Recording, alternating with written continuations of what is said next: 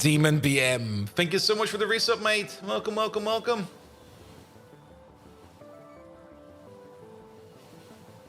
So then again, even though I have a bit of the Mondays, there's still quite a bit of lovely things to do today, so it'll be fine.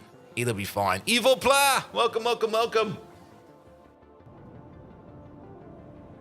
Alright. Put that thing over there.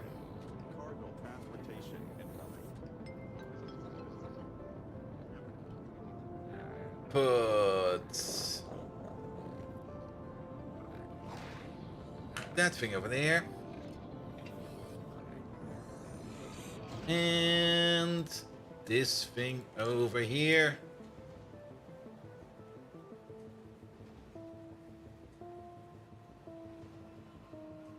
So we might end up doing blue circuits today. We will see. All right, Atlas still running. Quick bathroom break for me, and then we shall roll.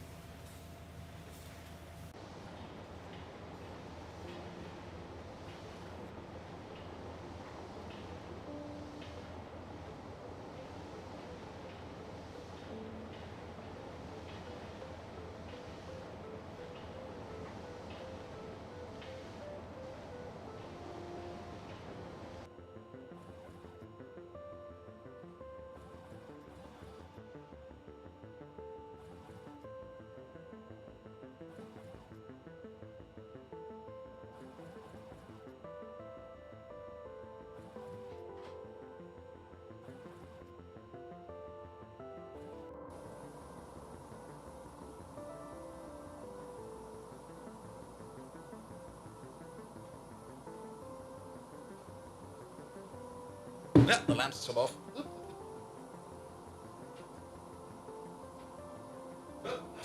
These. Yeah, there's these.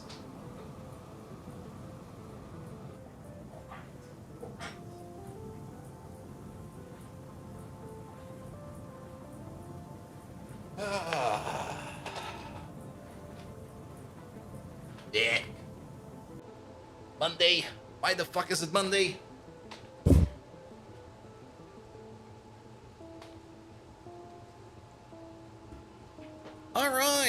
All right. Wally, hello there. Groundbuster, how you doing? Wily Coyote, welcome, welcome, welcome. Simrock, I see you over there.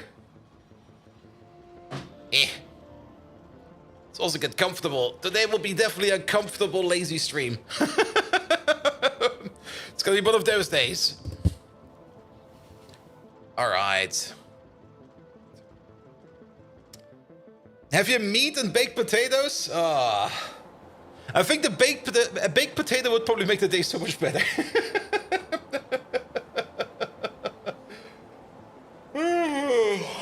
I think the worst part is I just didn't really sleep that well tonight. It was just way too warm. Like I was trying to sleep and it was just like it's hot.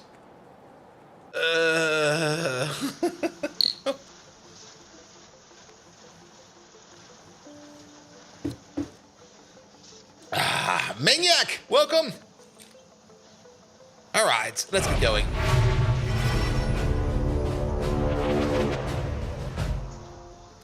Good evening, Twitch, and welcome back to Factorio. The game I've played quite a bit over the weekend. Good God, I put so much time into this one. What happened over here? Update.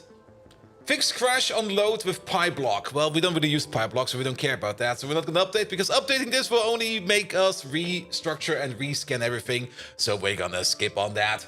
Good. All right. Let me check over here real quick. Also, very much important, these lads over there. Boeta, hello there. Welcome, welcome, welcome. Let's pop out the YouTube chat. Put the YouTube chat over there. Twitch chat is over there. That is over there. My screen is over there. And Megatron is over here. Good, good, good, good, good. I hope he's over here. Let's see if he actually works or not. In the meantime, yes, I've been very much busy over the weekend. Ah, it's you, bold Viking. Do try not to drag us down with your pitiful skills. You handle that game factory like Jazz does interpretive dance, with the grace of a one-legged Insecticon. Ooh. Yeah, about that. Hundef! Thank you so much for the resub, mate. 7 months already. And hello there, Mr. Arash. How you doing? Welcome, welcome, welcome. So, yeah, I've been busy over the weekend. You might notice that we're standing next to another power plant that is currently not operational because we're still loading up on salt, and that salt is still being coming in. Yeah, it's not really not operational. It's just barely operating. We only had like a 33 craft over here. It's gonna take a while before this is good. Didn't sleep much either. First day at work, woke up at 5, lying sleepless the majority of the night. Yeah, that's same for me. No, not that for the first work day. Might have gained some weight on vacation. Oof. The Big Mole, welcome, welcome, welcome. How you doing? Also uplifted to hear from Megatron. Megatron, it's Monday. Everybody has a case of the Mondays even over here. Even Starscream is sitting depressed in a corner. We need you to uplift everybody's spirits with some kind of motivational speech.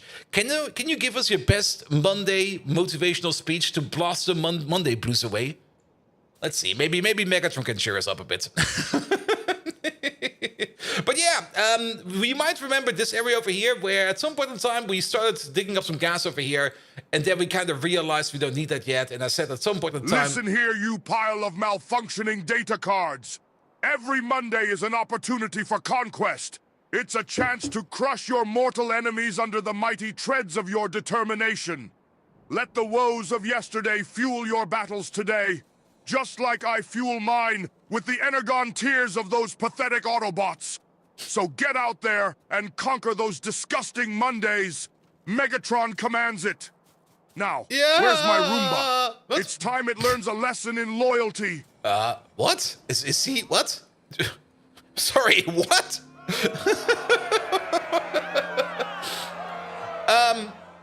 Megatron.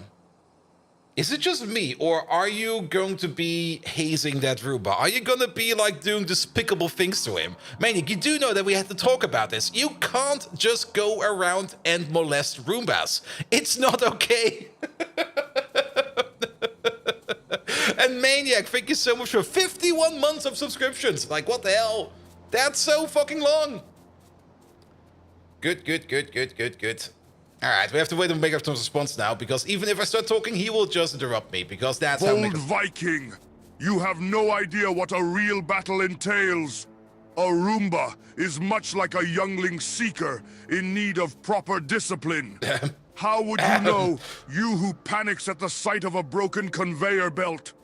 Remember that special memory when I taught Starscream the art of battlefield tactics by optimizing weapons for range and explosive potential? I sense similar lessons for the Roomba. Now stand aside and let me handle my business, you bottom-rung spark plug. Prepare yourself, Roomba. Discipline is coming. Annihilate and punish. Why do I just get this mental image of Megatron in a dungeon in some kind of leather and latex dominatrix outfit, just whipping a poor Roomba? Somebody put that in some kind of AI art generator. I want to see that.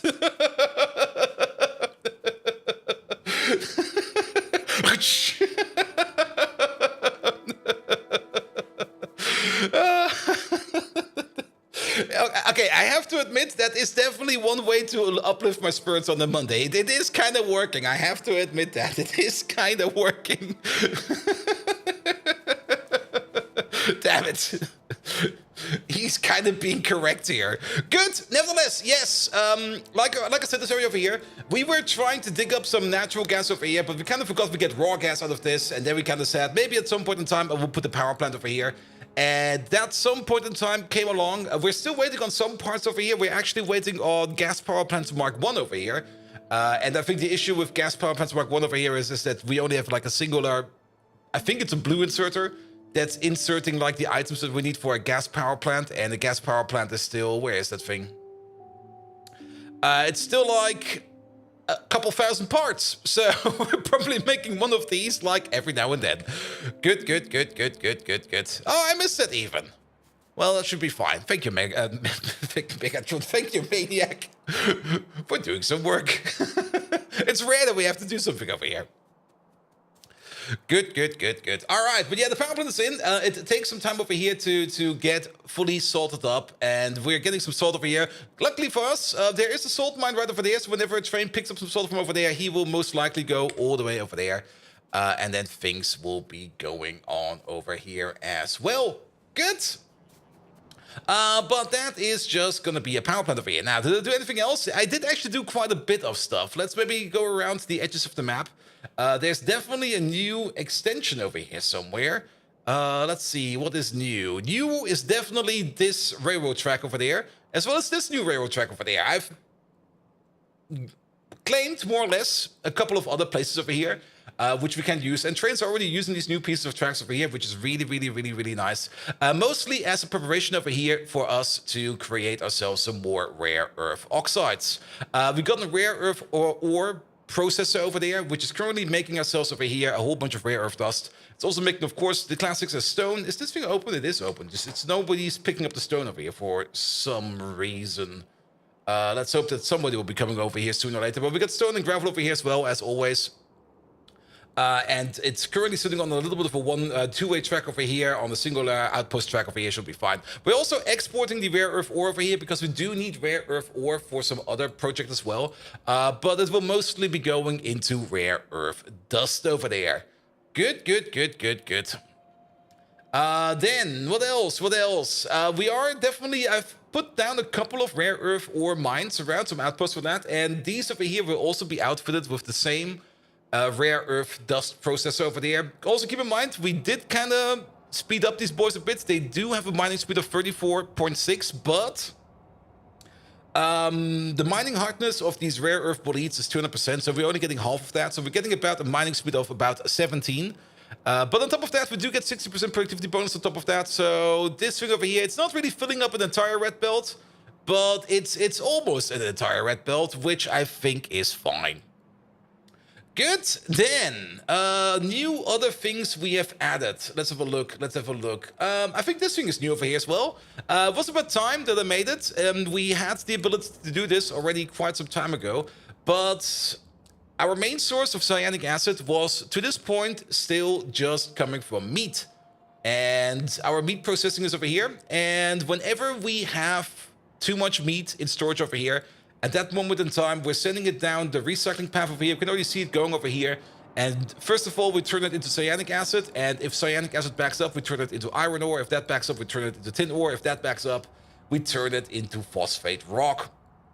However, we start to use our meat more and more for other things. And there's going to be a couple of things we're probably going to be working on today where we're going to have to import even more meat, especially if we're going to be doing things like the paramagnetic material, which requires, I think, what was it called? Hemoglobin? What was it called again? It's in here.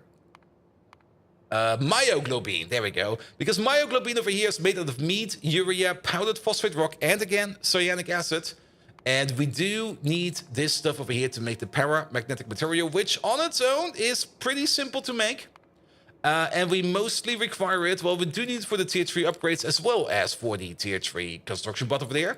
But we will mostly need it for the neuromorphic chips, because that's the only part, I think, in this entire thing over there, which we're currently not making to make neuromorphic chips. And neuromorphic chips are very much important for the blue chips, and I think that's also the first thing we're going to handle, to make the neuromorphic chips so that we can start thinking about blue chips. Speaking about blue chips, there's definitely been a lot of work done over here in the chip factory. You might notice that every belt over here is now red, and also that everything over here has been completely reconstructed from the ground up. I kept all the train stations because we're definitely going to need all these train stations over here. But what I ended up doing over here is I basically beaconized every build over here. Like every build over here for electronic parts is now beaconized. There's still some parts we need to reconnect up, and we might just go over here and do this real quick so that we can start making electronics Mark II again over here and stuff like that. But overall, still, our red circuit production is not the fastest. So then again, it's probably because we are low on batteries, and seeing that batteries are just coming in and seeing that this build over there is still kind of crap and all of these builds can probably all be upgraded. There we go. Yeah, just do this. Send the bots over there, please. Good. But yeah, technically the chip shooter machines over here are running at crafting speed 5, and they also got, of course, their prot mods in them. So they could be super duper fast, but overall, we're definitely not bringing enough of these medium power resistors over here to make this whole thing over here run as fast. But nevertheless, things are going fine. The buffers over here are great, so we always have a bit of stuff available. We don't really have that many MOSFETs. MOSFETs still, to this day, is going to be like that one thing that we are probably going to be failing on the most. At the moment, we're waiting on sulfuric acid yet again. We might have yet another generic sulfuric acid issue. We have to take a look at that. There is a train definitely moving around somewhere. You are going all the way over there, where we are turning sulfuric acid over there into... It's not pyrite, we're turning that into aramid fiber? Into aramid fiber. And aramid fiber is definitely something we want as much as we can. Good, but yes, there has been a total reconstruction done over there. We might do that for the green circuits over here as well. Though green circuits are not really that important, and we do got a decent amount of green circuits not going anywhere because I cut the belt. Yeah, we might want to reconnect that as well. This is definitely parts of Maintenance Monday, which we're going to be doing today. You might also notice that there's still some yellow belts in here that are going nowhere. There's still some things we need to reconnect over there. So maybe we just start off with that, and then we know what we're going to be doing over here. Remaking the parts over here for the green circuits. We might actually end up doing that because these parts over here are also going into the... these are not the neuromorphic chips. These are the... What are these called again?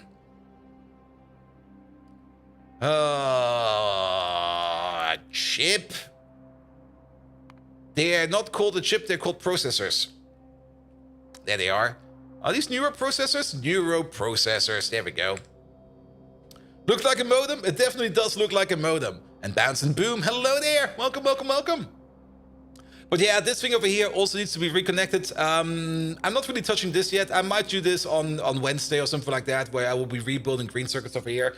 But for now, we're doing very, very good over here on the red circuit production, especially with all of these things coming out from over here. Now, some of these we do need for the blue circuits as well. The microchips, this belt over there, we can use for the blue chips. The MOSFETs, this belt over there, MOSFETs is having issues. MOSFETs is, for some reason, always the weakest link. We have to check up on this one as well. Though, usually, MOSFETs is the weakest link, mostly because of lack of wafers or because of lack of rare earth oxides. We definitely do want to improve our rare earth oxide production as well. As for the wafer production, I think we're fine over here, because not only do we now have full access to, like, the new wafer machine down here, which is just making metric fuck tons of wafers for us. We do also have, at least for one of these, the upgraded recipe to make even more wafers over here. So for these, I think it's P-doped. I don't know. Could be N-doped.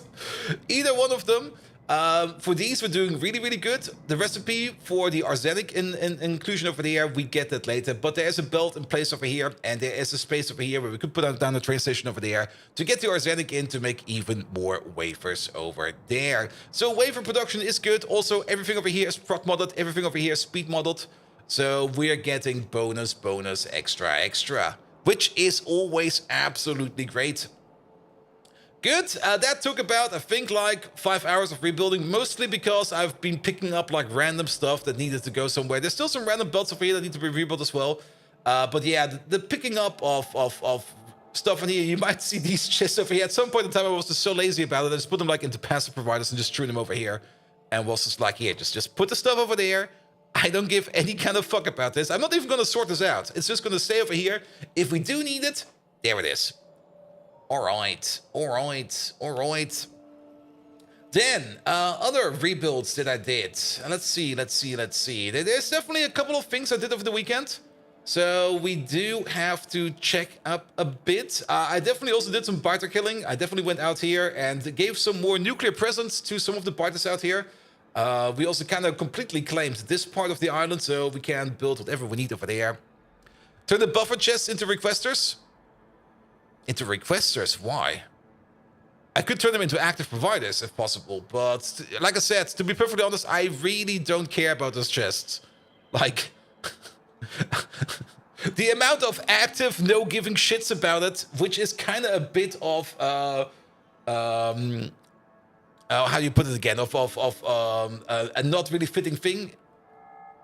The belt buffers for the circuits. Oh, those. Yeah, but those do finished products. Yeah, but I really don't give any fucks. like active zero fucks.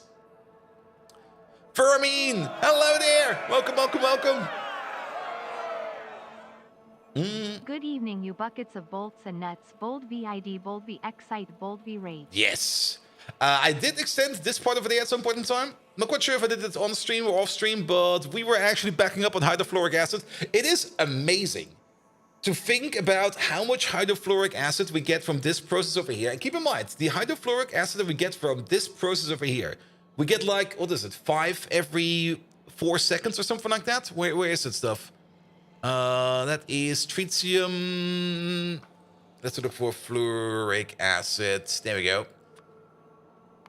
We get 10 hydrofluoric acid. Okay, we do get it at the same rate as we get things like phosphoric acid and phosphine gas. So it is kind of surprising. I thought it was less than that. I thought it was only 5, not 10. But yeah, it's just sitting over here waiting to be exported. The other way to actively make hydrofluoric acid by quite a bit is by just cooking up phosphate rock, sulfuric acid, and some quartz over there. But now, we got this thing over there. Orihara! Hello there. Welcome. So that has been going over there for quite a bit. I'm also not quite sure. Yeah, the pyrite thing we've definitely already shown off. I do remember talking about it. And currently it's just sitting over there. Good. The bitumen B machine over there is also ready, completed, done, and running. This one over there is not really meant to make bitumen.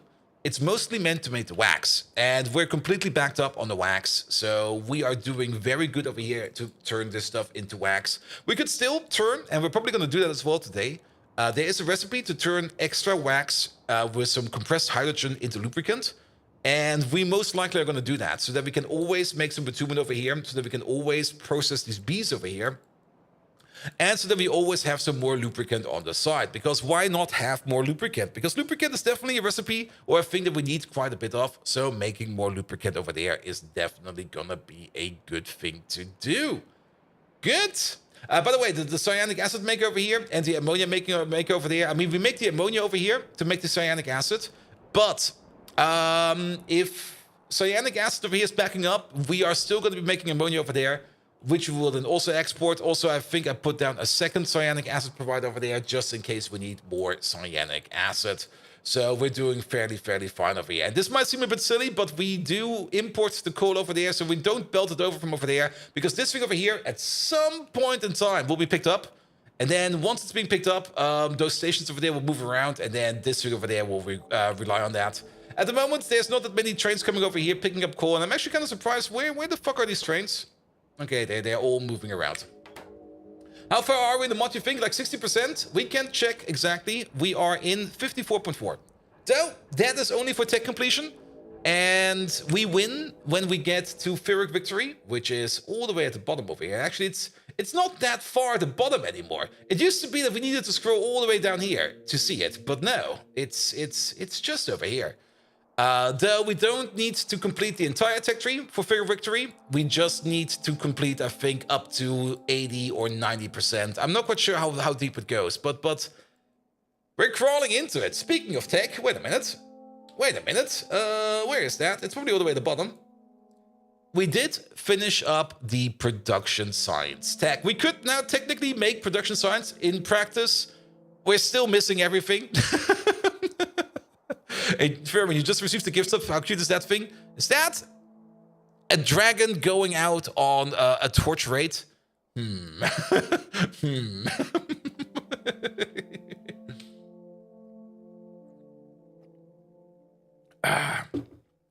But yeah, we got the good tech, or we got the tech in to progress, but we still need to make it, and there's still quite a bit of steps over here that we need to do. So you might also notice over here the tech queue. All the good things are in here. We are definitely going to focus on the bonus upgrade, though, to be perfectly honest, I don't think we're gonna need it. I'm not quite sure if we're gonna need it or not. We definitely do want to do it because it sounds like a lot of fun, especially the meltdown thing over here. But it's gonna take quite some time to get over there. And to be perfectly honest, now that I look at this, I think I value production modules more than I value speed modules. And then we take the requirement like this. Let's move it around a bit. We definitely want to get to the higher tier upgrades. Good, but speaking of bonus, and that's sadly something I didn't record, or not really record, that sadly did not happen on stream, but you do remember this thing over there, where we were trying to make the Mark II bonus over there. At some point in time, I got the achievement over here. Where is it? It's not in here, it's in here. At some point in time, we got the lovely achievement of making the bonus Mark II. Where the fuck is it? It's in here somewhere. There it is. So this thing popped up and it was like, oh, fuck yes, that cycle finally starts. And I was absolutely happy about it. Then I checked up over here and nothing was working. And I was like, oh, did it break? And then I kind of looked at the recipe and I realized one thing. It's over here. Bonus. Where are they? Where are they? I probably scrolled past them already 10 times. I could just control F it. There they are. So the upgrade recipe over here. No, it's the upgrade recipe over here. It has a low chance of making like a bonus spore Mark II. We need 5 bonus spores. Yeah, we need 5 bonus spores Mark II to make 1 bonus Mark II. And then we need 1 bonus Mark II to have an 80% chance of making 8 bonus spores Mark II. Well, guess what happened? Absolutely diddly dot fuck not. We ran into the 20% chance and then everything was gone. And it was just like, oh, what the fuck, man. But you did not hit the 80%. I did not hit the 80%. But at some point in time, it seems we did. And we already got like 50 bonus Mark II in storage over there. And not only that, they are already being deployed over there. So all these bonus farms over here have now a crafting speed of 4 and no longer a crafting speed of sub 2. But not only that, I'm not quite sure why. Probably something is broken or something like that. But we are completely and utterly backed up on bonus. So, yeah. I guess that's fine. But when will they start exploding? Over there. When we get to that tech. And it's in the queue. We just have to wait for it. So, yeah. Okay, this one is not backed up yet. This one is working still. But then again, it's probably also the one that's been picked up most of the time. And year of the Linux desktop when? Whenever you want to start your own Linux desktop. You don't need to wait for the masses to switch over to the Linux desktop, my man. Also, if you got a Steam Deck, you already got something like that. If you got yourself any kind of other thing that's not a Windows machine, you're probably running Linux. Good. All right. Or if you're having an Android phone, yep, that's a Linux. Though it's a very bastardized one. So your MacBook is running Linux? Well, it's definitely running the same kernel, or a kernel. They just really whacked the shit out of it. I mean, it's running on FreeBSD, which is part of the, well, not of the Linux, but of the Unix machines. Well, the usual. Oh, 6 is kind of BSD based? Yep, it is. There's still, I mean, it's like comparing like orangutans with gorillas. Technically the same, but one is orange and runs for politics, and the other one will break your back when you talk about his back. So, yeah.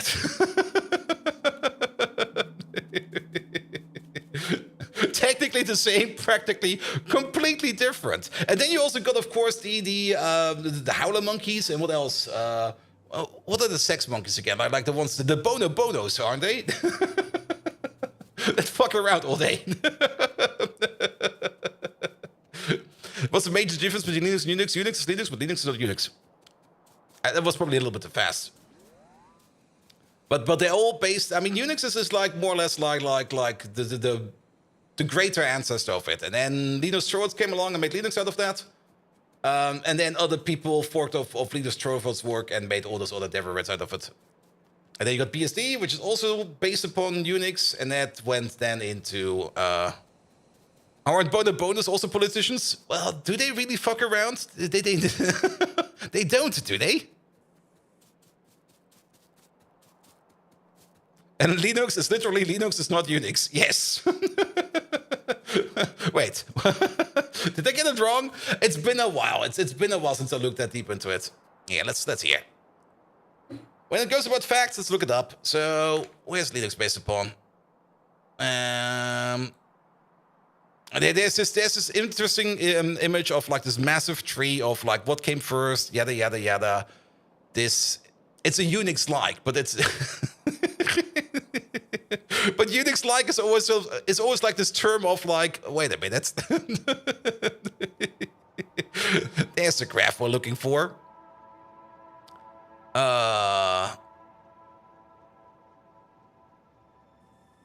How's Max? No, we're not asking Max. Let's see, Unix-like systems. Yeah, it's true. It's not based upon the same root tree as Unix. Linux is its own thing.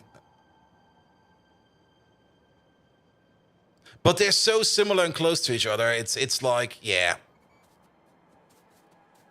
Unless you really, really go down into the nitty-gritty details of it, you will probably not even notice the difference. Here we go. Here we go.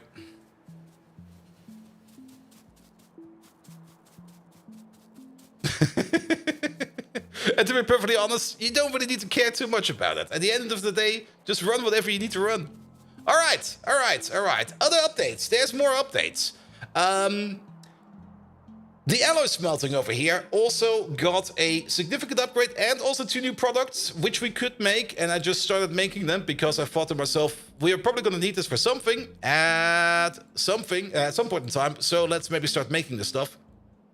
But yeah, over here we used to have like those weird smelters with like the multi-liquid system, like the last remnant of the multi-liquid system that now got linearized into a dual liquid system. But these are not connected dual liquid systems. These are disconnected dual liquid systems. What do we mean over here is the top row of every one of these blocks over there is running on kerosene, and the bottom row over here is running on gasoline. So that we can always make at least half of this product if either of these is out. So for example, if for some reason we are out of kerosene, but we still got gasoline, we can at least run the bottom row over here.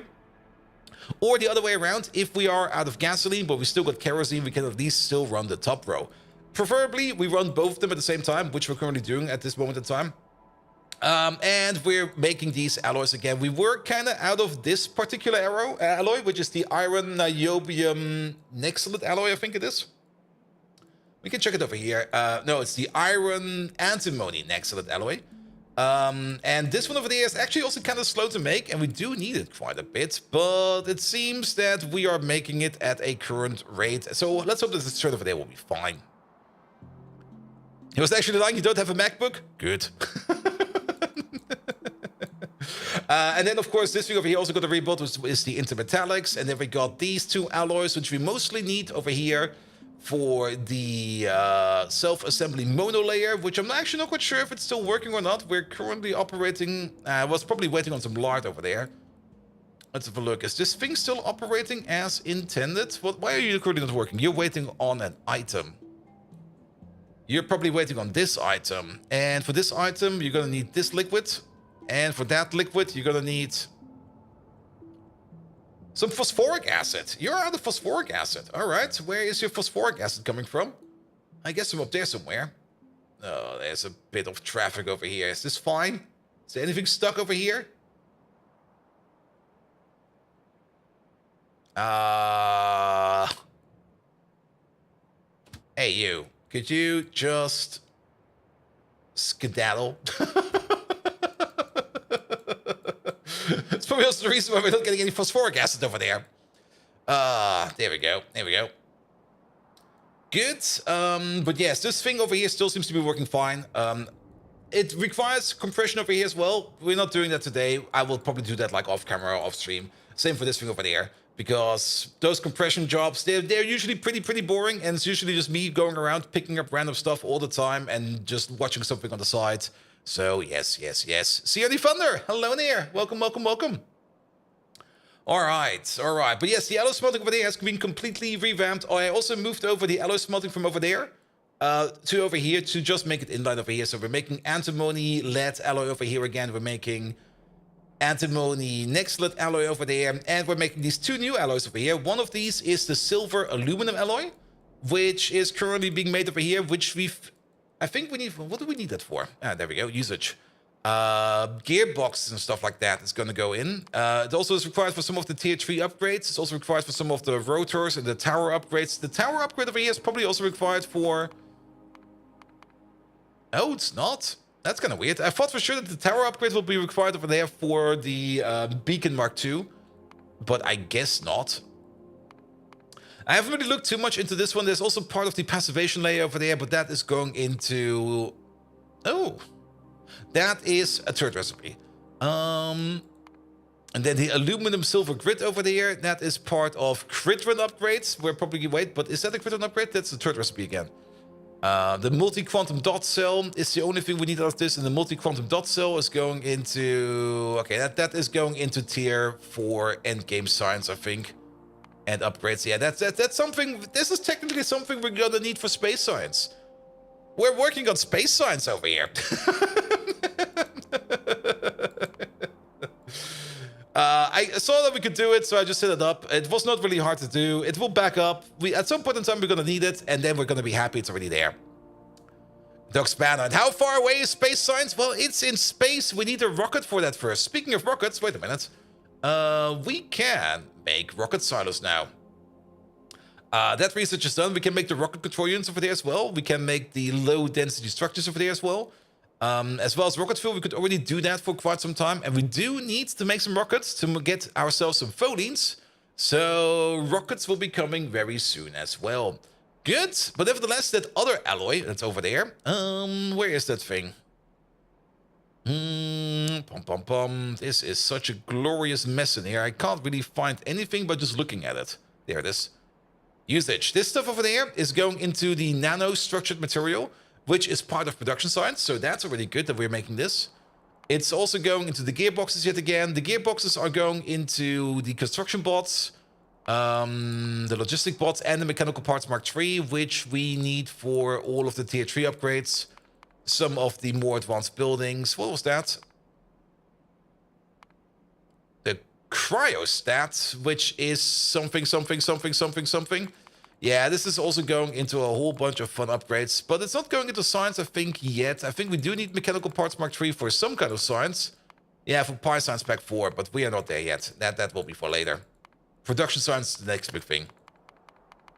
See, it's so close. Yeah, it's almost there. We're almost there, mate. It's just in space. All right, mechanical parts. We need it also for the nacelle and stuff like that. The high-pressure turbines. How many? Excuse me, how many alloys?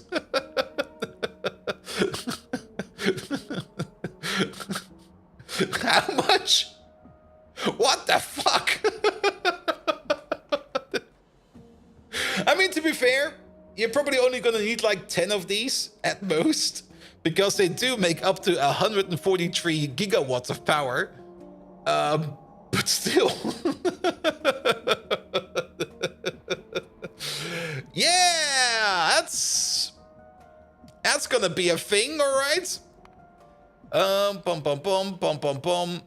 right, but yeah, that will be for the future. All right, anything else I've done? Nothing over there.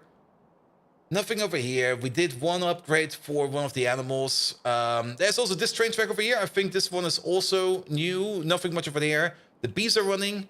And I think that was it. Overall, not really that much, because I was mostly just watching something on the side and playing some Factorio. Actually, I was watching something and was playing some Factorio on the side. So not a lot of progress was done over the weekend. Good. You had like 6 of them to finish the game. Yeah, sounds about right. Also, not quite sure if we're ever going to be making the turbines Mark IV. Good, but this power plant over here is slowly spooling up. We might need to check up why we're making not enough of these. So maybe step number 1, let's go back to the mall. Let's just go back to our starting point, get a bit of a resupply in, and then start working on some of the details. And detail number 1, most likely, is us going to be making some more lubricant. Lubricante is, of course, all the way down over there. And we can craft lubricant out of wax. There it is. Not this recipe. This is a superior recipe, which we get via a third upgrade. We might go for it, but for that, we would need to rebuild our beast entirely. I don't really want to do that right now. But we can do it for this one over there. Every extra bit of wax we make over there, if we combine it up with some pressurized hydrogen, we can just turn that into lubricant. So that will also mean that we're going to be making some more bitumen. And us making more bitumen would also automatically mean that we are going to be making some more sulfuric acid. And speaking of sulfuric acid, that immediately reminds me of the one other thing I did. Well, at least one of the other things I did before. I've not written these things down. It was just like, yeah. And what's the over-under you're getting done before the DLC drops? Now, Doc Spano, I'm not quite sure how up-to-date you are, but since I'm switching jobs, I'm already like in the middle of switching jobs, I have to take all of my remaining vacation days, which is about 4 weeks. Though they will all be in October, and in October we got like 2 full weeks of free time to play Factorio every day, all the day. Not quite sure how far we can get with that. But yes, we're gonna give it a good run. I'm also spending more and more of my weekend time and my free time to just fix stuff in the base to move things along. So yes. So out of the loop, yes, Doc Spanner, I got a new job. I got headhunted again, and this time around the headhunter was more like, here, how about this? I'm like, ooh, actually that kind of looks nice. And then I started to talk to them, and there was like a lot of talking. You still have 4 weeks? Yes. I mean, in Germany, or in Europe at least, or at least in Germany. Not quite sure how it is in other places in Europe. You get like 6 weeks on average. Like 6 weeks of vacation is normal over here in Europe. And usually I take like 1 week. The first week of January is usually a week I take vacation. Then in around TwitchCon there's a week. You have 5 plus 1 weeks plus 1 week you pay for. Oof. Like, paying for vacation is always something where I just go like, wow, dude, what the fuck, man? Sounds so rough. But I usually take then like 1 more week somewhere in around TwitchCon to go to TwitchCon. There is like in April, May, and June, there's so many national holidays that I usually don't take any kind of vacation, because there's usually always like a day off over here and a long weekend over there. So that kind of gets me going. And then normally I take like 1 week off in October, which now is 4 weeks off in October, because I'm not working for the company in December, so I can't put it over there. You pay for a week of vacation over the course of a year, works out to almost nothing for overtime. Yeah, I would rather just take the overtime, to be perfectly honest. And if it's 20 days minimum by law, but there's of course benefits plus, yeah. Definitely. But yeah, Doc Spano. So I'm gonna take all my vacation in October, just to get rid of it, just to like burn it down. Which also kind of means I will not be taking my usual 3 weeks in December. It will probably this time around, it will maybe be a 1 week. I'm actually not quite sure how my vacation time will be once I start at my new company place. But yes. And are you ND8 for the new gig? Is it the same sector? It is the same sector. It's still automotive. Funnily enough, the new company I'm working for is also working on the same project I'm currently working on, but they are also working on other projects for other automotive companies. So they are a little bit bigger. But I will not be working directly on automotive platforms. I'll be more or less working on getting like the internal testing up and running.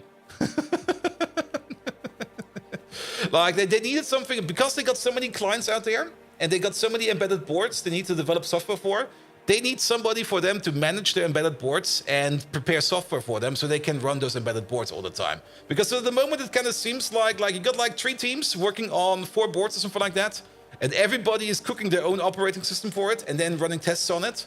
And when they then come together to compare nodes, it always ends up with like, it works on my machine, and then the other guys goes like, fuck you. And it's not really testing, it's development. Or more or less enablement of development so that they can work a little bit better together. The Q&A testing is still going to be done. I will most likely be working with the Q&A the department together as well and ask them for their tests, because I will not be making my own tests for that. So your chief complaint about the test benches is going to be a new job to fix it. Well, more or less. I mean, it's also kind of interesting. And also the better part is I do kind of want to go back to office. I mean, working like remote and working from home is nice.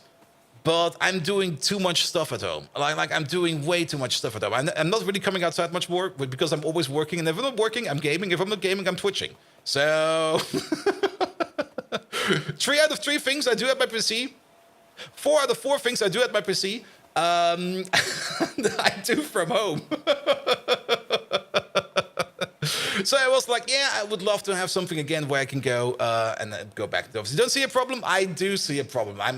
Me not going outside as often is definitely affecting me. Now, I could continue that. I could definitely adapt to it more and try to do other things. But to be perfectly honest, office. And also just getting outside again. It's definitely better. It's definitely better for better health life cycle. Absolutely. But not only that, I mean, it's not like the office is like, the new office is like super far away. It's like down the street. I can walk there like 5 minutes. Well, 10 if I take a stroll. And then so daily commute is basically nothing. And it's still like hybrid, so I can still like take like a home office day, and I will still take a home office day every now and then, because I mean, come on, home office days, man.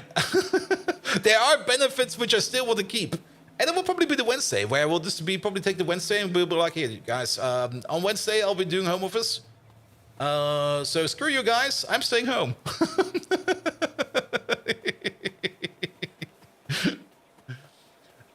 But also working with embedded boards, especially working with embedded, having like the hardware in front of you and not via some kind of remote connection does help quite a bit. And also Fenring, hello there, welcome. But it's dangerous outside, yes, but that's where the sword comes in. I mean, if you go outside and you carry a sword with you, it's the safest place ever, trust me. On Wednesdays, we wear pink. I don't even know which movie that is from, but sure. All right. Also, and that's probably also the best part about it. It comes with a 25% pay increasement. Yeah, I just couldn't say no to that. I was just like, oh, okay. All right, I'll take it. Goodbye, old company. 25%? Yep, 25%.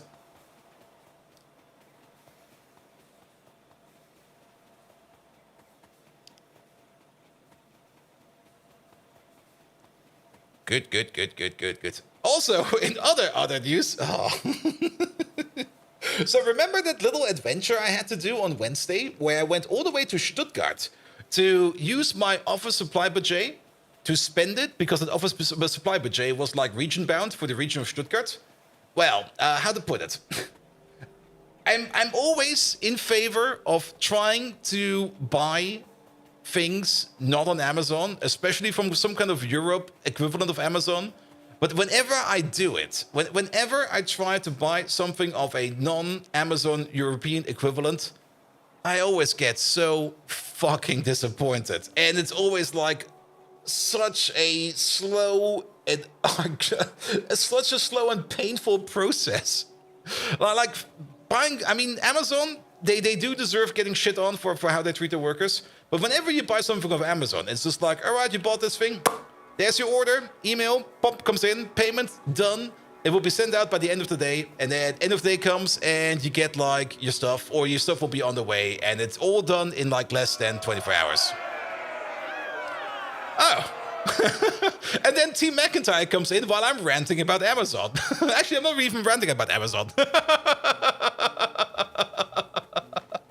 Mega Megatron, we just got raided by Team McIntyre, the current leading world champion in playing Factorio as fast as possible. You won't even believe how fast he is in playing that. I do hope he's still on place number 1. For me, he will always be on place number 1 because he got my place number 1 in my heart. Megatron, can you give Team McIntyre a proper, lovely shout out? And also, please do praise him about his darkest secrets. There we go, Team McIntyre. How you doing? Welcome, welcome, welcome. And I've not really been keeping up with who currently is the fastest, but do enlighten me. Are you still on number 1? Please do tell me you're still on number 1. We improved the world record last Friday. Ooh, so you basically... Well. If it isn't Team McIntyre bursting into our little hive of incompetence like a rabid Sharkticon. It's been a long time since I had the displeasure of seeing your meager achievements. I remember the time you secured the world title. Made me choke on my delicious knoppers. I must admit, though, your Factorio speed is impressive. Like a rapid-fire minicon at full throttle. But don't let your head swell. Even a glitched bumblebee can fluke a win. By the way, welcome to the base. Be ready, Team McIntyre. I'll be watching your every move. Also, just waiting for you to falter. For glory and conquest. Primary directive, exterminate the Autobots. Alright, also, welcome Raiders, welcome to this lovely game of Pyanodons, which is basically the absolute inverse of a speedrun. Because we've been playing this one map, the same one map, the same time as, what is this? What's the current world record? It's like 4 hours? like while we were playing this map over here, Team McIntyre over there probably could have done like 400 attempts at speedrunning Factorio.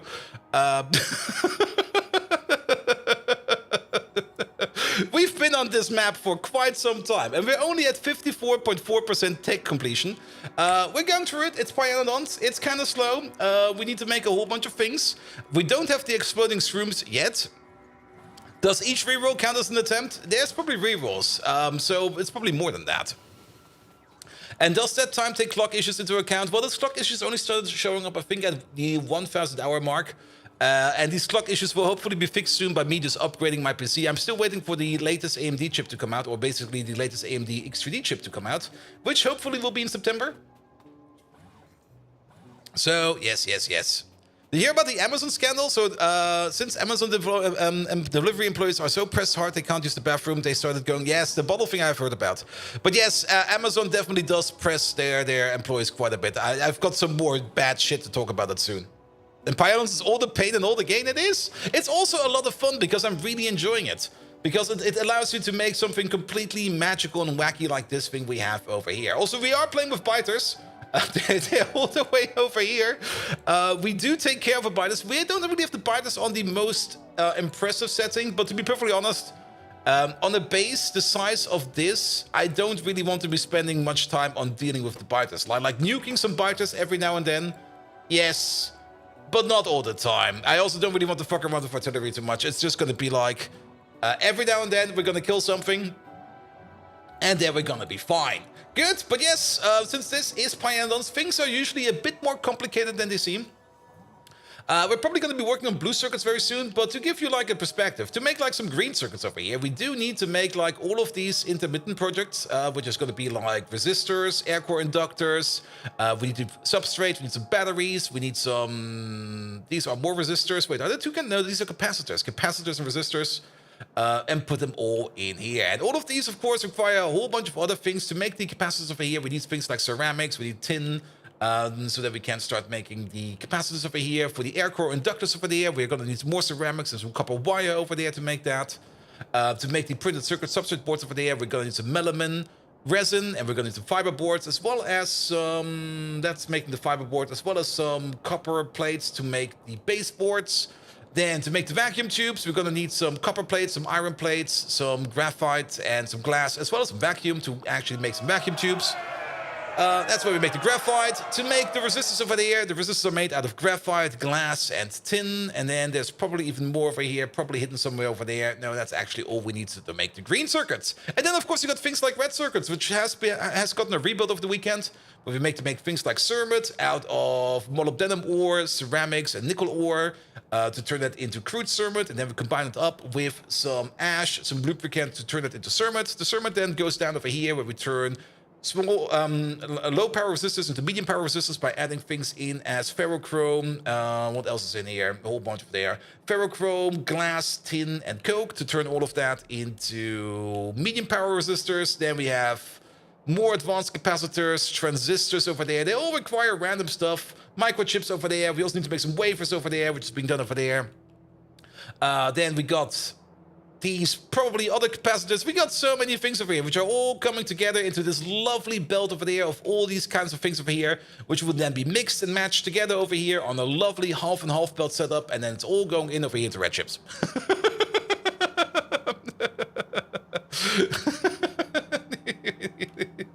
And currently, are we backed up over here? Not yet. The train is probably just waiting to go. Yeah, just put the rest of these in there as well. Good, good, good, good, good. And it's a little fun with Pyanodons. It's to be eye-opening on the stuff it's required to make normal circuits in a visual way. It is. It is. But then again, that's also kind of why I really enjoy it, because it's a little bit more complex. And it kind of also pushes you into some different issues. Now, some of those issues will be removed in Factorio 2.0, and I'm kind of sad about it. But for example, things like liquid speeds and stuff like that. Like once Factorio 2.0 comes out, we're no longer gonna be making like impressive builds like this magical thing over there. And this thing over here is making compressed nitrogen or liquid nitrogen over here. And there's a bit of an issue with this build because it's running at crafting speed 7.6. So if we go for liquid nitrogen, there it is, and we go to a crafting speed of 7.6, you might notice that the crafting time over here is 0.3 seconds. So we're doing this recipe over here 3.323 times per second per crafting speed at the crafting speed of 7.6. Let me just get the calculator out real quick because I'm too lazy right now. We're going to be doing this recipe about 25 times per second. That also means that we're going to be pumping around 2,500 water per second and 2,500 steam per second. And that's definitely going to get you into pipe speed issues. And putting pipes around the corner is definitely also going to be a bit tricky. But we kind of came up with a really nice solution over here, because this machine over there, it takes water from this water tank over here, turns it into steam, which will be cooled down to this machine, which will then go into water into this machine, which will then turn it into steam again, which goes into this tank, which will go into this cooling tower, which will turn into water again. And then you can see it's more or less a loop. It's a liquid loop of sharing stuff, all connected with a singular pipe to make sure that liquid speeds over here are going as fast as possible. Now, a tank is not really going to be transferring it instantaneously. It's still going to have some issues, but it's definitely going to be fast enough because we got these massive buffers over here where things can go in and out as fast as they will. And does he want your heads to explode? Yes, I do. Please. I have not even started to talk about the poop yet, but once I start talking about the poop over there, we got these magical creatures over here which are putting manure on the belt. Once we get to the poop part of Pyanodons, your minds will probably melt down entirely, because poop is the black magic of Pyanodons, because you can make everything out of poop. Like, you can take this poop, for example, over there. You can liquefy it, and once you liquefy it, you can denaturalize it.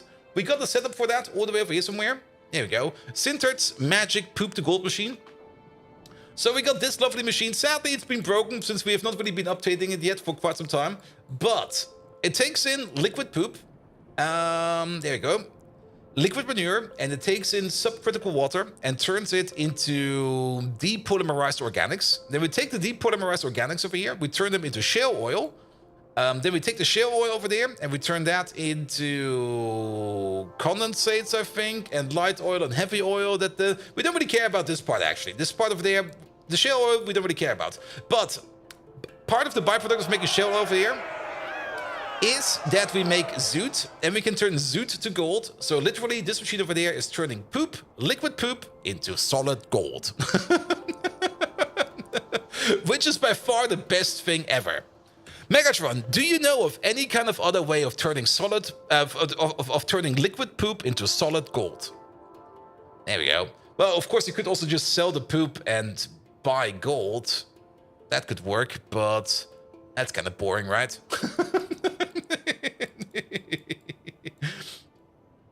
Good. While we're here, let's check on the power plant real quick. We mostly want to check on our fuel bins. Bold Viking, always obsessed with the inconceivable.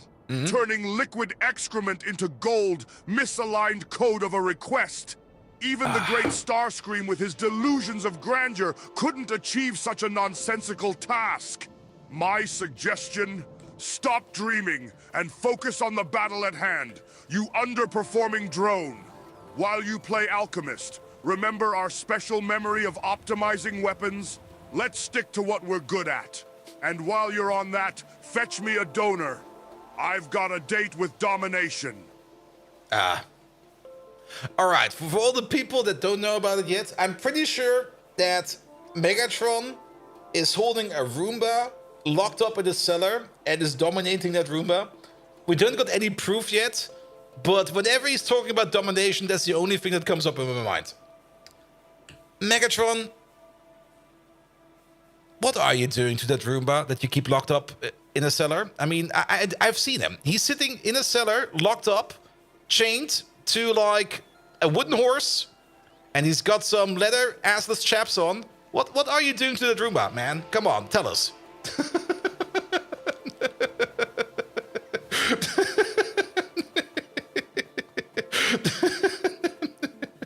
He's definitely doing something to that poor guy. Alright, in the meantime, I'm just gonna do the thing I wanted to do. Bold Viking, your outrageous accusations make even Starscream's empty threats seem reasonable. Unlike you malfunctioning data tape, I respect my equipment. That Roomba is being trained, echoing the discipline of our Decepticon ranks. Trust me, it's beneficial. Haven't you seen how shapely he's become? With all that spinning, he's turned into the Cybertronian version of a Beyblade. Now, why don't you go back to creating nonsensical conveyor belt patterns while I instill discipline where it is sorely needed? All hail Megatron! He's definitely disciplining a Roomba in the cellar. Good God.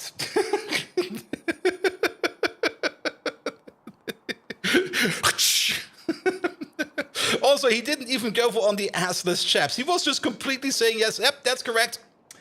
Whatever you say over there, we're definitely doing that. Also, anything broken over here? No, it's just traffic.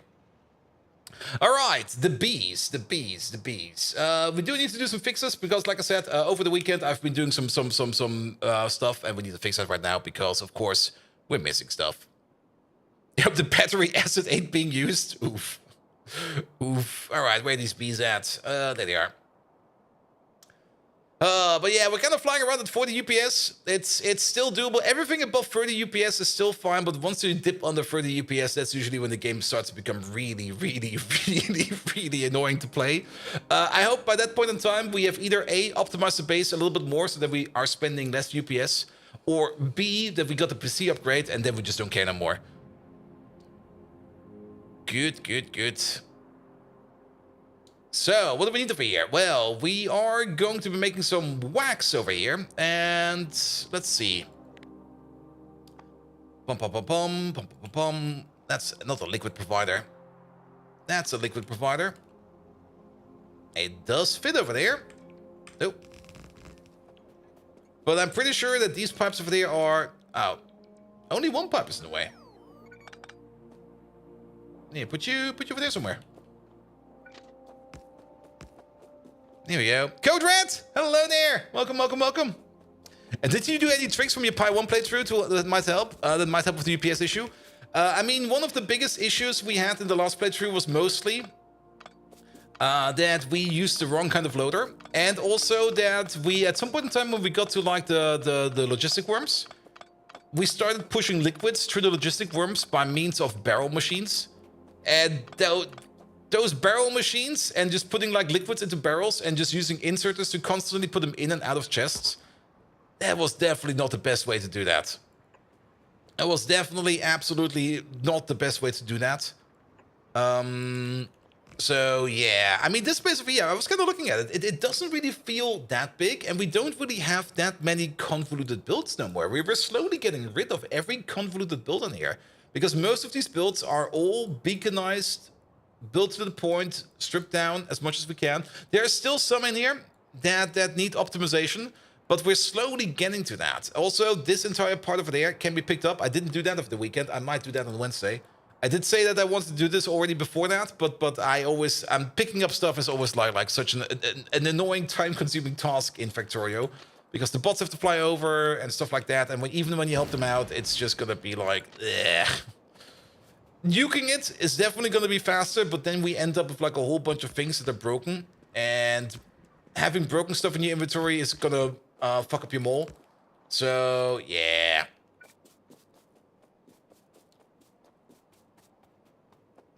Good. And save the convoluted. I mean, there's just also only so much time we want to spend into things. But the base is definitely going better. Also that we have like access to beacons a little bit earlier, because that was also one of the things in the Pi playthrough. The last time we did, I think we got beacons all the way in production sites. Having beacons earlier in Pi definitely helps, because it definitely pushes a whole bunch of the rebuilds and the new builds like into earlier. And beacon builds are definitely going to be great, because once we get to the tier 3 machines, these will be upgraded and will already be significantly faster, especially since they can hold like another speed module if we need to. We could still upgrade most of these machines, or most of these builds, like over here, because the buildings themselves are not holding any modules yet. We could speed up things over here even more if we want to. Good. All right. We're also kind of missing. Yeah, let's take you. Let's put you over there. Is everything over there also in crafting range? There's a nice little gap over there. Let's give you like a little machine over there. And also, yeah, that's the other thing. I'm currently not encoding on my NVIDIA. I'm using CPU encoding, because the GPU encoding on my AMD device is horseshit. And when I run this base over here, when I run this big fucker of a base, when I run this one over there without OBS running in the background, I'm pretty much on the border of 60 UPS when I'm running it without OBS in the background encoding for me. When I open up the old Pi base, I'm sitting at 30. So this base compared to the old base is already like an improvement of twice the UPS. And even on this base, we made some decisions that were not really too UPS friendly, but at the time we didn't think they were that much of an issue, or we thought we could handle them, but it turns out we could not. And that's mostly these pumps over here. Like these liquid stations over here are very much pump intensive. And I thought for sure that if you put like a cable to them and you disable the control behavior like this, that the pumps will be turned off entirely and will no longer eat UPS, but it seems that's not the case. It seems that these pumps will still eat UPS, and there's nothing much we can do about that. But your old base won, but this one has not. You can't also not really compare them anymore, sadly. Because the previous version of Pi is so different than the current version of Pi. Which is good and bad. I mean, in the previous version of Pi, there were like lots of parts you could skip. In this version of Pi, there's still lots of parts you can skip, which is kind of weird if you think about it. But yeah, it feels like two completely different games. However, it has definitely improved.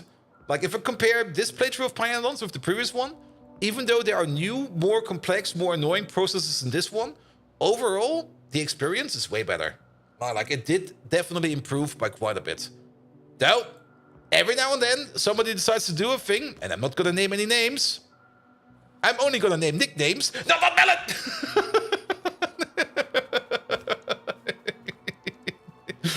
He knows what he did.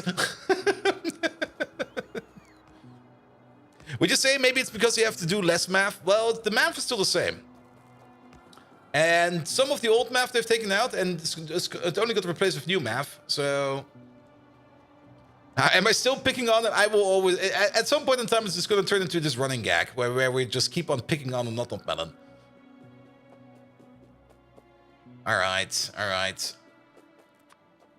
So, let's move on with these down real quick. We want to make some Lubricante. Where is it even? Is it in here? This is one of those things I'm still really not quite sure why it's over here. I mean, this is a recipe. Thank you for the follow, mate. This is a recipe that turns wax into lubricant. Wax is something we get from alien life, but for whatever reason, this recipe is in petroleum handling. Sure. All right. You over there, you consume about 24 wax per second. There we go. I can count. 24 wax per second. And how much wax do we make? We got 4 of these machines over there. We're just going to assume that they can over here run at full speed. And we're making 12.5 per second. So 2 of these can go into 1 of those. And look at that, we got some space right on top of that. So let's use that over there.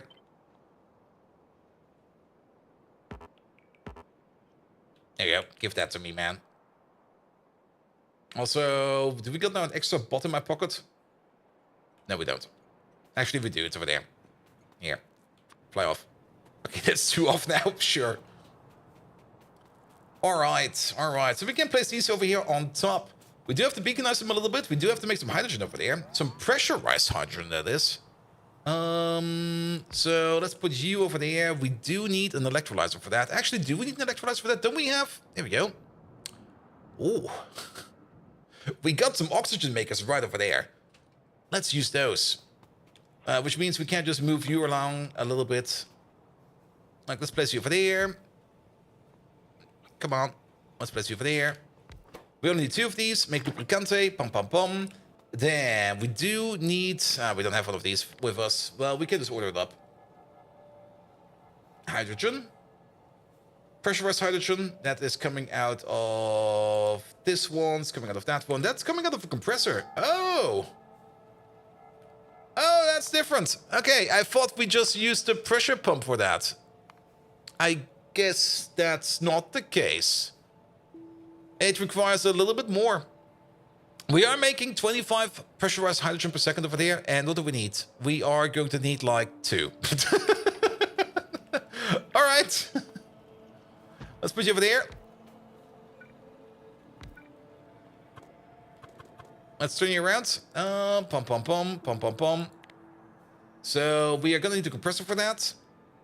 1, 2, 3, 4. Let's put you over there. That'll be fine. Good. And then we're gonna need a beacon for that as well. That'll be great. Good. That does kind of mean that we do make quite a bit of steam over here. We're going to be making 300 steam per second. We're going to be running at a crafting speed of 6. So that is going to be 1,800 steam per second. Wow. That's fast. That's a lot of steam per second. And that's one of those things I'm going to be missing in Factorio 2.0, that we are no longer going to have to think about liquid speeds anymore. We can definitely do something like this. This will work over here, but then how do we get out of this? Let's do this differently. Let's move you back by 1. Let's give you like a tank in the middle. This will work. It gives us a little bit more space. We could go for a pump. We could put a pump over there. A happy tank?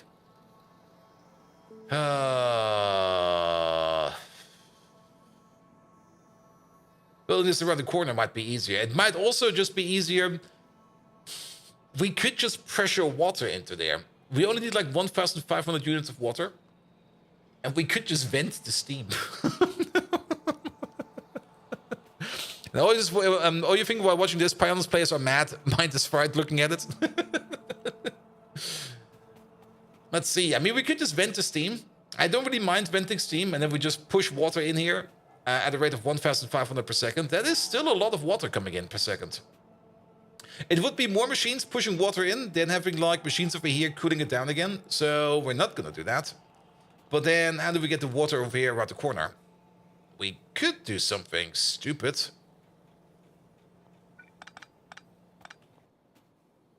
We could do something really stupid.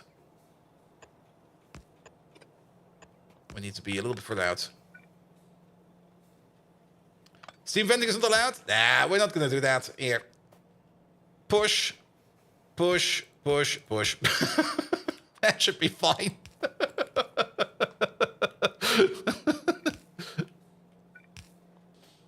Good, good, good, good. Just use tanks for it.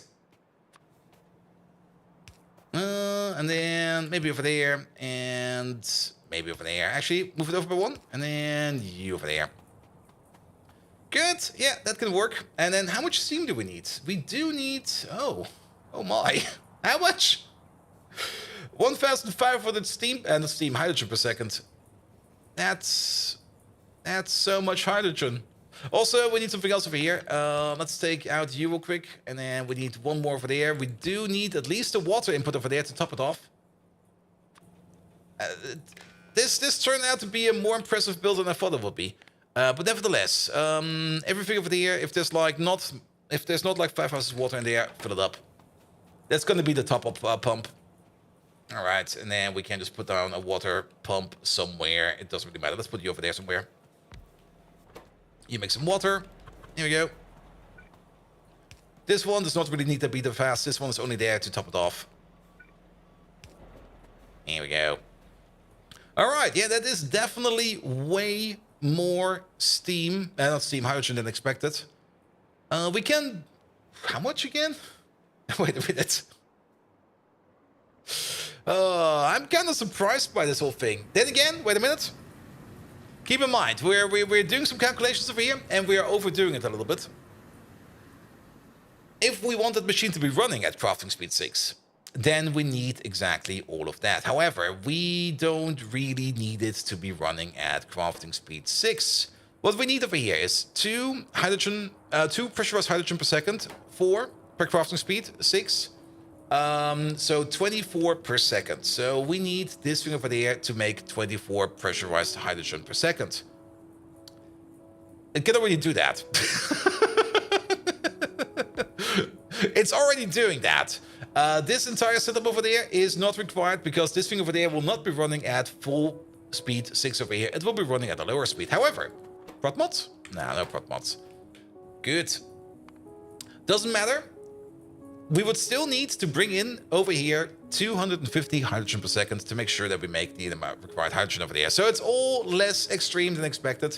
Still, things you have to consider when you build machines like this.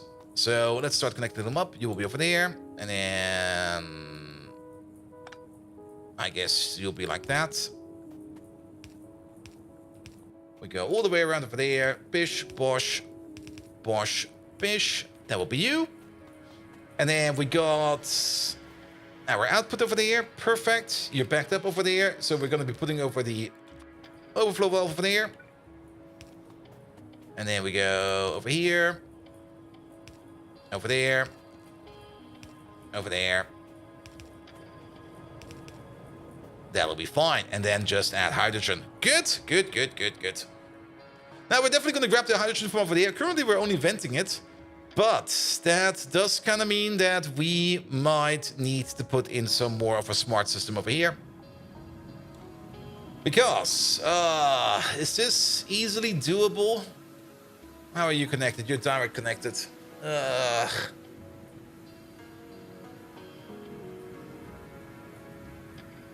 Each one of these. We've got a total crafting speed of 15 over there. That means we can make up to 300 hydrogen per second. So we only need to take out 2 of these over here to do it. And then, of course, we got some questionable connections over there. That's fine. That's fine. If we redo this over there a little bit,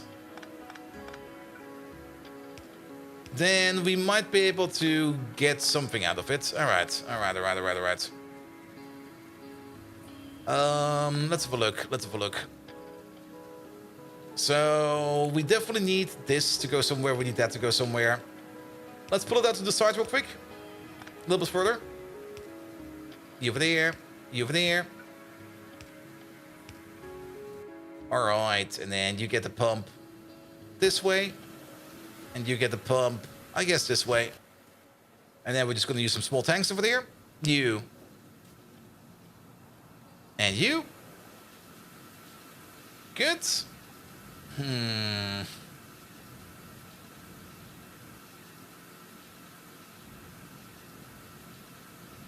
Kinda want to go this way. We could go this way, though. Sure, go this way. It'll be fine.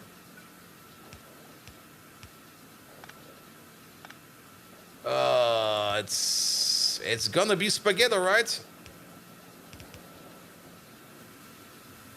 Alright, so now we put the oxygen in over there, and we put the hydrogen in over there. Now, we need the buffer tank over here, because we definitely want to occasionally vent stuff over there, and we want to occasionally open it up so that we can keep it moving over there. We don't really want to have an overflow pipe over there. We could. The easy solution over here would put an overflow valve over there and an overflow valve over there and just vent both if they flow over.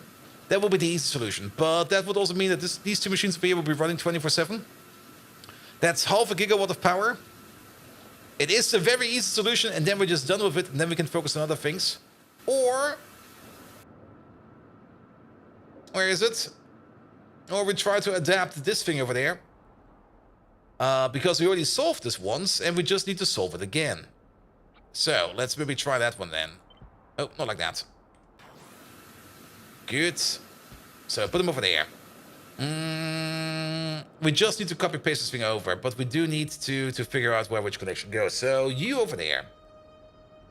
The middle ones are connected crossover to their respective tanks. So, this one over there is connected to the hydrogen tank, and this one over there is connected to the oxygen tank.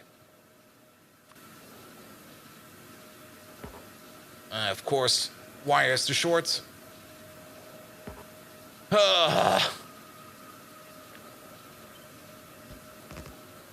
Maybe if we move them in a little bit more, it'll be better. So you, perfect, you. Alright, that will be you, that will be you. Damn, what else do we do over there? So that's your input going in over there, and that's your input going over there, and then the hydrogen one is connected with the hydrogen one, and the oxygen one is connected with the oxygen one with a green wire. So oxygen to oxygen, hydrogen to hydrogen. There we go. All right. We got any output signals yet? No, we don't. Then more double checking. Where's that thing over there? Then you're connected. The hydrogen overflow is connected to the hydrogen tank, so that will be you. We can put the overflow right over there. And then it'll be you. It probably also does need some kind of signal. Wait a minute. We're copy pasting over all the things that we're missing over there. So let's copy paste over you, and then you are connected to the outputs. There we go. With a red wire, I think it was. So you over there. And then we're gonna need the same thing over there for our oxygen over there. That will be you. Red wire output to the oxygen. All right, I see. Let's put you over there. Red wire output oxygen. And I think that's it. You go to there, you got some internal connections, cross over there, green is there, and then they cross around. Perfect. So what does this thing do over here? Basically, if we are underflowing under a certain amount of oxygen, or we are underflowing under a certain amount of hydrogen, then we're gonna start to vent hydrogen over there so that we can make more oxygen. As you can see now over here, perfect timing actually. We're now activating these machines over here, or at least these machines over here can work again. We're not really activated them because there's always on. But these over here can work again, and they start making some oxygen over here up to a certain level, which is, I guess... yeah, we can't really store that much in there, since these are smaller tanks. So how about we go for 28,000 over there? And we go for 28,000 over there, because those tanks can store, I think, up to 30,000. Yep, 30,000 it is. So this way around, they will be turning themselves off at some point in time. And then over there, less than 5,000, less than 5,000. This seems to be perfectly fine. Good. And then we can start drawing the hydrogen from this tank over there. Perfect. Saves us making some new machines. Get through there, mate. And we just put the hydrogen over. And mixed fluids again? Nah, we're no longer doing mixed fluids. I'm kind of looking forward to Factorio 2.0 to see if mixed fluids will be easier over there. But since we don't really know too much yet about the new fluid system, the only thing we do know is what was in the Friday Factorio fact. But I definitely want to get my fingers on that new fluid system. Or not really a new fluid system, it's more like a known implementation for handling fluids that's been used like in other mod packs for other games out there. And I kind of want to check out the limitations we get in, or the ramifications more or less we get in Factorio 2.0. Alright, and then do something like this. Good. Only thing that's missing over here is gasoline. Really, we need some gasoline over here. Do we got some gasoline over here? No. Do we got some gasoline over there? No. Do we got some gasoline over here? Yes.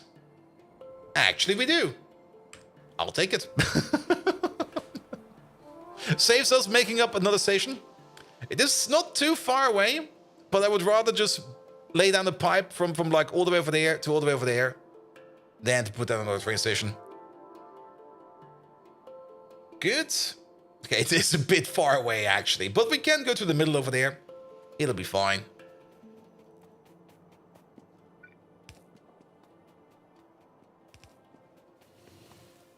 There we go. Because in the middle over here, nothing much should happen anymore. It's definitely safe to build over here.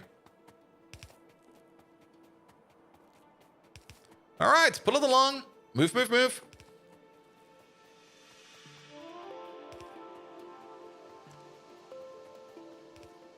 We might need to put down a pump or two every now and then. And actually, I'm going to place a pump at the next time. We're going to put down one of these. Actually, yeah, over here somewhere. We don't really need that fast of liquid speeds.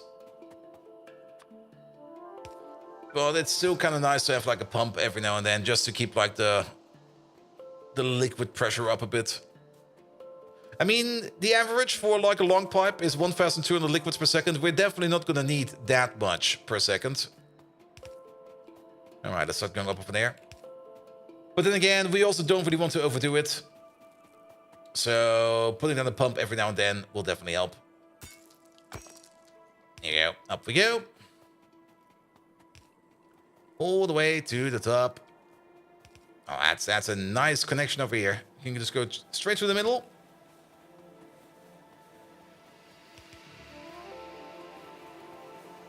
To keep the liquid assets moving. Oh, should pay attention. Actually, let's place another pump over here because we can.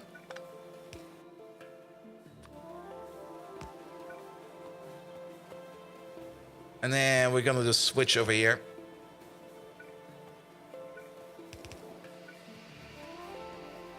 Straight through the middle.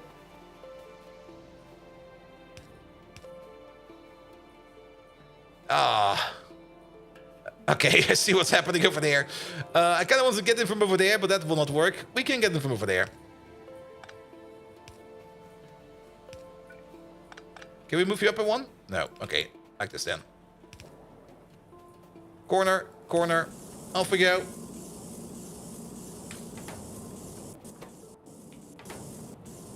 Good. And now we got some lubricant over there. Put it all together. Put it into the dual pipe. Off we go.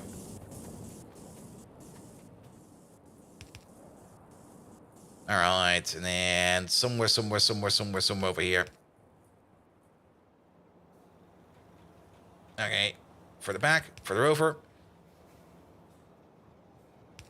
Not over there. Over here, please.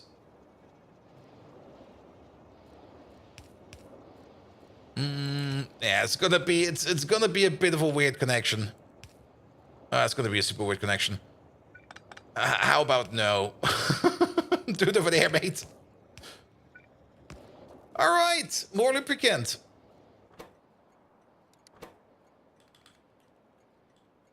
Lubricant to 8 provider, please.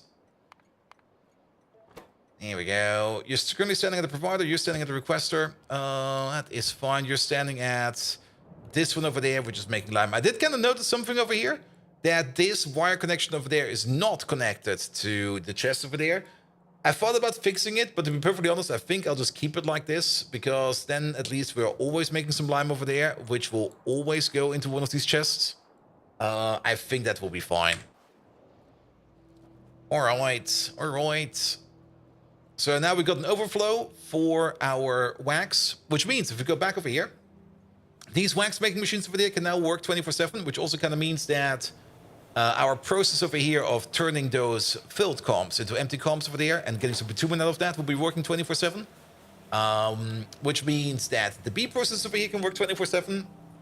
I don't really care too much about the B process, but I do kind of care about that this process over here will also be consuming things like tailing dust, coal dust, ash, and sand. For the sand over here, we are making sand on site, but we're also kind of trying to use the sand we get from like any kind of import over here first.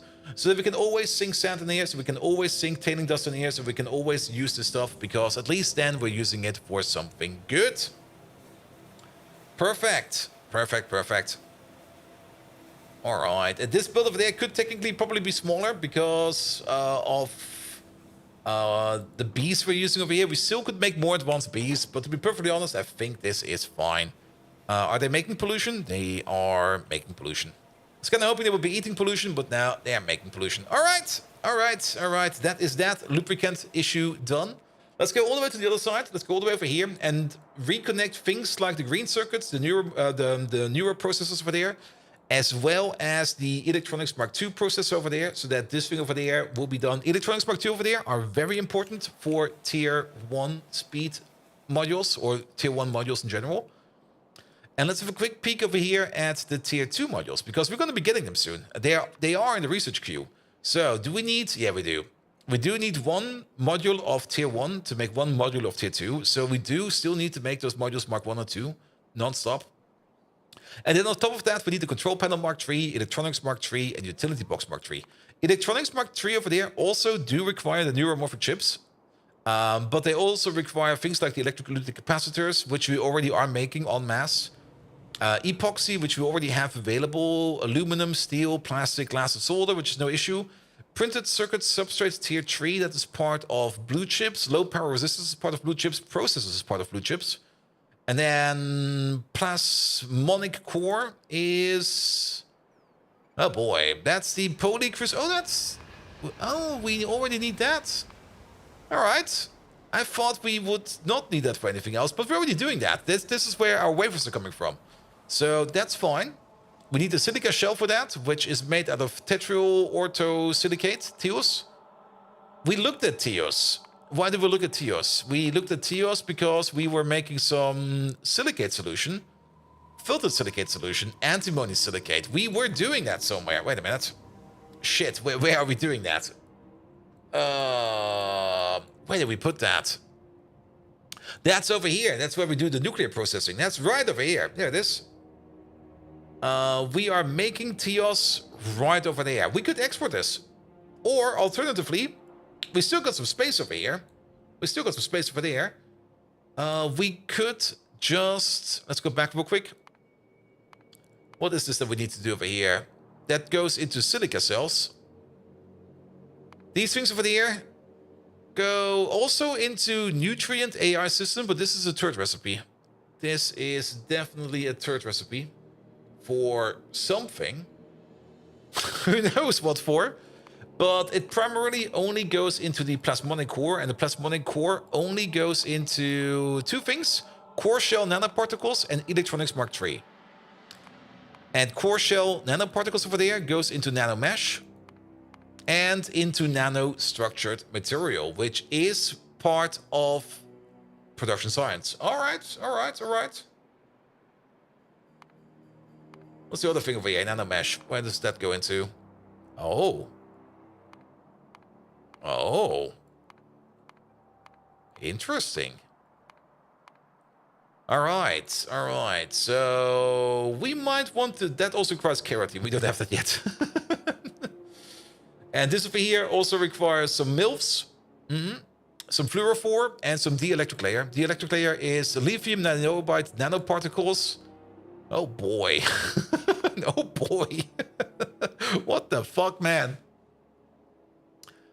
And the fluorophore, that is photovores. Oh, good. Ceramics and rhodamine B.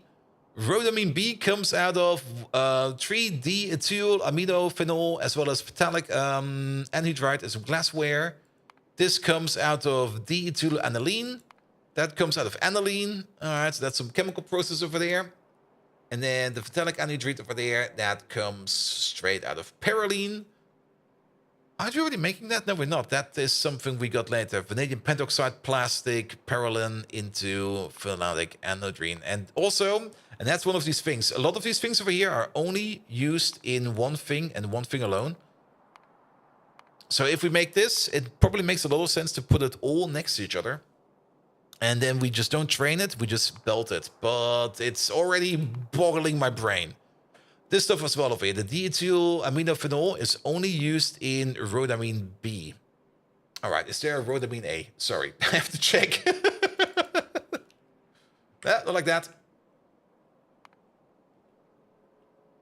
No, there's only rhodamine B.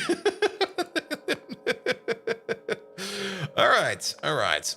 But the rhodamine B, that's used in a couple things, into 3 things. But this is used for mirrors. We can most likely skip mirrors entirely because that's not going into anything we want to do. The heliostat might be fun to build. It's so late in the game. Where is it even? We might just entirely skip that. Yeah, it's so late in the game, we're going to be skipping that. So we don't even need to consider this one. All right, but that is for you. That is only for mirrors. So we don't need to care about this thing for the year. And then the photon deposed quartz, that is used in the meta-stable quasi-crystal. I think this is most likely something we need at some point in time. But that goes then into the tier 4 buildings, mostly. We might be able to skip this one as well. Probably not. Probably not. There must be A before B. Ooh, Zemix skills and stuff like that. All right. We got distracted, as always. Also, this is the old rare earth oxides build. We definitely want to upgrade this one as well. Report a bug? What? Why? No. I don't think there's a bug for that. Rhodamine B. It's probably something that actually exists out there. Yeah, let's Google it. Rhodamine B is a xanthine dye which functions as a water tracer fluorescent. It's used for staining fluorescent dye. Rhodamine B is bright red color. That is correct. It is a very bright red color. But then the big question is, does rhodamine A exist? Maybe. It does not come up with a immediate...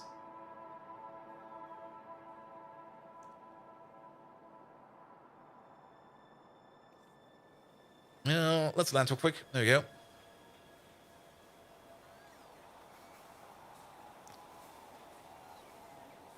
That doesn't really seem to be that popular as rhodamine B. Not quite sure what happened to A, but who cares? Alright, bots, bring me some stuff, please. Let's also quickly check up on science. Science is definitely moving. I saw this move around, but let's just check what's going on over here. Science has definitely been active. It's not that we're not getting any science packs in. It's just that science currently is slow because we are out of brains? No, we're not. Wait, what? Alright, this might start to zip zoom any second now. Because we definitely got all of the VAT brain computers over here running. And all of these do get a prot bonus. Well, these over here get a prot bonus of 400%, and these over here get a prot bonus of 300%. So we should be good over here. I guess the science has just arrived and we just kind of missed it. That it just arrived. So that's fine as well. Alright. Then, let's go all the way to the electronics machine. Hook up the things I broke over there. So that we can make electronics Mark 1 again. And then the big question is, what are we going to be focusing on? We're going to be focusing on the neuromorphic chips, as we said. And the neuromorphic chips definitely do require things. I mean, all these things we just looked at, it's definitely probably a good idea that we already start thinking about it. But neuromorphic chips over here is going to be the first thing we're going to be doing. And paramagnetic material over there is the thing we still need to make for that. But this over here is, sadly to say, very straightforward. Myoglobin over here is used in paramagnetic. It's used in the recombinant, whatever the fuck this is. We need 1 myoglobin, as well as some other things over here to make 280 of these. The recipes over here for this stuff, without the myoglobin in it, are still very, very much making like up to 200 of them. we could probably airdrop it in. Andy Max, hello there. Welcome, welcome, welcome. And then we don't turn this into anything else. I'm kind of surprised that you can turn like one myoglobin into like one biomass. That feels like such a waste. So the myoglobin we're going to be making over there, we're going to be turning it entirely into paramagnetic. Paramagnetic, on the other hand, is going into upgrades. So what we want to make is we definitely want to make a paramagnetic material factory somewhere. All right, circuit time. Here we go.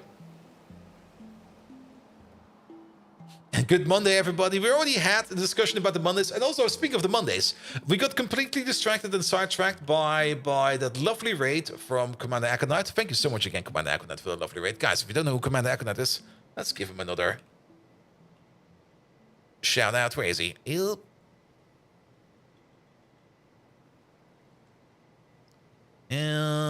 no, not Commander Aconite. It's Team McIntyre. Good God, my brain is not there. There we go. There he is. Commander Aconite is the other guy.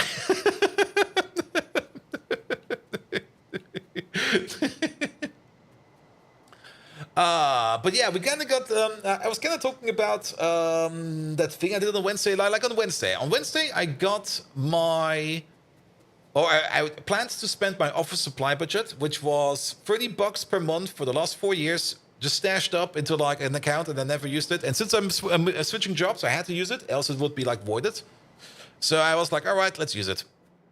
I couldn't spend it on Amazon. I can only spend it on regional bound stores around my company or my employee company.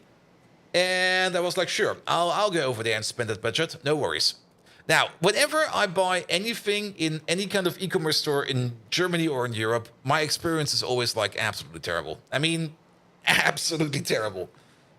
And I'm not quite sure if this is because I'm kind of used to how it goes on Amazon, or if it's because of other things. But like I said at the beginning, like if you buy something on Amazon, it's basically you buy it, you immediately get like your order confirmation, like, yeah, this is in, yada, yada, yada, payment is done, yada, yada, yada. And by the end of the day, it will be sent. Now, I bought it at a very, very known German Kaufhaus, also known as Galeria. And oh boy, it was slow as fuck. Like I ordered it and I had to pay like in store, no problem. That was part of the deal, so I have no complaints about that. But I went all the way over there to the store, paid for it, no worries. And then it took them like 2 days to process the payment. And I'm just like sitting there like, well, it took you 2 days to process the payment? Like, what the hell? And then it took them like another day for them to process the order. And then it took them like another day to put into shipment. And it only took them like 3 hours to abort the whole process altogether. And I'm just sitting there like, what? What the fuck happened? Like on Saturday morning, like 10 a.m., I got like an email like, yeah, your order is being shipped. I'm like, cool. And then 3 hours later, I get an email with like, yes, your order is being refunded. And I'm like, huh? What happened? Now, I only noticed this like Saturday night. So it was already like, all right, sure, I'll give them a call on Monday. So today I called them up and was like, hey, dudes, what the fuck happened? And there was a very nice lady at the telephone support hotline, the third person I had to call, because the first 3 people all had like connection issues. I'm not quite sure what's going on over there, but something is very broken over there. But nevertheless, she was like there, and she was like being really nice and was like, all right, here. It seems like your order was damaged in transport, so you're getting a refund. And I'm just sitting there like, all right, can't you just send like a replacement? I mean, I didn't even got it yet. Like, I can understand that things sometimes go bad and stuff like that, but come on. I'm looking at the DHL track link over there. It hasn't even left your house yet.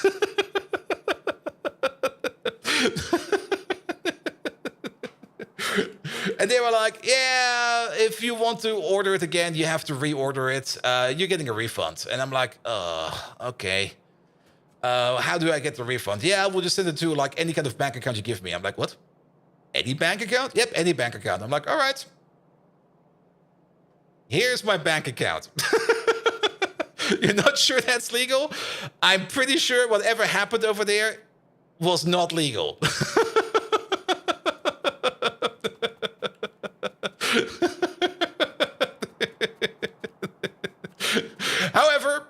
will not complain. Them just canceling on me? Yes. Especially, I mean, keep in mind, that was bought with my office supply budget, which is region bound. I'm now getting a refund on my bank account.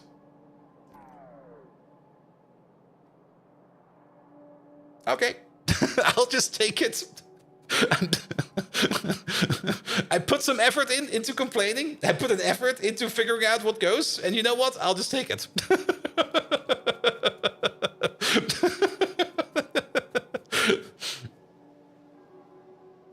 Minus the office account money, of course. I have to check that. But I'm pretty sure I'm getting like the full refund.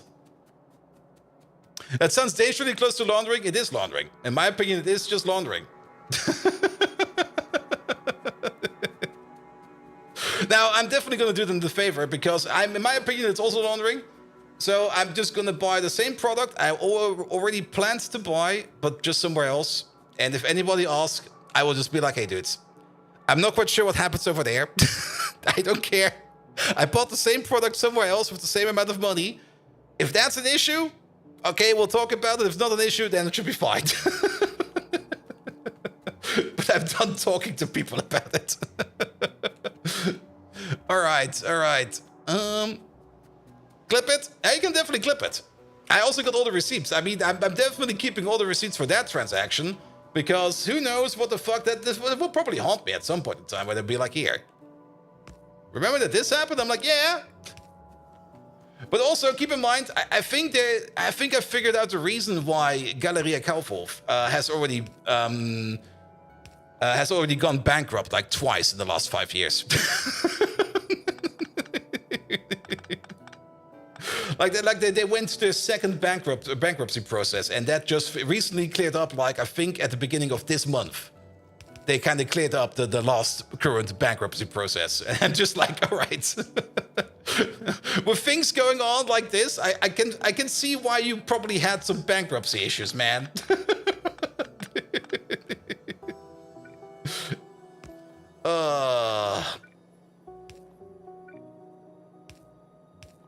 But yeah, but that was the same experience I kind of had with other e-commerce stores or equivalents in Europe. Like, I tried to order stuff from Conrad at some point in time. This is already like 5 years ago.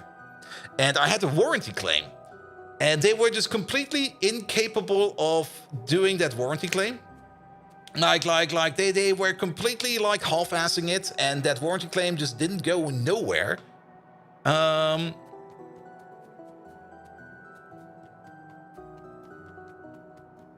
And you're still in the spirit of that font? Yeah, true. Which will not be split? Oh, I see what you mean. Sorry. But yeah, I was like talking to Conrad for weeks about a warranty claim, and at the end of the day, I was like, hey, you know what? I'm still like within the first 4 weeks of my purchase, and this thing broke, and you're all being assholes about it. I'll just send it back and I'll get my money back. And they were like, all right. What the fuck, man? All right, that's connected again. That's connect. Still missing an output? You're reading the customer stories in the CT every time? I sent that story also to the CT. But they never got back to me about it. Also, I really didn't care about it at the end of the day. It was more like, here. This happened to me. Have fun with it. The second splitter output. Oh, yes. Good God. It's Monday, come on.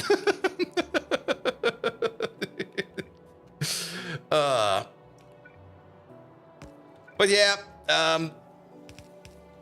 even though Amazon is a horrible place, they just do it right somehow.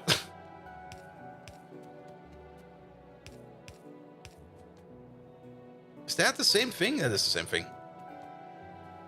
All right, and then we still need to reconnect. We still need to reconnect over here the bake light, which is over there. We need to reconnect the glass, which is from over there. The iron plates. And then we need some aluminum and some red wire over there.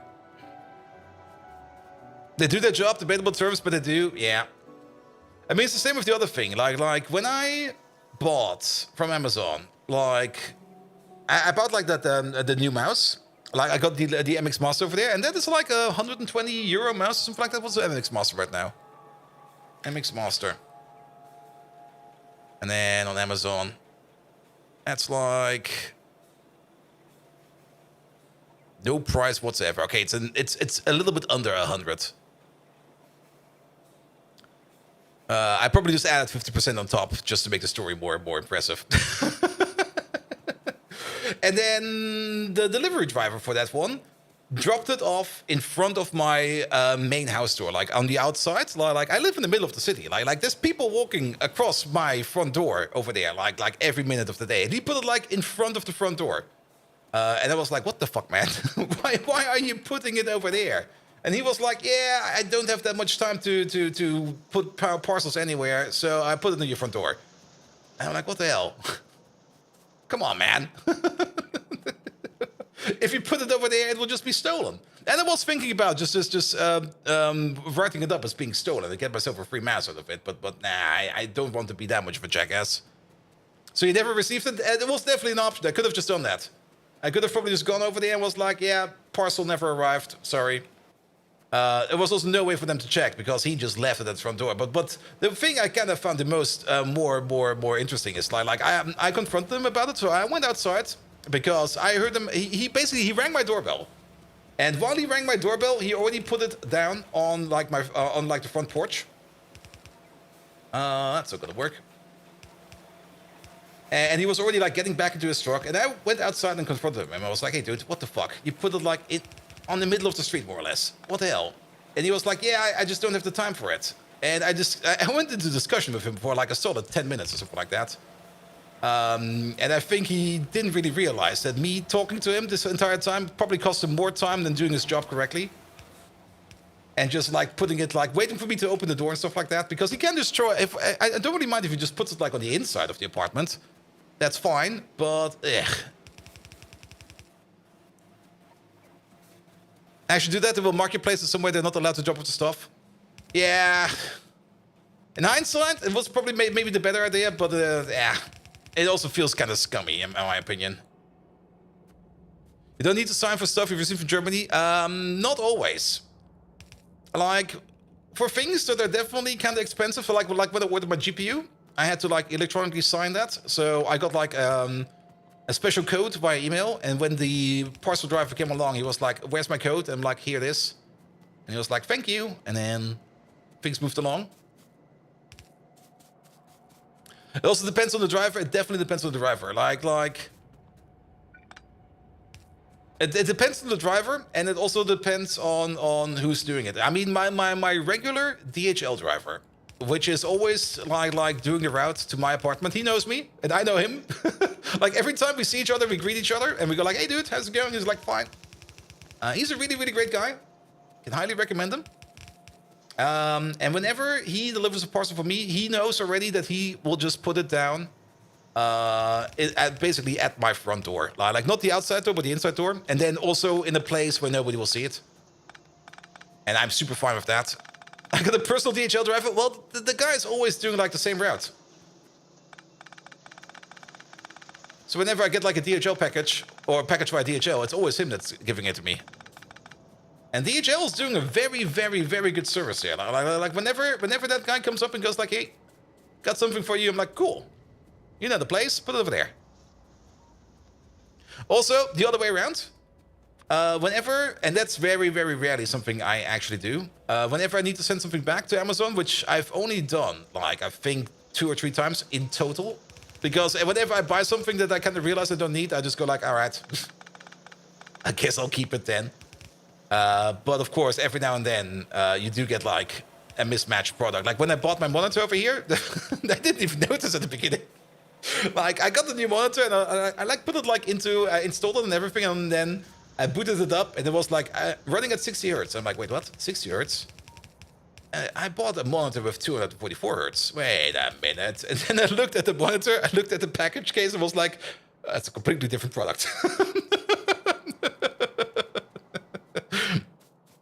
But returning something to Amazon is, of course, quite easy. I mean, you just fill out the form and then you get like a special link.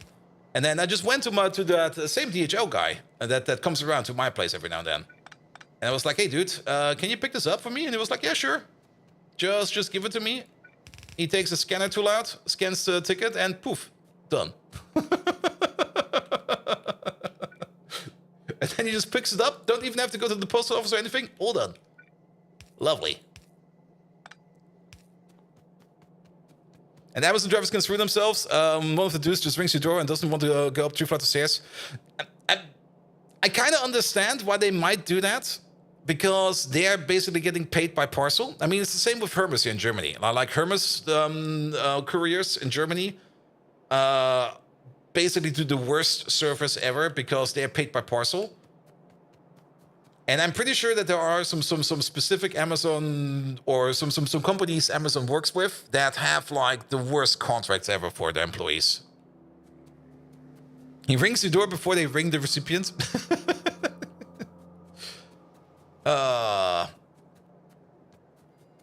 But that's a whole other problem. And that's technically not necessarily a problem with Amazon itself. Technically, yes, it is, because they more or less do lease the service, or they do get the service from like their end destination package provider, or however you call that. There's a word for that. But still, it's like So you didn't order the concrete blocks except you bring them up 3 flights of stairs? My training weights I bought over there, I did buy them from Amazon. It was the best thing ever. It was the same guy, my typical THL career, and he was like, dude, what the fuck did you order? Are there some weights in here? And I'm like, yes. He's like, oh, you fucker. And I'm like, sorry.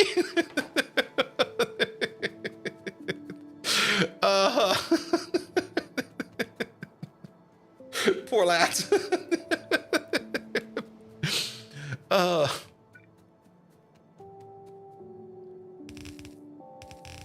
Alright, what do we need? Glass, bakelite, and iron, as well as some aluminum over there. Not this way, mate. This way. And you send you to the pack station, because you don't know on weekdays you'll be home to get your stuff there. Yeah. Like I said, usually over here, the stuff that I order gets treated decently enough that I'm happy with it. Just be glad you didn't order the 100-pound set. Any more words, and I'll be back with more. I mean, it was definitely more than 100 pounds. How much is that? It's like 10, 20. It was definitely more than 100. I think it was about 200 pounds or something like that. No, using them. I should do that again.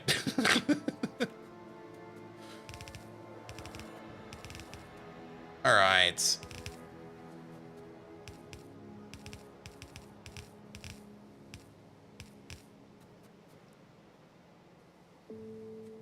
You could not reach from the UPS USP postal service, and it didn't even try to deliver. Yeah, there's definitely. I mean, I can see why they do it. I mean, if you're getting paid by parcel, yeah, you want to drop off that parcel as fast as possible, and I don't blame them for that because I would be doing the same. I would be doing exactly the same, in my opinion. If I would be paid by parcel, I would figure out some way, one or another, to drop off the parcel as fucking fast as possible. And just get through those parcels as fast as possible. I'm not quite sure how DHL does it, what their system is. Because DHL definitely just seems to be way better at it than anybody else. And UPS drivers are definitely not paid by parcel. They are so relaxed whenever they have to do them. Yeah, UPS is also doing it pretty decently. All right, iron plate over there.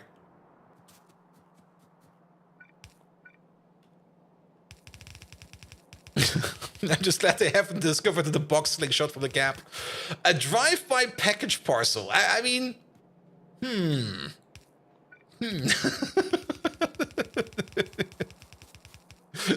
Just going there and then just like getting the slingshot down and boop.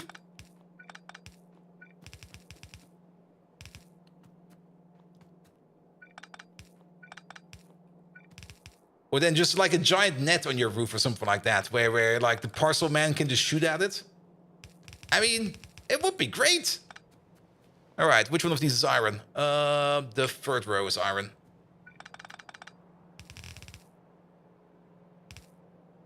Let's do it like this.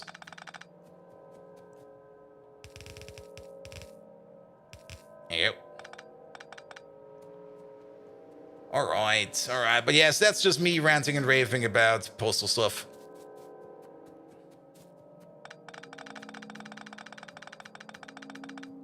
Here we go. And then clean up you. All right. There's still some old belts in there as well. Not like that. By the way, that's where the bakelite is. Do we want a second bakelite belt? I think I'll just split it off. How much bakelite do we need? Actually, where's this bakelite belt going? Is it going anywhere? It's going all the way down here. All the way down there. It is... Oh yeah, it's going all the way from there. I don't think we need that much bakelite. I mean, I kind of did dedicate like a singular belt for each one of these, but we're needing like 1 per second per crafting speed over here. We need a total of 12 per second at most. Yeah, I'm just going to split it off. Good. So that will be the second from the top. That will be you. So how about we just do a bit of this? There we go. And then let's do a little bit of that. Now let's get across. That kind of worked somehow. Good, that's bakelite in. Then glass is the top belt. Oh, glass. That's over here somewhere. And also, years ago, you was waiting for a package company sent by FedEx. I was waiting on the porch for delivery. Truck drove by, didn't even stop. I got an email that there was an attempt. He probably was like, oh, there's somebody sitting on the porch. I don't want to talk to people. I just didn't meet him.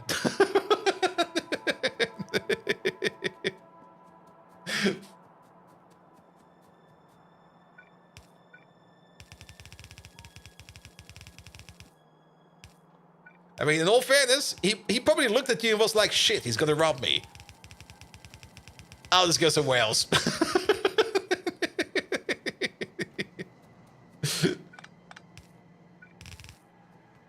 But yeah, I've definitely also had packages where I was just waiting for it, and I heard like the parcel driver drive by, and I was like, oh, there it is, and then, nope. Not for you. Huh?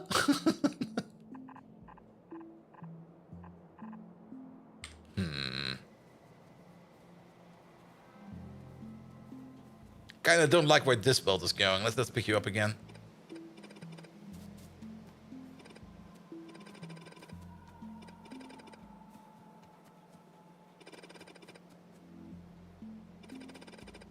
You know what would also be great in Factorio? A bigger Control-Z. Because if I would be Control-Zing all of this, it would be like... Let's put the belt over there. I would probably need to do like 1 Control-Z for like every belt I put down. Which will take like fucking forever. Alright, put you over there. But having something that goes like a little bit further than that... Like everything like in the last couple of seconds or something like that. That will be so much better. Alright. Let's go this way. Can we pull you back by 1? Oh, we can.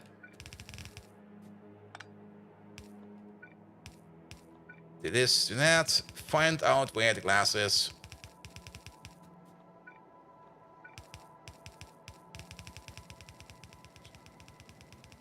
Yeah, this is a way better belt. Look at all the space we have around it. Way better.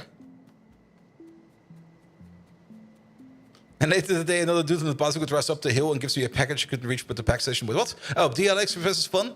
We had a package and the space in the pack station was full and they couldn't put it there. A couple of days later, you get another package to them, and later today, another dude on a bicycle drives uphill to give you the bicycle.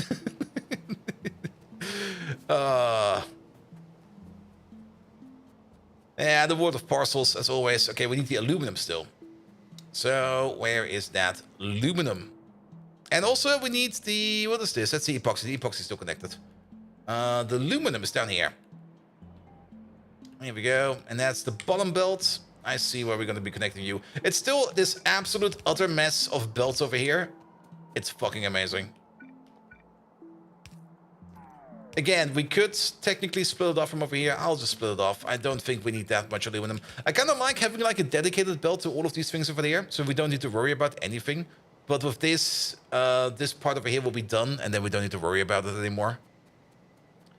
Good. As such, we should be able to make Electronics Mark II again, on the condition that we, of course, get some more MOSFETs going. Let's have a quick look at the MOSFETs over here. You're currently not doing anything because it's still sulfuric acid. I'm a little bit surprised by that. Speaking of the sulfuric acid, I did kind of talk about that, but we didn't show it off. Pom pom pom, pom pom pom, pom pom pom. There it is.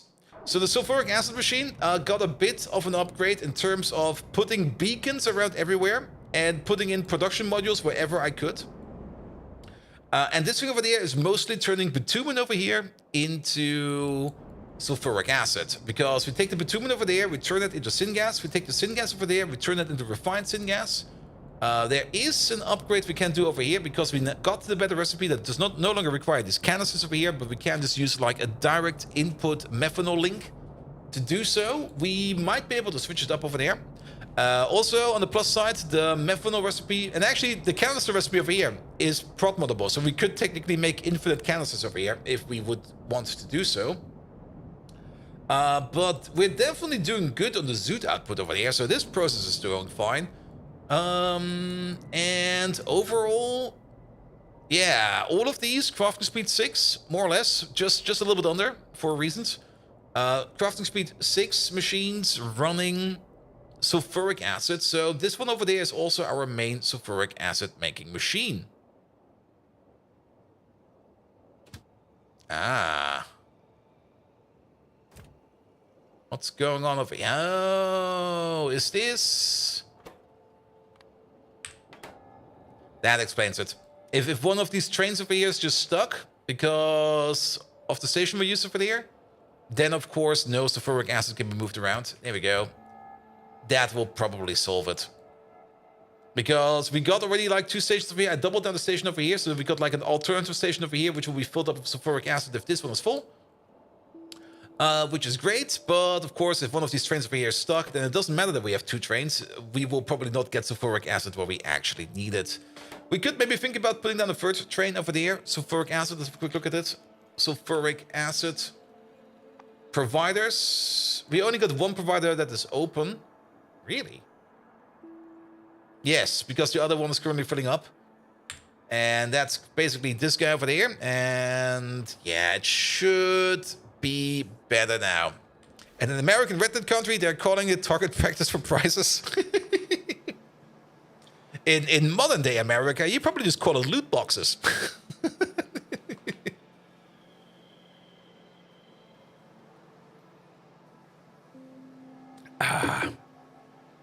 I mean, just go up to like any kind of delivery van and go like, loot box, blow it up and pick out and see what you can find in there. All right. And then the only thing that's missing over here is MOSFETs. Let's just pick up some. Oh, these are also empty. So be it then. All right. Let's hope that sulfuric acid will be coming in over there. I do hope that we can make some more sulfuric acid in general. We do got the other sulfuric acid making machine over there. But this one is always waiting on foggies. And our foggy production is a bit... I think it's not the best.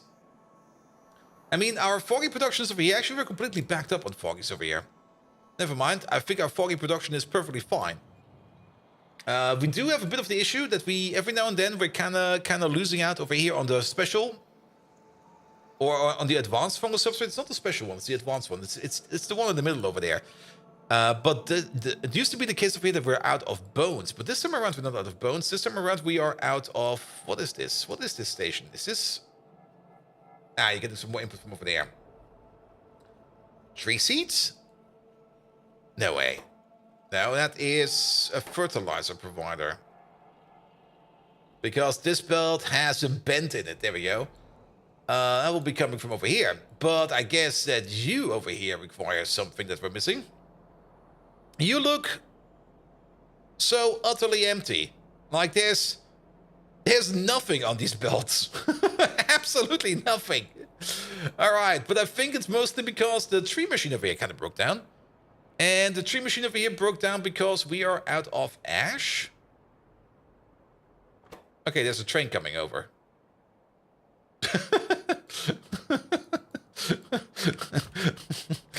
I think this is a very rare case of this machine not working. I don't think we need to worry about this too much. Though, kind of surprised though, but I don't think we need to worry about this too much. This machine over here also has the potential to be rebuilt. There's a whole bunch of things going on there that we don't need to worry about. By the way, speaking of rebuild, science.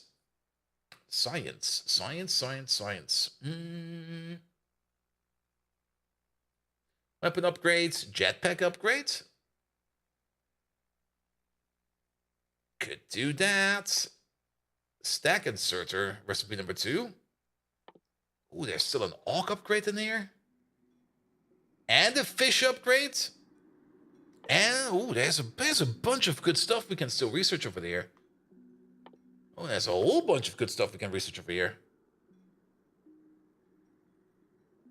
And the starch upgrades. This one is made out of PKS. Okay, we don't do those yet. Alright. Let's go for the cotton guts first.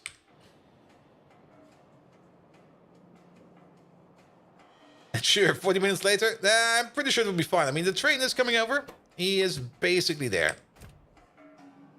Alright, but we have to check up on it again. But then again, what are you waiting on? You're mostly waiting on wood, I guess? Because wood goes in over there, gets turned into biomass as well, which goes into there. Is fertilizer just wood and biomass? Really? Not fertilizer. Fungal stuff. There we go. It's wood and biomass. Logs in this case. And both of them is coming from logs, so no logs, no biomass. Yeah, that's working again.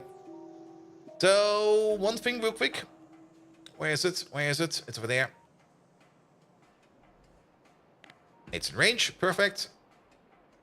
We're unloading a train with 160,000 items in them. Yeah, let's maybe use some red belt over there. It'll be fine. All right. Now, we could maybe try to order in a dedicated sulfuric acid train. Now, you just arrived, didn't you? Yes. Damn it. Let's see, how much further do you have to go? Ages. There's a provider over there? Really? Well, good for you. Take that. And let's double check over here real quick if sulfuric acid is being deployed as much as we can. Yeah, you're still going. We are making it at the rate of 1,000 per second over here. All right, they're both going somewhere. Yeah, they're operating. We will have to monitor the sulfuric acid again later on. All right, you know what? This thing over here, I consider it done. Let's move on. Because we got so much, it's just going, it's going into the chests. I really don't care. Take it away, please. Just put it somewhere I don't have to look at.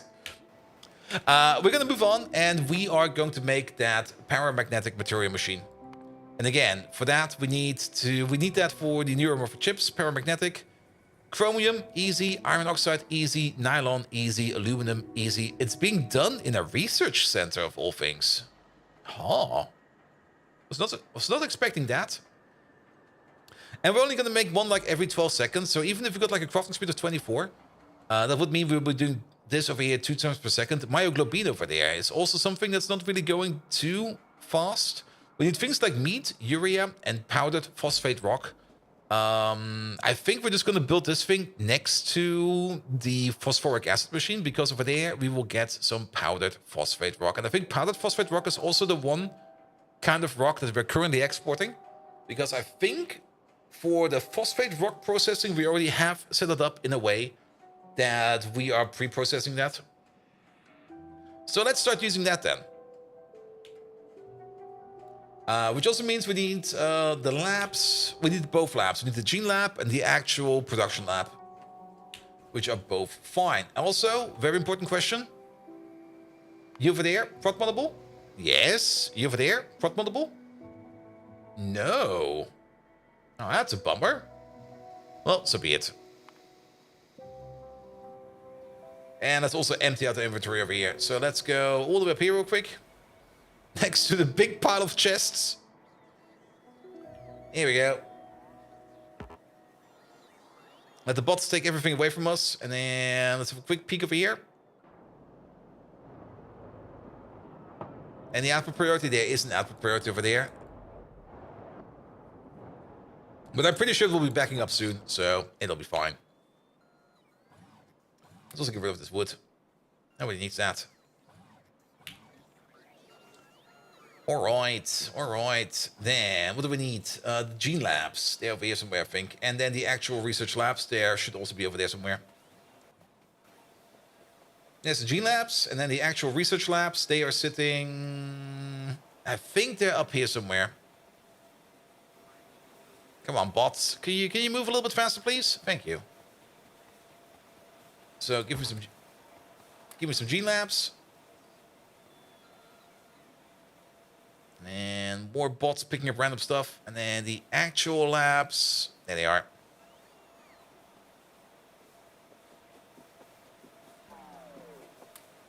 Alright, and let's have a quick peek over here where we make the phosphoric acid, which is done over there.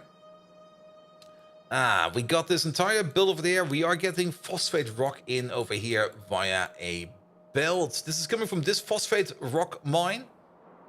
Where we also import... No, we export phosphate rock over here. Alright, we got more phosphate rock over here. We got, I think, like, not really an infinite amount, but a reasonable amount. Oh yeah, this thing is new. I put down another copper mine over here. Because I thought to myself, why not put down another copper mine? Alright. We got enough to prototype it, so let's fly over to where we make the phosphate acid. Because there we have some space, and then we can make the paramagnetic material. The paramagnetic material will definitely be coming into a train, and it will definitely be going into the mall, because we need it for buildings, and it will be going over to where we do the circuits, because we need it for the neuromorphic chips. There we go. And then biofilm, we can import optical fiber. Optical fiber also requires a rebuild. Excellent matrix. Actually, are we doing that? Oh! Lucky Luke, it's been a while. How you doing, mate? Welcome. Guys. Oh, wait, who is raiding? The most lucky guy ever. Megatron. We got Lucky Luke 980 over there. He's very lucky because he survived delving into the abyss of the depths of barotrauma 980 times, and he survived every damn time. Can you give Lucky Luke over here a proper shout out? The Lucky Submarine. Off time, holiday time, and all that. Aw, mate. I hope you had an amazing holiday. I'm gonna have a holiday in October because I need to spend my vacation days.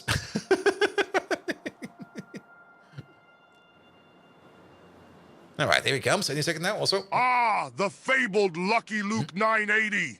He has more lives than Straxus in a regeneration cycle. Here we go. He's delved into the treacherous abyss of barotrauma and emerged victorious time and time again.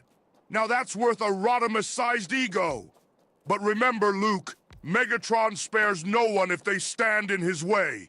Enjoy your fame while it lasts, because in the end, we'll see who's really the lucky one. All hail the mighty Megatron. Remember when I crushed Starscream under my heel? That could be you. Dread prevails. Wreak havoc. There we go. I'm pretty sure that Megatron is having some kind of domination issue. I mean, standing on people under the heel, chaining up a Roomba in the cellar and disciplining it. I think Megatron is working through some issues, man. All right. At a crafting speed of 24, we're doing this recipe 2.4 times per second. That makes 4.8 per second. At a crafting speed, input crafting speed of 20 or 24. At 24, we'll be eating 8 per second. And let's just make some numbers real quick. Yeah, let's make some brackets. We know how to make brackets. 1, 2, 3, 4, 5. There we go. And then something like this, something like that.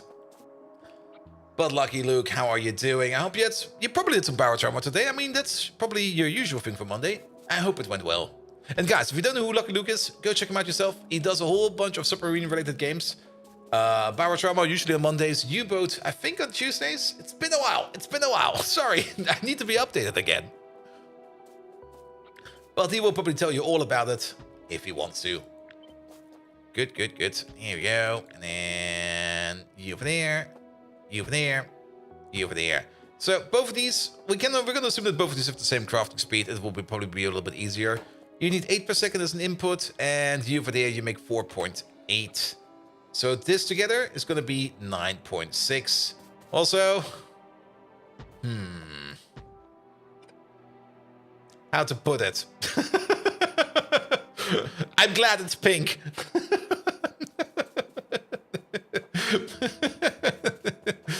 That's 9.6 of the material over there. And then one of these over there requires 4, 8, 8, 8. This could fit. Though these over here will be running a little bit slower than these. 9.6 over there, 8 over there. That is a difference of 1.6. But we're never going to be making this thing that big. Then on the other side, we're making 2 per second over there. With prot bonuses, theoretical maximum 4 per second. We definitely want to double it down. If we double it down, then we're going to be doing this recipe over here. Well, it's still going to be 2.4, 4.8 times per second. So that's about 50 phosphate rock already, 50 urea per second, 50 meat per second, and 250 cyanic acid per second. If we double that, then we will be at 100 for each. I guess that's fine. 1, 2, 3, 4, 5. There we go. So, sure, why not? Also, is it just me? It's only me. It looks like this is not aligned, but it is aligned. Is that an evil energy extractor? Something like that. I mean, we are more or less compressing meat over here. I mean, what are we doing over here? Myoglobin is muscle protein, so we're extracting muscle protein over here by taking meat, taking some urea, taking some powdered phosphate rock and some cyanic acid. We still need to make that powdered phosphate rock, by the way. That is still some... It's arrows, never mind. Yeah, the logo. Yeah. Yeah. Yeah. I'm glad it's pink. Is this a new pie? No, this is still the same pie base we did like since a year already. More than a year. But we're working hard on it. We are very deep in the tech tree. We've just recently unlocked, or at least research unlocked, production science. And now we're on our way to making production science. But it's still going to be quite some time to get there. Nevertheless, it's 1 of each per second per crafting speed. So at the crafting speed of 6, it's 6 per second. That is a lot of items. That's 24 per row. A single inserter will not be enough, right? No, well, technically yes. The hand size and the rotation speed over there would be enough. But to be perfectly honest, I think I want to double down on the inserters. Because there will be upgrades, there will always be upgrades, and having more of these will definitely help out quite a bit. Alright, 3 inputs. Pom, pom. Pom, pom, pom. Looks German? Yeah, it's pink. So it should be fine.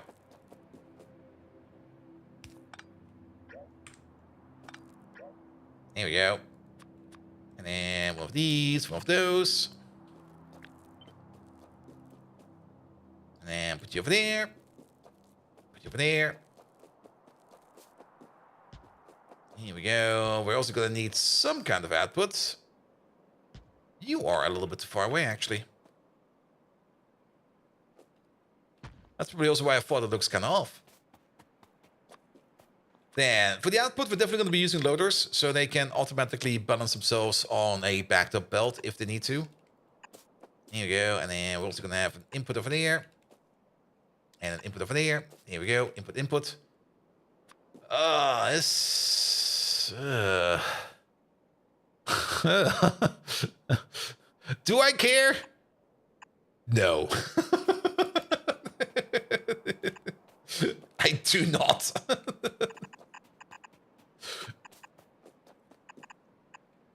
There we go. Give me all of these. Take out the buildings, take out the buildings, take out the power poles and the lamps. Flip it around. There we go. Perfect. Alright. So that's where we make our myoglobin. Just add cyanic acid. That's where we rotate these to the inside. And that will be a little bit easier to do. Let's also give you a gas pipe connection. The cyanic acid we're going to be importing.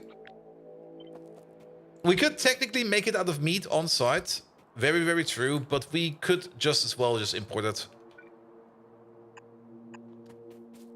I mean, this thing over here is already going to be eating quite a bit of cyanic acid. So I would rather just import the cyanic acid rather than making it on site. Also, if we make it on site, we have to work with a combustible. We have to work with ash and stuff like that. We still need to think about the phosphate rock. And that is just crushed up normal rock. Each one of these over here requires, well, 1 rock per crafting speed per second. We already know that. So 6, 12, 48, 96 in total. And then these ones over there will be making 1 per second per crafting speed. Wait a minute. It's 1 to 1. It is 1 to 1. Really? Oh boy. So that does kind of mean that we are going to need the same amount of phosphate rock crushes in front of it, don't we? Because if we have one of these, that makes it at the rate of 1 per second, and we turn this one over there, which will consume it at the rate of 1 per second. Yes, that is the exact same rate. The only difference over here is probably that we can use prot mods over there. We can use prot mods over there. So we can only build half of them at prot mods, and it's not going to be fine right away. If we add a bit of a buffer to it, it will be fine. But keep in mind, with production modules, we are more or less going to be expecting at some point in time that we're going to have a production bonus of plus 90%, almost 100%. So that will double the production over there in total. So we're just going to build for that. And that 90% we're going to be reaching quite early on, because once we get to over here, we will already be sitting at 40%. Once we get to tier 2, tier 3 buildings, which are also basically around the corner in production sites, we're going to be all the way up to 60% bonus. And then only once we get to prot modules Mark III, that's when we get to 90% bonus. So that deep production bonus will be coming in quite early on. However, of course, with a lower production over here than we have, or that we expect right now, we will probably have issues running this machine over there.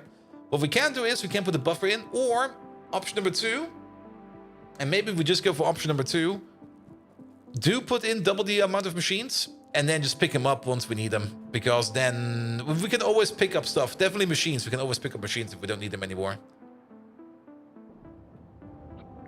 Good. So we're going to need this thing over there. A lot of them. Together with you. That's actually going to eat more phosphate rock than I was expecting. It's going to eat a lot of it. Because this one over there is going to eat 2 phosphate rocks per second per machine per crafting speed. So that's 12, 24, 48 over here. And then another 48 over there. So basically 50, more or less 50. So that will be up to 200 phosphate rocks per second. How many are we making? I don't think we're making that much. We're making like 80 per second over here. All right. So we could compensate that. We could also just tap these over here and throw them into there. I think I would rather do that. Let's start tapping these. Because we're definitely going to be making the machine over here somewhere. And we're going to dedicate these to the paramagnetic material build. Wait, come on. There you go. And then whatever these over here make extra, we can just belt down over here into phosphoric acid. Alright, alright. You over there. You over there. Okay, that's why. And you over there. Wait, is that fine? That is fine. Good. And this will definitely be coming in via a loader. So a load over there, a load over there, a load over there, a load over there for the phosphate rock. Now to think about it, we're going to be putting 2 of these in a row. So we're going to need a little bit more than that. You down by 1, you up by 1. Actually, that doesn't really make a lot of sense. Well, think about it, they are going to be consuming, each one of these is going to be consuming 24. Wait, that's way too much. Wait, what? That is an... Oof. Oof. Basically a red belt each. We don't have that many over here. I mean, we can speed them up. We can definitely get... I mean, this is... How many is this? 7 of them. That's 140 per second. That's like 4 belts over there. That would not be enough to fire up this thing over there. We can double their speed. No problem. Then we would barely be able to fire up this thing. Okay, I think we are going to do it like I said that we would do it.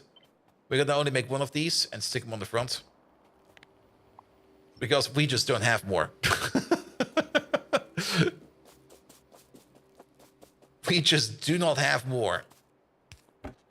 But then we're definitely going to go for the plan. So the phosphate. The powdered phosphate rock. There we go. That's what we are going to be pushing out. I guess over here and over there.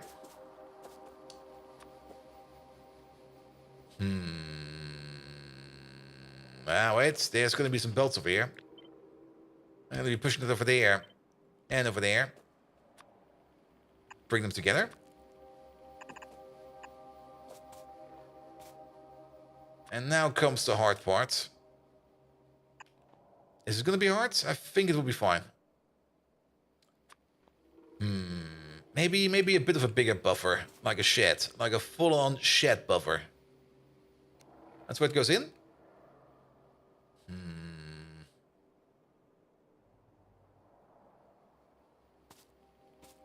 It's a little bit too tight over here. We can move this back by 1 or 2. If we just move it back by 2, we have all the space and none of the worries. Because then we can do this, that, and this. And actually, we're gonna need... we're gonna need a little bit more than that. And also, this output over there actually goes on one of these belts, doesn't it? It does. So we can actually return to this thing over there. This was fine. We can just output it over there, go this way, go that way. Off we go. Perfect. And then we have like a little bit of a buffer over there, which will back up over time because this machine will not always be working like this. Take this thing out, take that thing out. We don't need this, we don't need that. We do need all of this. We don't need the power pole or the lamp over there, or that lamp is already gone. Flip it around. Place it over there.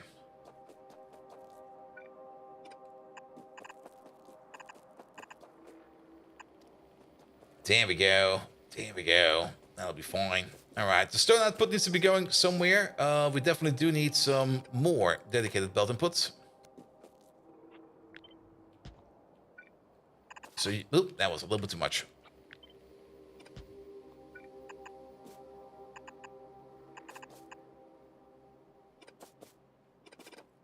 Also, will this be fine? That will actually be fine. So, input over there, input over there. Then input over here for the meat. Input over there for the urea. And then the cyanic acid can come in via a pipe. We don't really need to worry about that. There we go. And then all the way at the end over here, while we add it, urine output, urine output, urine output, and urine output.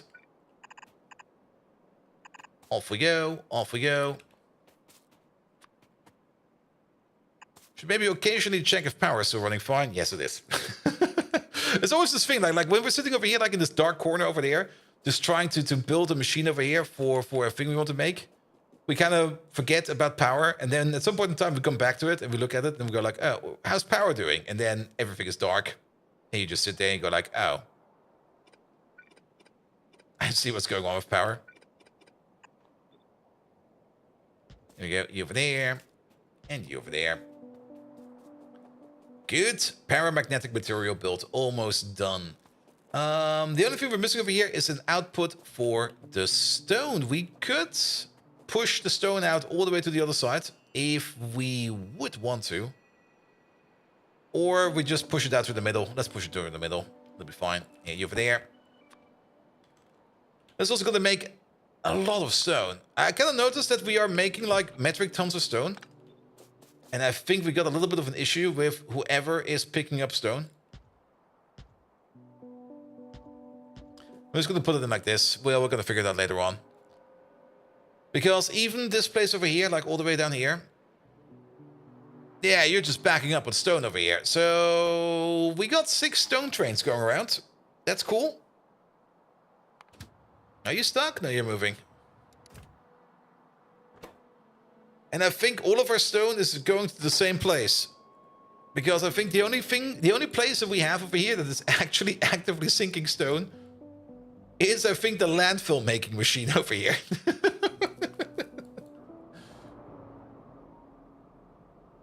And how does one look German? Like this, Simrock, like this.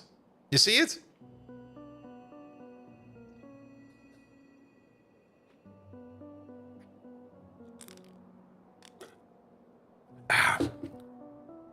But no worries, it's just arrows. It's just a very radical way of recycling. Or something like that. Here we go, here we go. Alright, take this whole thing, double it down. Nope, that's not how this fits. Here you go, wait. Double it down.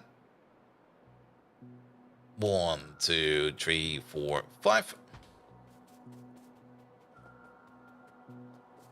Here we go, here we go. And then we're going to be building this thing over here somewhere. Now, the stone output. We should have a stone output over here somewhere. There it is. That's definitely backing up as well. We can definitely drop our stone in over there. We do need a physical output. We don't have any space over here. There's no space left. We could build it over there. And build the train stations on top over there. We do have some space left. Also, what is with this train station? It's not a station, it's just a thing I made, I think. We need inputs. What do we need? Meat, urea, and cyanic. And then 1 output. So we need 4 stations for this thing. Maybe we already have some stuff over here. I need meat, urea, or cyanic over here. I'm pretty sure there is some of this around here somewhere.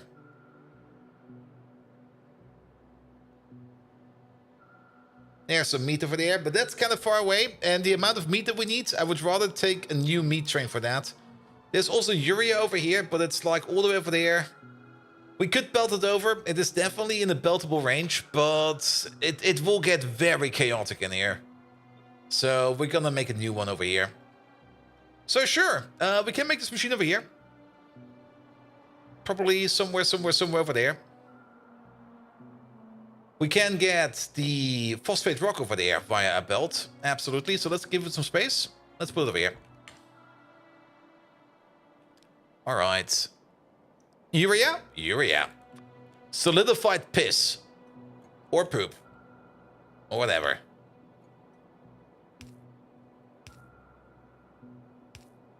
Not over there, mate. Over here. Let's also make sure that we can get some more stuff in here. There we go. That covers all of these. And then we're going to set up these later on. The only thing you need is fuel. Yes. I mean, it's a normal thing. It's like in hand creams and everything. You get it from poop. There you go.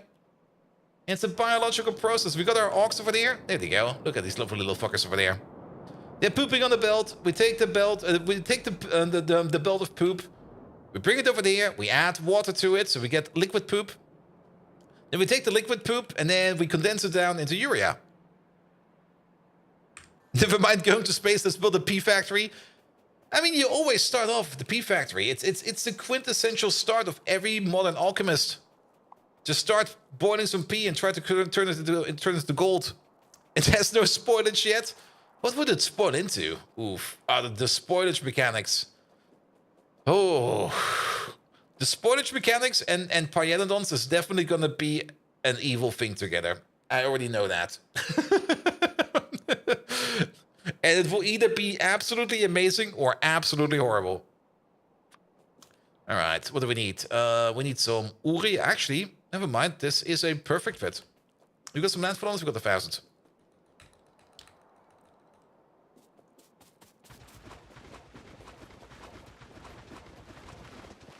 Here we go. Here we go. Oh, 1,000 is not a lot. It will at least allow us to make at least the next station. So that will be for the urea. That will be for the meat. And that will be for urea, meat. We do need one for the cyanic acid.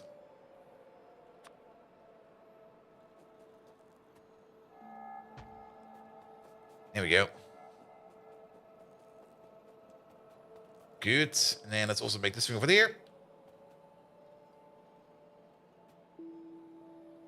I was a little bit surprised that he didn't want to connect up to this one, but to this one. Nah, we don't need that lake. The lake can go away. Yeah. Alright, and while the bots build everything we need over there, we're gonna grab ourselves some landfill. I don't really want to do landfilling with the bots. It's horrible if we do landfilling with the bots.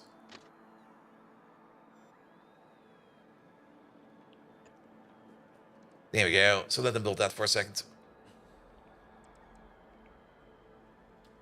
I mean, this body of water, there's still a lot of water over there. And we're not really landfilling in too much of the lakes. The only lake we're landfilling is yet again the one with Mad Scratch's Lonely Island over there, which will probably be turned into Mad Scratch Lonely Island at some point in time.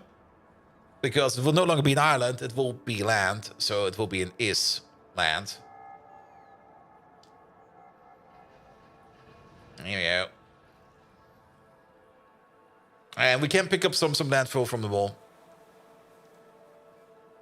Gotta love that QDQ rail planner. Yes, the rail planner. Sometimes it comes. I mean, the rail planner does come up with some good ideas sometimes, and most of the time it's terrible ideas.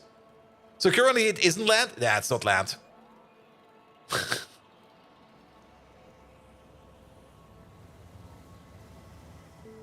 Isn't it also?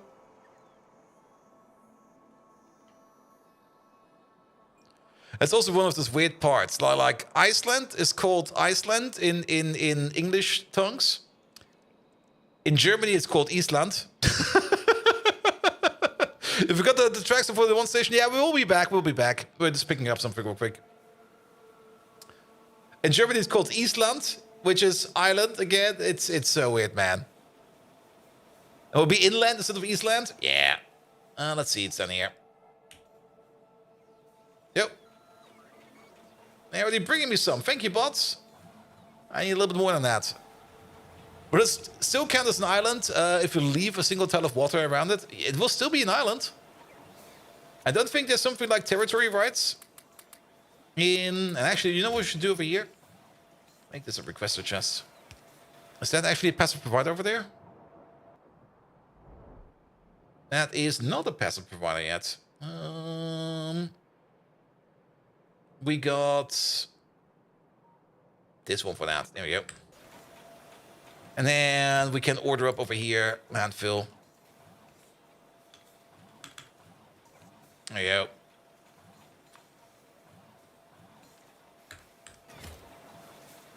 Language is so weird. It is. It is.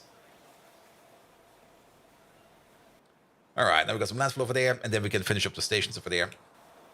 Good, good, good, good. Then we also still need to put down some more roboports or some roboport range around the new build that we did, because I think that's still in the dark zone. It's the French that are weird, definitely. Especially when it comes to counting numbers. Like, what the hell?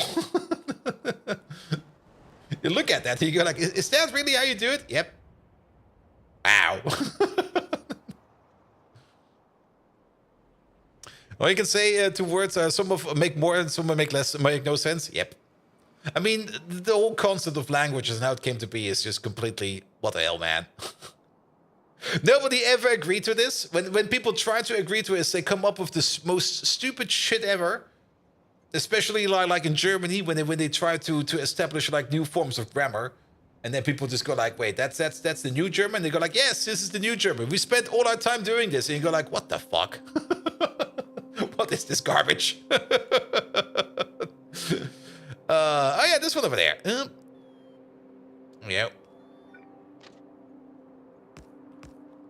Here we go.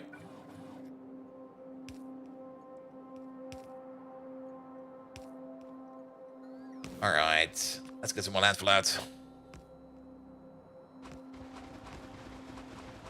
Yeah, it should be enough.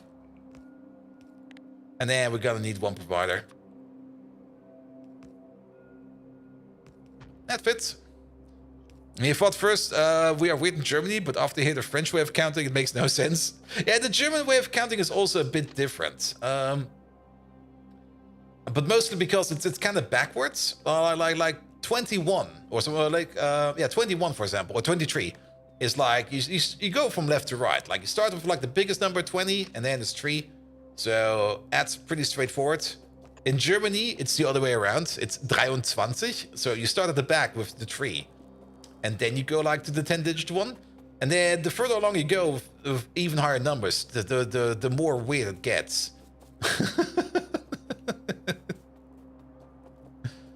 And the English way of counting used to be just like the German way. Yes. At least we don't have something like, when we go for like 84 or something like that, we don't go for like 4 20s and 4. Excuse me, what? Yeah, 4 20s and 4, please. Huh? And here's how the Danes say 92. 2 plus 5 minus 0.5 times 20. I'll look that up. It was kind of... How was it again? Was it... I read up the story, and it was like, yeah, this is actually a thing. And I'm like, how? Why? Who came up with that? Why did nobody stop them? Usually when people start counting like that, they get like conquered by the Vikings or something like that. But I guess since we're the Danes, and probably the Danes were quite powerful back then, nobody went over there and conquered them. So they came up with their own numeric system. And they were like, yes, we're the most strongest nation right now. This is how we count. We count like strong people. Oh. You just do 7:30 when you mean 6:30. Explain that one. Oh yeah, that one is also very confusing. I mean, 6:30, 7:30 makes sense in my opinion. Like 6:30. But then you got the one that's after that, which is 7:75. Which is, oder 5:45? Yeah, 5:45. Or 7:45. Which is, yeah, I got confused by that one so often that I sometimes just was an hour late to like an appointment. And 7:45, I think, is 7:15. Yeah, it's 7:45. But sometimes I think it's like 7:45.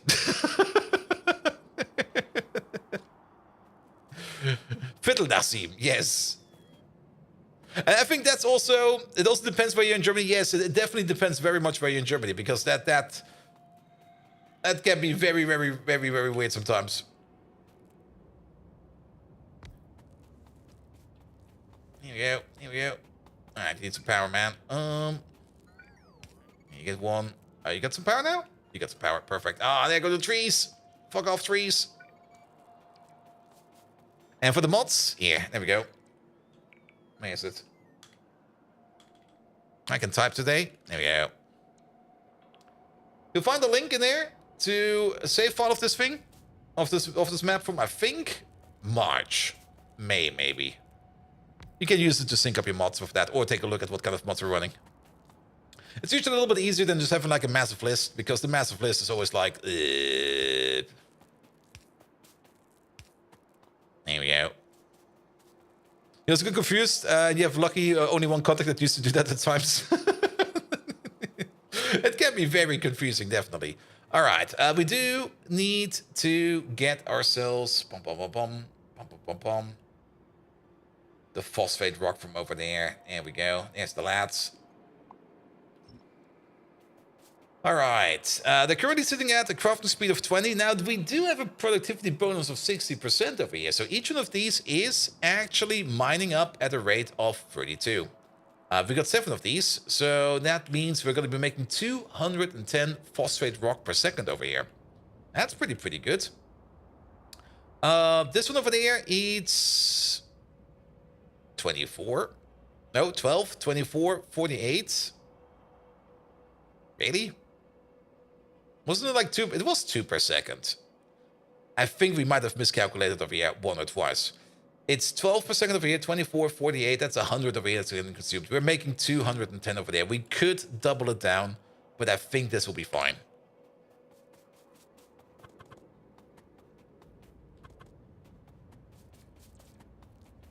You don't understand how you get the list from that? It's a save file. So you could either just load the save file, and then you can see it from over there. You could also, alternatively, if you load your save file, you can press this button over there. Sync mods with save file. All required mods are enabled, so then you can get them from over there. Or alternatively, you can just read the list over here. And you just load it up in your Factorio instance, and then you get the full list over there. I don't think you can go individually over here, but you got everything in there. And also, if you want to steal any blueprints or just want to have a stroll around in the map, you can also do that.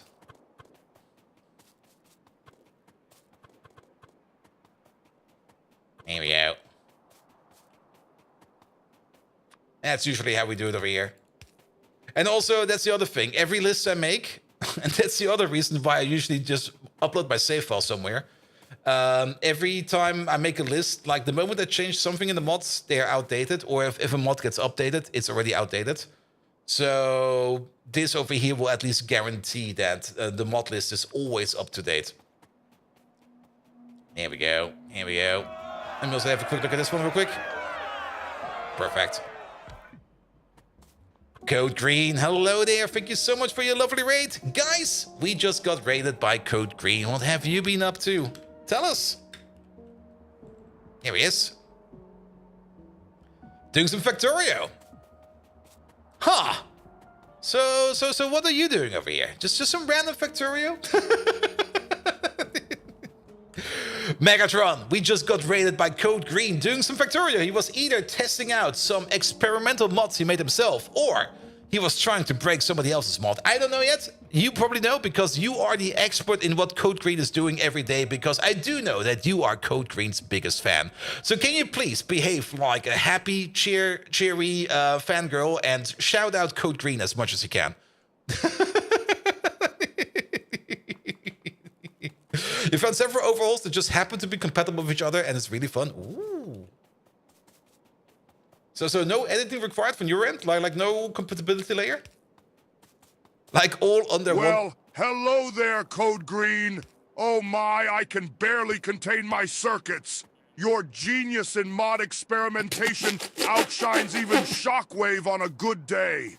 The way you break those mods, so destructive. It's like watching a micromaster having a tantrum in a data center. Just delicious. Keep up the chaos, Code Green. I promise to cheer you on from the deathly cold void of space. Long live Code Green. Megatron is watching and adoring. Hail Code Green. Prepare for extermination. What?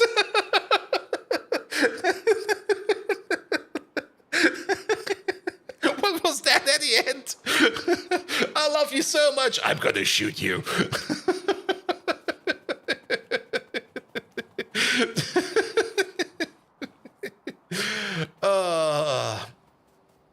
Hey, there's the robots we need. Also,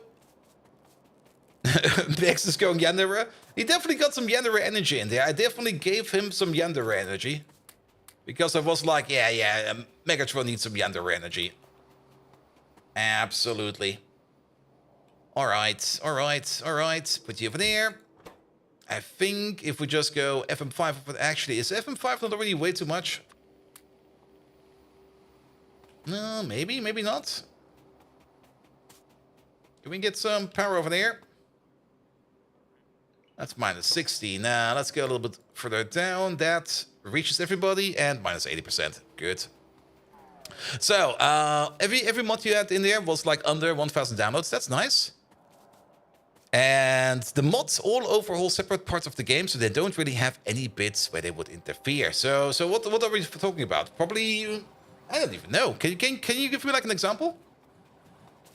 Like what was the coolest part in there? Also, do drop a link to those mods if you want to. It's always nice to like lob some mods around. Here we go. Alright, we do still need like 8 belts over here, and we got 7. Yeah, it'll be fine. Let's get all these belts over there real quick. Here we go. That's gonna be 1, 2, 3. I guess we can get one on the top. 4, 5, 6, 7, something like that. That'll be fine. Let's make this a little bit nicer.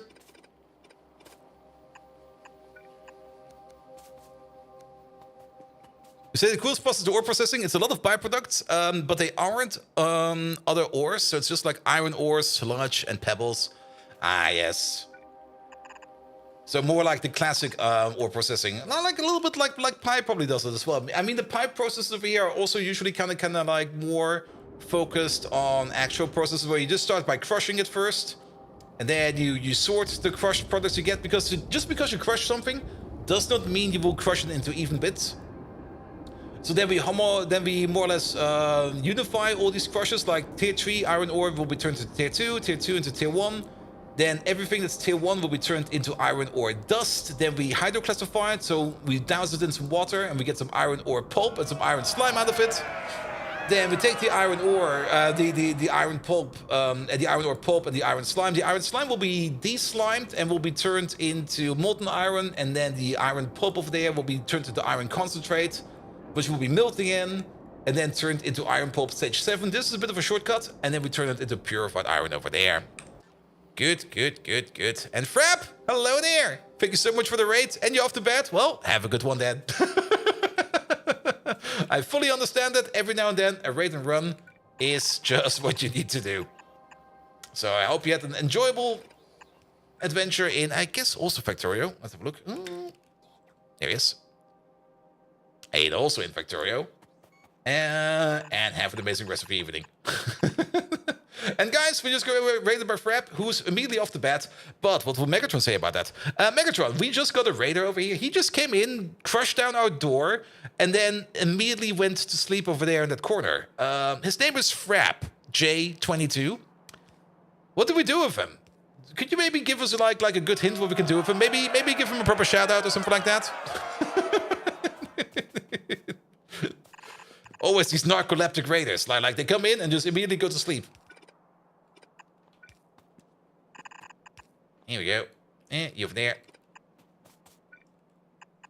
All right. Also, thank you for the follows in between. The follows are anonymous. Frap J22, busting down doors and then just deciding to snooze in the corner. You have the audacity of an Autobot on a sugar high. And I admire that. It takes some shock absorbers to ransack a stream and then take a nap like a snoring Dinobot. Bold Viking, take note. Maybe if you learned from Frap J22, you wouldn't be so insufferably mundane. There we go. Welcome to the fray, Frap J22. You're the diversionary tactic I didn't know I needed. Keep on sleeping, you daring daredevil. Chaos reigns. Mayhem ensues. There we go. Pull these along. Pull those along. Oh, what is this? What is this horrible nightmare over there? Here. Pull you. Sorry, I have to even this out real quick. Then move this over by like at least this amount. Don't do this. Cut this out.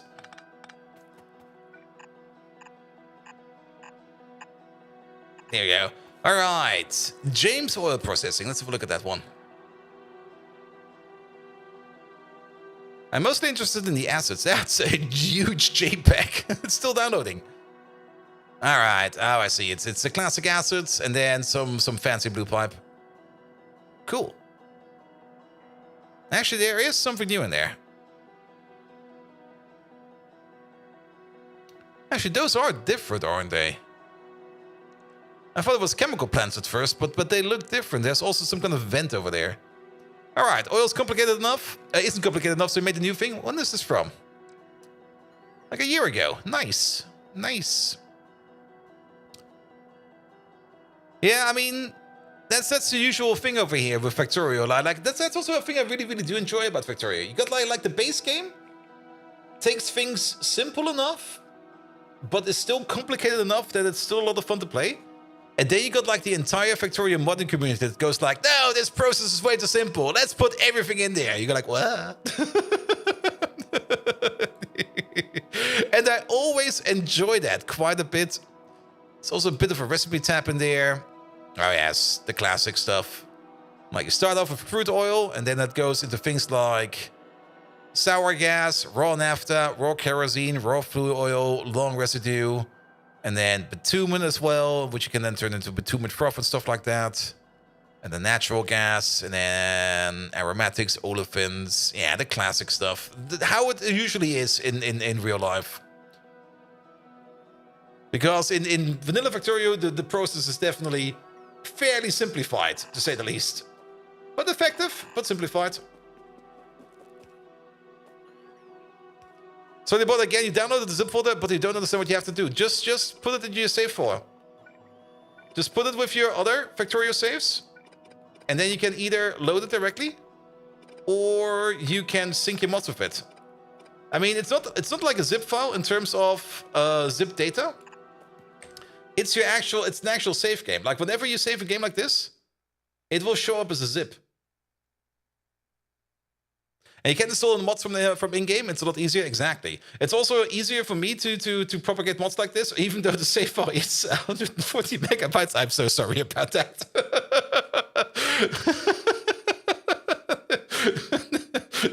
It got kind of large. Then again, is that the zipped size? Where is it even?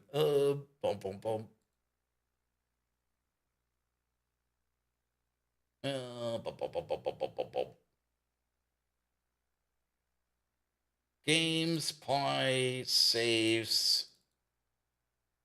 That is the zipped size. It is 140 megabytes. Unzipped, it's probably a little bit more.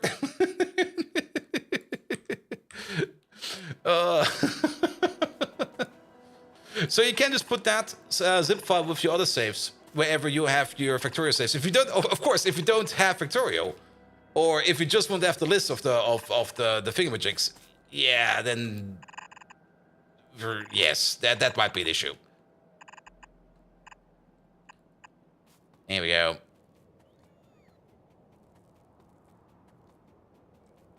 Good. We do need to, well, we could balance this. It's a 7 to 8. I'm kind of thinking of just doing something stupid. Actually, we could try something stupid. I'm always happy to try something stupid. We're going for the stupid approach. Screw balancing. We're gonna shuffle. Though we still need to get the stuff over there. Also, I kind of noticed that we kind of built this thing the wrong way around. Doesn't matter. We got built, so it'll go over. All right.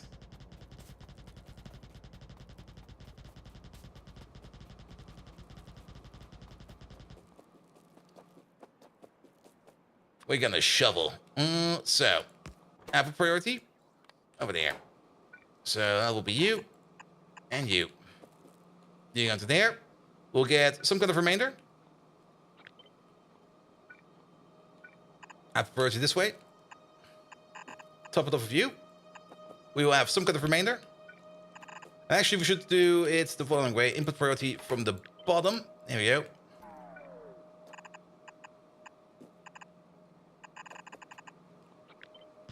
There you go.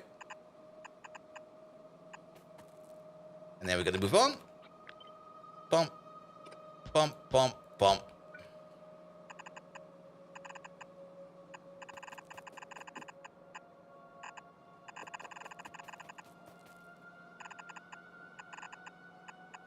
Will this work? Did I overthink it? Oh, this seems way too simple. And we were trying to empty out this belt into this belt. We're gonna top it up with this belt. Then we're gonna bleed through. But this belt might be full still. Wait a minute. You know what? We're just gonna... Oh, wait a minute. There's even more. No. I did it correct. I hooked up too many of the same thing because only this belt and this belt is phosphate rock. So it's going to be this and this. And it's going to be this and that. And then the others are further on top. Where it's going to be you and you.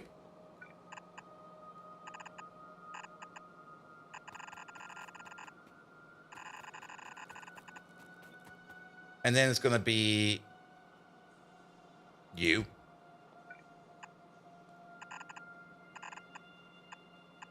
Because there's nothing left at the end. Wait. We're already at the end? We're already at the end. Somehow, this makes little to no sense. In my brain, it was kind of like, yeah, that's the way to do it. But in practice, I think, you know what we're probably wrong about?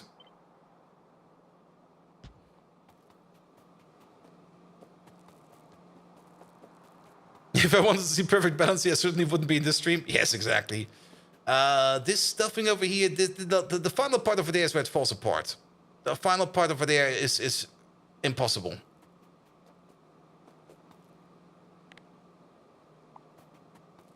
So, how about we go back to front? So, we already do know.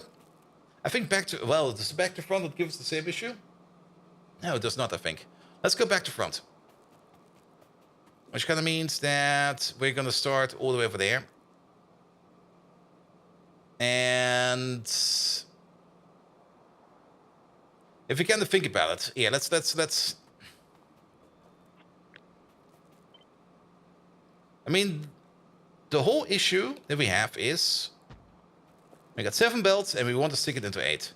I don't necessarily want to like super balance this thing all the way around. Because I do kind of know that every belt over here will have like a little bit of an extra that we need to trickle off into the first one. So what's going to happen is going to be something like this. Let's connect up let's connect up this belt first. This belt all the way over here to the end. You're going to try to fill up this one. But at some point in time, you are just going to be full. Which means we're going to take your input over here first. And then we're going to try to push it over there to the next one. And then we do the same thing over there. Exact same thing over here. So you're going to try to push your stuff into there. But at some point in time, you're going to be full. The full argument makes no sense. We're going to be trying to... We're going to shovel everything over here to the top. Now it makes more sense. So we're going to try to take everything from over here. And we're going to push everything from both of these belts into this belt. This belt will back up. And then automatically we got like a remainder going into there. And we can do the same thing over there. And then for every level all the way back to the beginning. Which means the next one will be over there. You'll be going to there.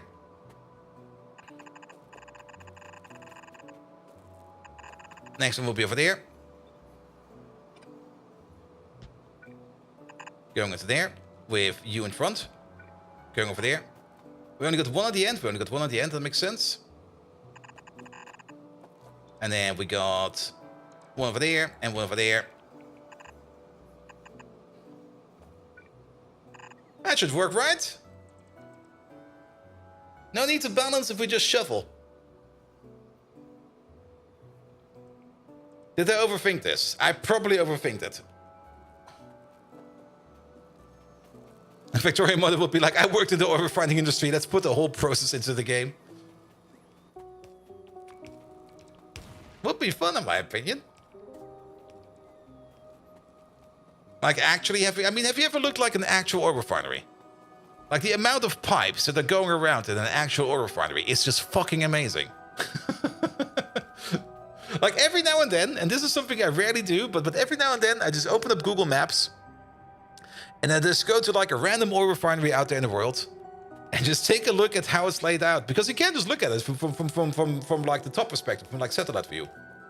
And you just gotta notice there's just pipes absolutely everywhere, going in every which way direction. Also, is it just me, or... Yeah.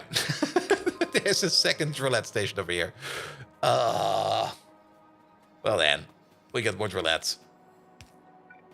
You work at the chemical plant, and yes, it's amazing how many pipes there are. Yes. They go everywhere. Absolutely everywhere. There's like no stopping the pipes.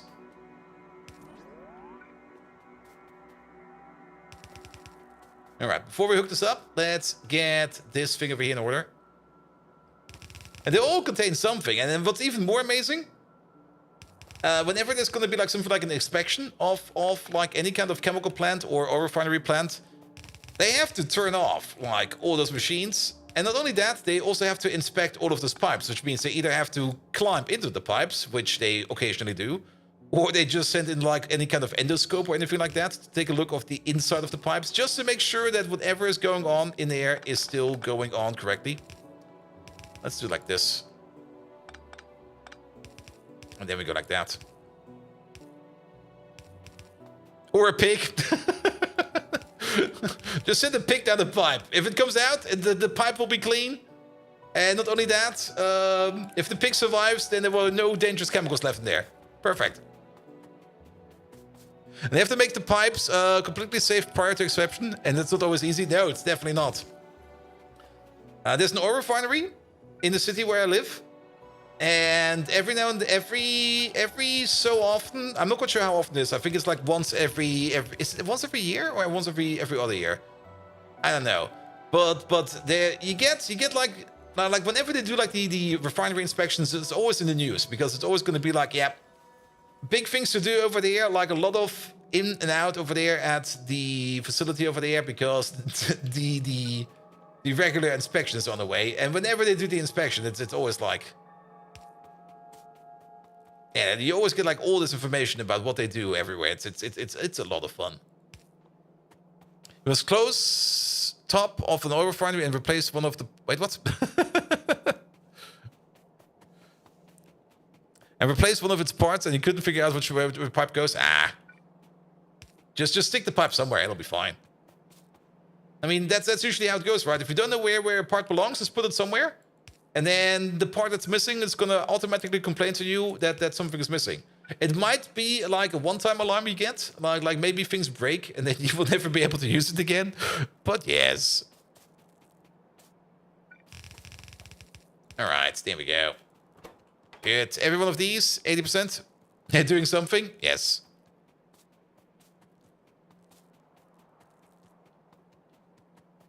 I think it was the policy of propriety. Oof. Alright, yeah, you're backing up because we're making it at the rate of 232 per second. So that's fine, that's fine, that's fine. Perfect. Give that some time. That will be coming over then. And there's also a stone provider right over there which you can use. Ooh, lovely. Then, how much stone are we making over here? We're making 1 stone per second per crafting speed. So, 24:48. That is 2 red belts. Here we go. Here we go. And then do this one again.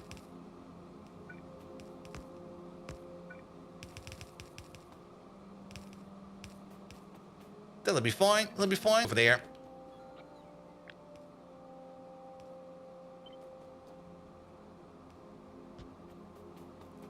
There we go. That will be a stone output.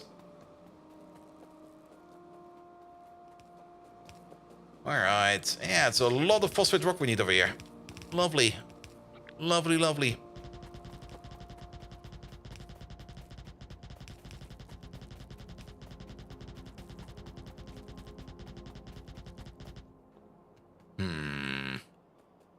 Well, we need to be over there, so... 1, 2. Let's clean this up a bit. And do the same thing over here that we did a couple times before. That's not that. Just don't do that. There we go. I guess we're gonna go down over here.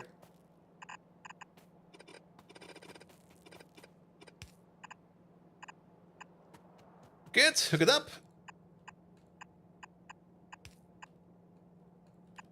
Here we go, that is fine.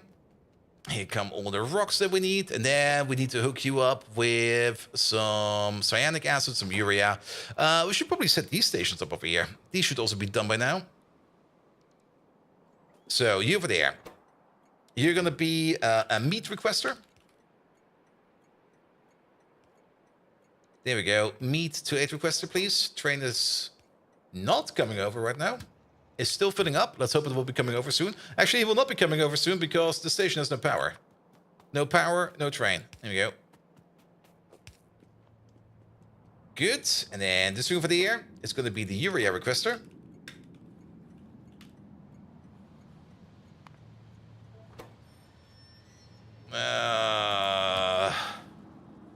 I'm not quite sure how much urea we have. Also, where are you going? You're going to a provider. Is there a provider over there?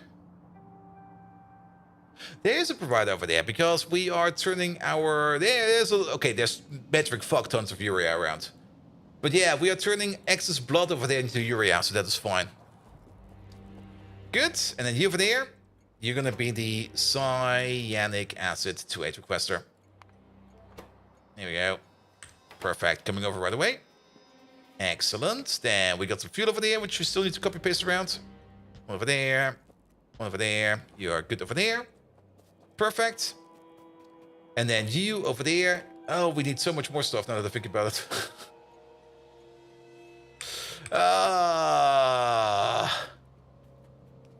Yeah, this is the provider for the end product, which is fine. We're not done after this step. We're done after that step.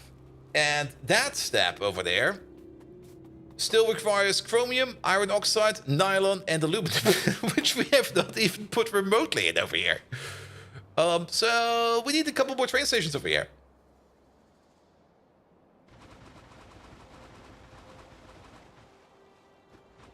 I think at least 4 of them.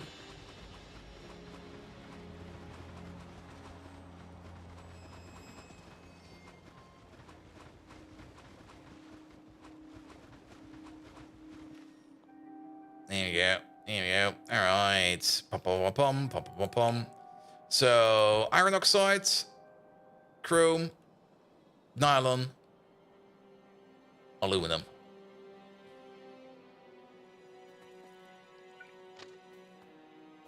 And then you're also not that straight. Let's maybe go the other way around.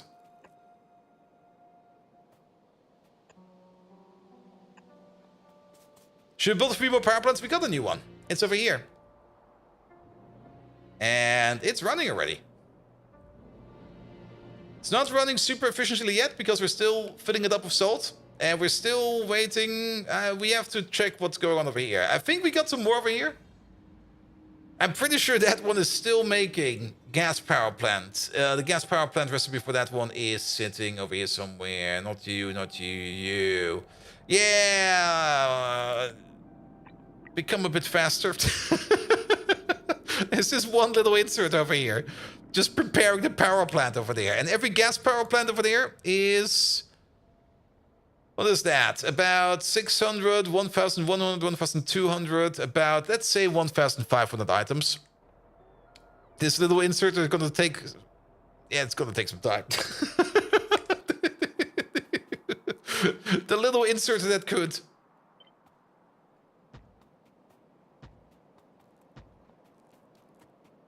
Here we go.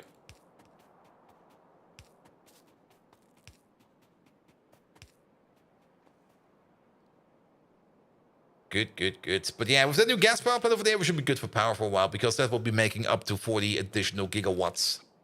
Which is going to be a lot of gigawatts. Yeah, let's do some copy pasting over there. How was... Oh, because we got the other signal there as well. I didn't even notice. Alright, alright. And let's put down some power poles over there. Like you over there. Come on. Then we're at least already connected over there. We most likely will also need over here. Yep. Let's place one over here at the corner.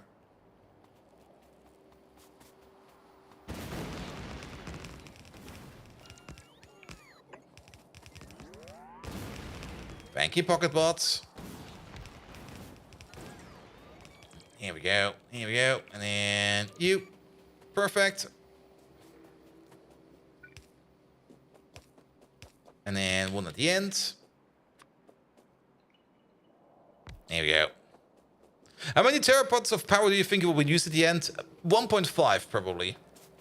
I'm pretty sure that at the end... Oh, this one has no power. At the end, we're going to be sitting, I think, at 1.5 terawatts. Because we're now already sitting like at a quarter terawatt. And things will definitely be expanding. And things will become more hungry. And we will get more and more advanced speed modules. Actually, let's have a look at this way around. If we have a peek at our speed modules. There we go. The tier 3 speed modules. Oh, that's... Ooh. Oh, that's good. Sorry, for some reason I thought that later stage speed modules will consume even more energy for even more speed. But no, actually, they become more efficient. It's like 100% extra energy consumption. So double the energy consumption for 40% more speed. Whereas over here, it's going to be 150% energy consumption for 100% speed. So this is like a 4 to 10, whereas this is a 2 to 3, which is also a 4 to 10 if you... No, actually it's not. It's 0.666 versus 0.4. Yeah, they become more efficient. I thought for sure we'll be using even more power at the end, but how is it with prop mods then? 200% for 30%, and 120 for 10. Yeah, even these become more efficient. Wow. How about efficiency modules? They're pretty basic. But I'm pretty sure that at the end of everything, we're most likely going to use tier 3 turbines, maybe tier 4 turbines. A tier 3 turbine makes 143 gigawatts. I'm pretty sure we're going to need at least 5 of these. Maybe even 6 of these. So that's already going to be close to a terawatt. Or if we have to, we go all the way to the final tier turbine, which is going to be making 2.4 terawatts. So we are most likely going to be in the range of terawatts at the end. And I think 1.5 is probably the correct number over there. All right. Well, this looks like it's working. Also like how the stone over here is snaking slowly out. Good, good, good. Damn, we need a couple more connections. And we got a couple stations for that. That's you, right? Yeah, you're the meat train. You're the meat packer. Meat. Urea. And let's go for 4 builds in total. Can you even get enough steam to get that tier 4 at the 100%? Yes, but not with conventional power plants. To get like everything we need out of, or to get enough steam for the tier 4 plant, we are most likely going to go for... Where are they? Are they in here? They're probably in here. We will most likely have to get ourselves a fusion power plant. And the fusion power plant... Fusion power is a bit different. How does it go again? I think it goes via neutrons. They definitely also changed up how fusion power goes, because it used to be that fusion power plants make pressurized steam, which we could then turn into power. But this time around... Where is it? There we go. Antimatter is technically also a thing, but let's maybe go for like the last tier of fusion power, which should be this one over there, where we fuse deuterium and helium-3, And you might kind of notice like we don't really get like a lot out of this. There's nothing something over here like pressurized steam or anything like that, which you would think that would be our power, but it's all hidden in the neutrons. Because the neutrons over here, of course, we could just like what is this even? Oh, that's heating them up again. Yes. The neutrons over here, we could just throw them. Is it this one over there? Is it the neutron absorber? No, it's not the neutron absorber.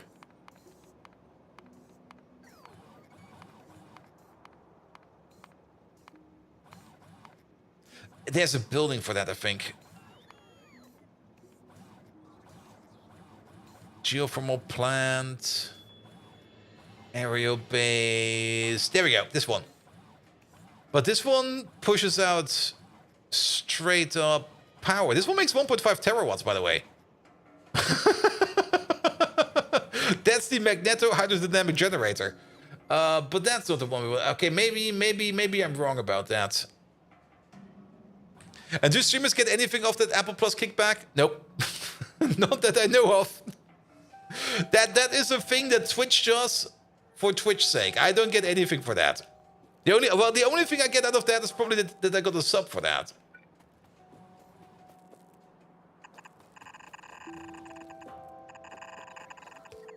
Here we go.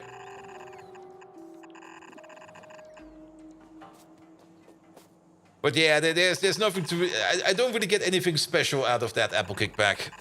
And to be perfectly honest, I don't really care about it. I mean, I've got drops enabled for everything on my channel, because if there's any kind of drop campaign and you guys can get something for free, sure, why not?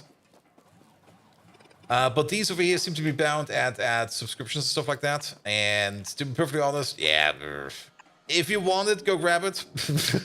If you don't, ignore it. Seems to be one per channel.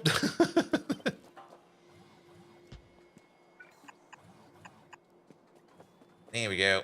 All right, 2 of these go up.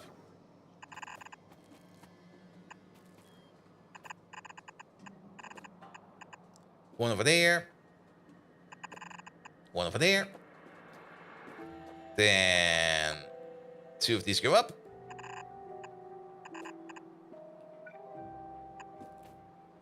Go under there. Go under there. And they don't show this again as per channel, rather? Yeah. Every time I open up the Twitch page, I get like all the pop-ups again of like, hey, this is new, that is new. And I go like, yeah, I already know that. Stop bugging me. All right, we'll stop bugging you. And the next time I open it up again, it's going to be like, hey, you know about all of these things? I'm just like, ah.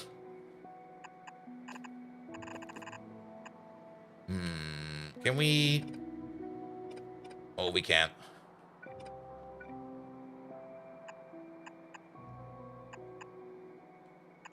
Here we go. Perfect. All right, that will be going over there. That will be going over there, and then you over there to the top. You over there to the bottom. You over there to the second. You over there. It's not even per channel. When you hit F5, it's back. There. There. I kind of have the feeling we're missing something over there. Yep, we're missing something over there. And Twitch and Android has now turned into cringe tonk. You're 9:16. Wait, 9:16? Oh, do you mean the aspect ratio? Oh, good God. Yeah, I mean, I did upload some of my clips at some point on TikTok. But to be perfectly honest, I actually don't really want to touch that brain rot causing thing at all. I mean, I do know that it does make sense if you kind of want to get known a little bit more, that you upload stuff over there. And even if it's automated and stuff like that, I will still be like, hey, you know what, actually, how about no? How about just no, please? All right, all right.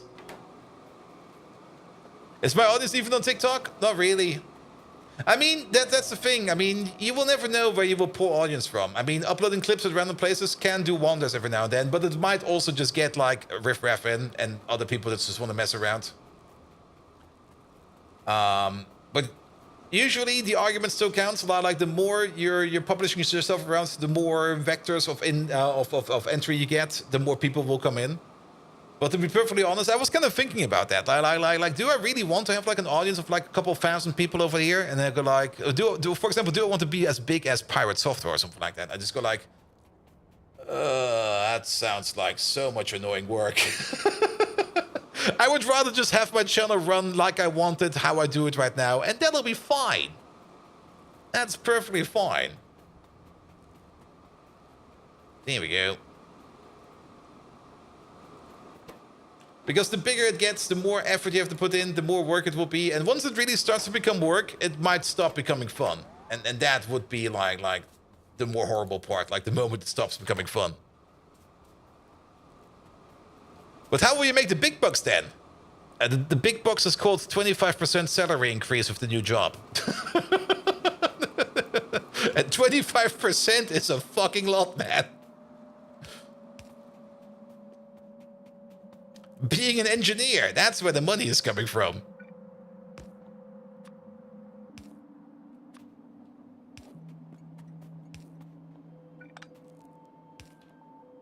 Here we go. Here we go. A fallen angel, hello there. Welcome, welcome, welcome. Alright, cyanic acid, and then we still need to wait on all the other belts over there.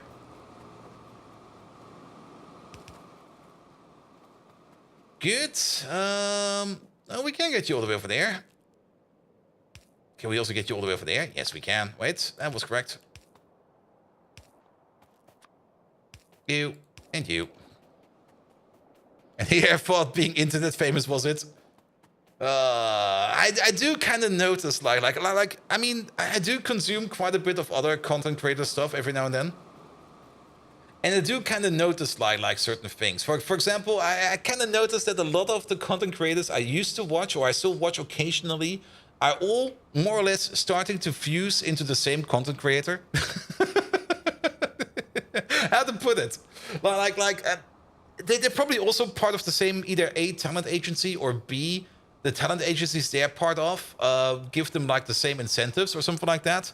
But they all kind of started to create the same content. And I'm just looking at it and going like, all right, I can see over here like a challenge video for Fallout for like 4 new people I used to watch. And they all more or less do the same. Like, what the fuck is going on over there? It's the same AI. It might just be that it's AI at the end. I mean, the only thing that's kind of different is their personal style of commentary and the kind of jokes they rip in there. But at the end of the day, I just look at it and go like, more of this? Like, do I really want more of this? They've fused into a singularity?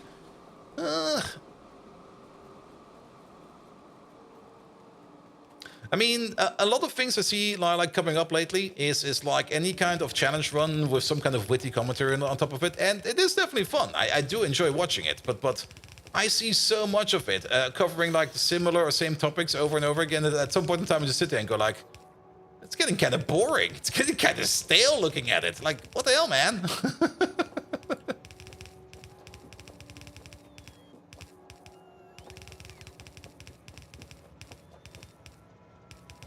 And I kind of get it why they do it, because, I mean, they're probably all running from their sponsored ad campaigns to make the money for the content, but then you're basically just trying to force yourself doing content just to make ends meet and to be able to live from making content. But do I really want to do that? I would rather just want to do whatever I want to do and earn a little bit of that on the side than having to do a lot of things I don't want to do.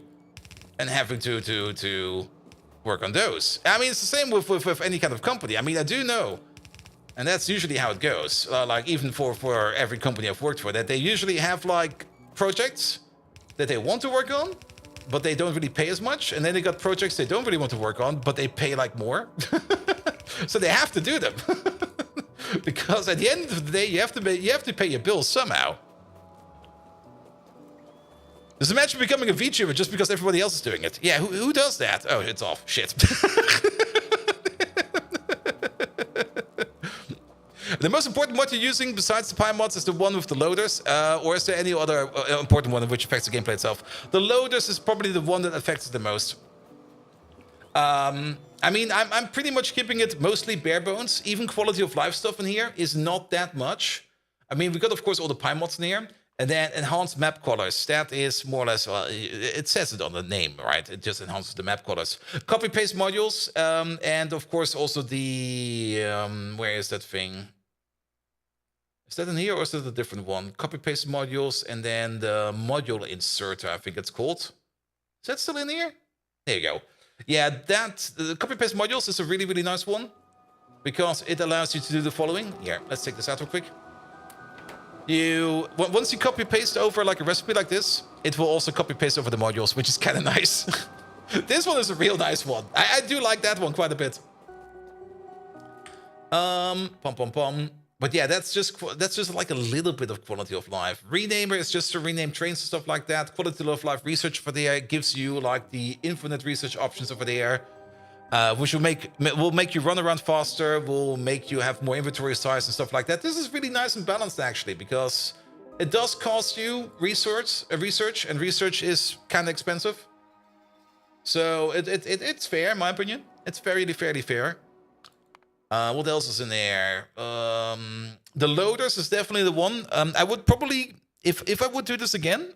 But back then, they were just not available. I would install the space exploration loaders because I just find them better, and I don't really want to have deadlock spots in here. But I wanted some kind of loader that is an actual loader, so we took this one. Blueprint signals is a lot of fun, but we don't use it anymore. It used to be that we use blueprint signals for so many things, but we don't use it no more. Blueprint signals is actually kind of fun. You can make a blueprint. And then you can turn that into a combinator that basically holds a signal for every entity in the blueprint. AAI loaders with or without lubricant? With lubricant. I mean, lubricant, definitely. And then one I really do like, and that is a really, really powerful mod, is the blueprint tools. Because this one over there allows you to do things like change the wire colors, set tiles, especially if you want to put landfill under it. You can grid it, you can also configure it again, stuff like that. Especially the set tiles over here. If you just like want to put some landfill under it and you also want to fill the gaps, then poof, this whole thing now is sitting on landfill. Excellent. Also a pretty nice thing to have. All right, are you already working? You're already working, excellent. All right. So we're still missing all of your stuff. And we got the stations for that on the other side. So we're gonna need a couple belts for that. We can definitely put 4 belts over there. Can we? Nah, there's a belt over there. Do we got some more space for a belt? There's no underground going this way, but then again, let's inject this thing from the top. Let's not go from the side over here. I think the side is full. Let's go from the top, because then we can pull the belts over there, pull them down, and then it will be all going into the air. So what do we need? We don't really need a lot of stuff. Like, we're running at crafting speed 6 over there, so we do this recipe like once every 2 seconds. So that's nothing. That's literally nothing. So 1, 2, 3, 4. 1, 2, 3, 4. Here we go. That will be 1 row of stuff. Put it over there. Put it over there. Put over there. There we go. So what we need over there is going to be like 4 belts. 1, 2, 3, 4. There we go.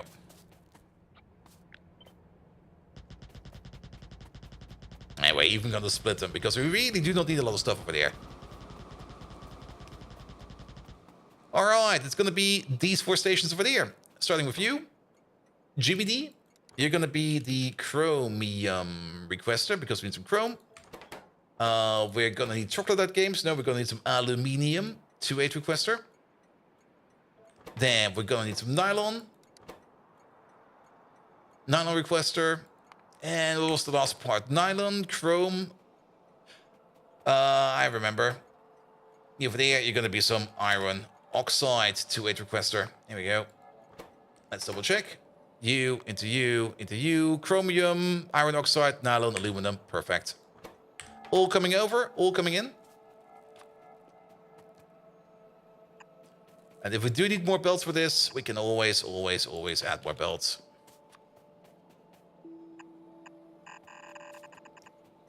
Here we go. One over there. Put you back, please. Thank you very much. Yeah, you over there. You over there.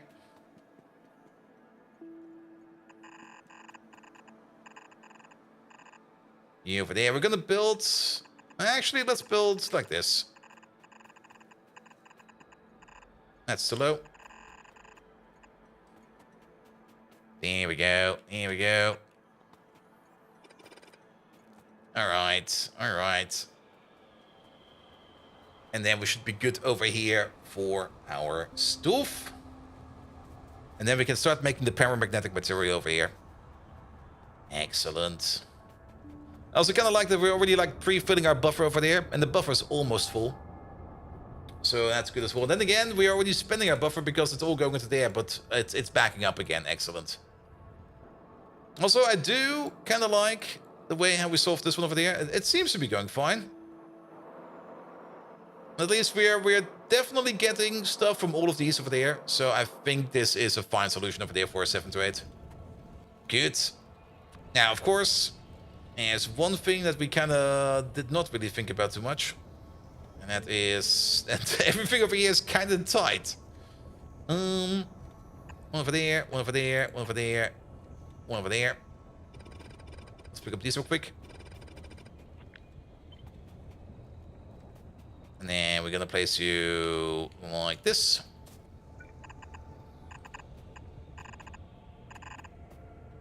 You'll be the first to go down. All the way from there. And then all the way from there. For you. All the way from there. And there we go. And then we're gonna need some underground. One over there. One over there. One over there. Perfect. And then all the way over there. There we go. Oh, well, nope. Well then. That'll be fine. And that'll be fine. Good. Done. Perfect. And then the only thing we need to do over there is to gather our outputs over there. And again, we got a crafting speed of 6, so we're making 0.5 per second over there. We do get a bit of a crafting productivity bonus on top of that. So best case scenario, at this moment in time, we're going to be making 2 per second or 1 per second. Doesn't really matter how fast and how much it is. It all goes onto the same build. That's the only thing we can say. It all goes onto the same build. So how do we want to export it? We could export it with inserters. Yeah, why not? It's going so slow, a loader over here would probably be too much. So we can do this, we can do that. We can even sideload this if we want to. Because it's going to be going so freaking slow. And we can just do it like this, and that will be our output. Good. Product complete. Paramagnetic material done. And then it will be exported over there.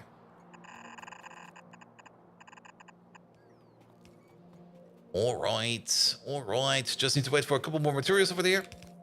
And then we're gonna be good. Paramagnetic material over there. 16,000 is what we need over there. And you're not Christopher Bech. You are a provider of anything. The fish provider we can abuse for that. And we're gonna be putting over there the paramagnetic material. There we go. Donezo. No train connected there yet. That is fine. We do need to wait for everything over there. How's power? Power's doing fine. How's the new power plant over there?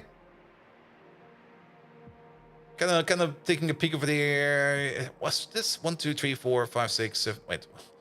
1, 2, 3, 4, 5, 6, 7, 8, 9, 10, 11. 11 is over there. I'm pretty sure that we're getting more of these over there. It will just take some time over there to make them. You can also check over here. There's still 33 over here that needs to be built. That's fine. The back power plant over here does not seem to be working yet. But I guess the reason for that is because you over there have already made 200 craft of salt. You made 100. You made 50 and you made 50. I'm pretty sure there's just not enough molten salt going around over here. for this thing over here to activate yet, but the front power plant over here is working. And the back power plant over there is not working stable yet. The front power plant over here is also not working stable yet. So I guess that's fine as well. You're good, you're good. Yeah, it just requires more molten salt over there. But that'll be fine. That'll be fine. Other things, how about... We never really checked up on it because we kind of walked away after it. But are you fine again? Don't see any new product over there. I do see a whole bunch of new red chips over there. Great. Yeah, you load up some more. And currently we're not making any red chips because the classic, we are out of... We're still missing sulfuric acid. Now, sulfuric acid, we kind of fixed that by unsticking that one train. There is sulfuric acid coming over, so... I guess there's a problem, because the other train is probably behind that train. Yeah, there we go. I think this is the general problem that we have with sulfuric acid. It's being made over there. Oh, repath. Nice. It's being made over there. And I think we also have some sulfuric acid that's being made over there. We have nothing over here that is making sulfuric acid, with the exception of the sulfuric acid that we're making over there. But this place over there requires shrooms, and our shroom overturn is just not that good, it seems. I mean, we're out of shrooms now, so that probably also explains it why no shrooms are being moved around. That's fine, and we are out of shrooms because we are still out of fertilizer, which is not being made yet. Alright, alright. And mostly it's not being made yet because we are not getting enough logs in. So this thing over there... Okay, it's now being backed up over here by tree seeds. And I guess the moment that we're backing up by tree seed... But there's already a train coming over here to pick it up again. Kind of have the feeling that something over here is eating quite a bit of tree seeds over there. So for this thing over here to operate better, it would probably be easier for us to import biomass, because I don't think we can well, we still need the logs over there. And we do see logs coming in over there, but the logs go over here into biomass as a priority. I see. And then that goes into here, and from over here it goes into a whole bunch of other things. Okay, there's a bit of a generic issue over here. A very generic issue. These are phosphate vortices Mark 1. So one way for us to fix it, make these Mark 2. Let's maybe also upgrade the belt over here. There you go. Then these lads over there, they make wood, but we don't really require to make more wood. I think this process over here is fine. This process over here could definitely be like a little bit more smaller-ized, simplified, made more compact. I can definitely upgrade these over here to level 2, because we definitely, if these over here are going to be running faster, then we definitely do need to make more tree saplings.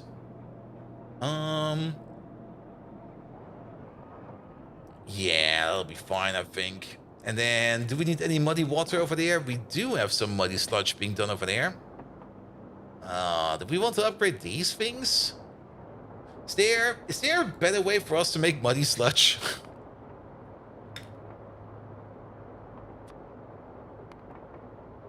Well, soil and water. Actually, is there maybe a better way for us to make soil? Not really. Could just import the logs. We could also do that.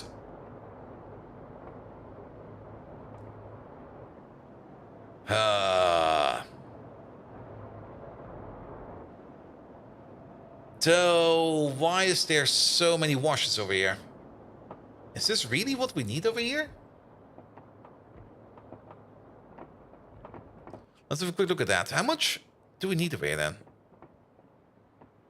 Oh, where are the tree recipes? There we go. We're doing, I think, this one over there. Yes, it is about 500 muddy sludge every 15 seconds. So that is about 33.3 per second, give or take a little. Per crafting speed.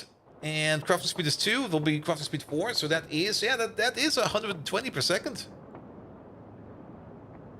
And then we got these lads over here. We got like 16 over here trying to make muddy sludge.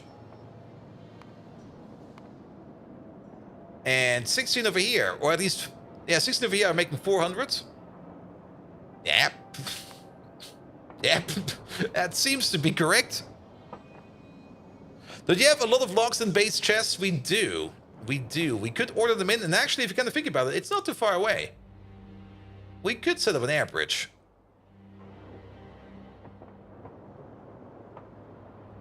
All right, let's do this from multiple fronts.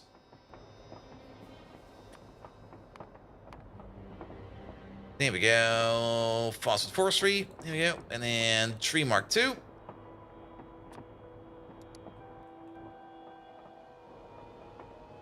There we go. Bring in foster trees as well so that we make more logs.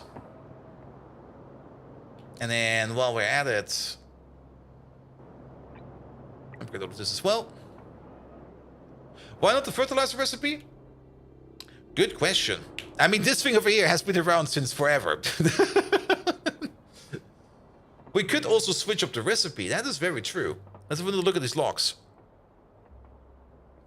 Because we did this one over there mostly to get rid of ash. That was the original intention over here.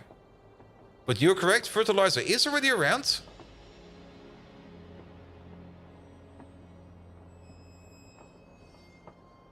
Which one is the fertilizer one? I mean, there is fertilizer. Man, let me have a look over here. One moment, please. Log.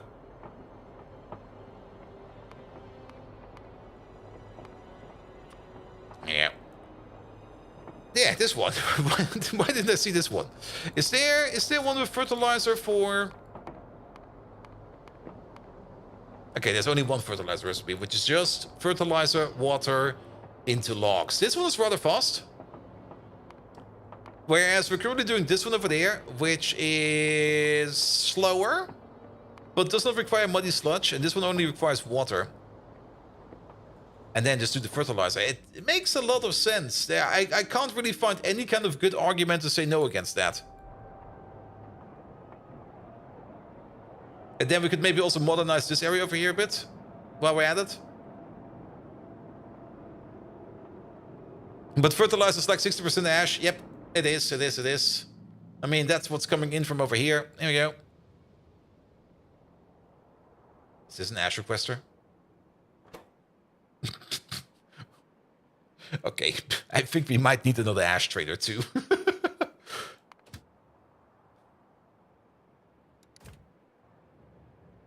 Oh, you're way too early over there.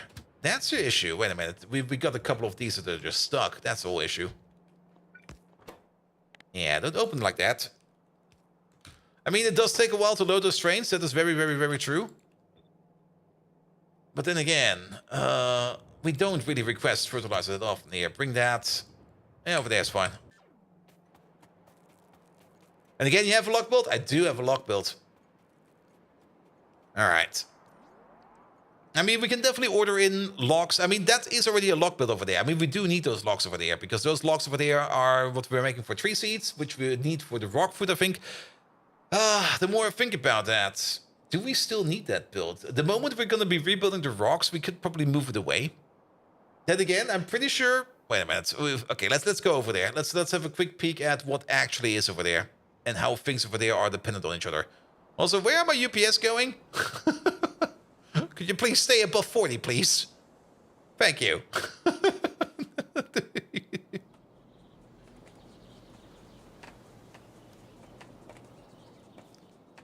Isn't the train like 160k ash? It is. It is. It is. But the actual amount of ash requests that we have is slim to none. There's not that many of them that actually do require request ash. And for most of the time, UPS heading to the proper pie reading 15. Oof, nice, nice, nice. All right, all right. So fertilizers over there. We can definitely switch it over to water. No problem about that. We can definitely switch the recipe. Then we don't need to fuck around with ash anymore.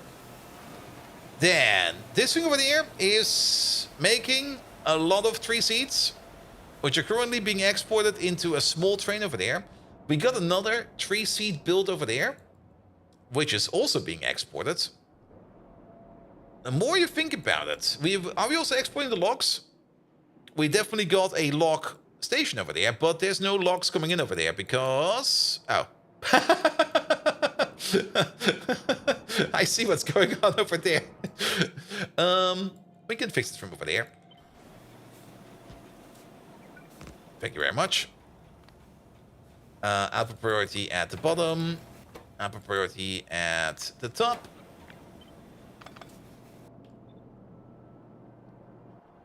We probably never did that proper. So there we go. Good. And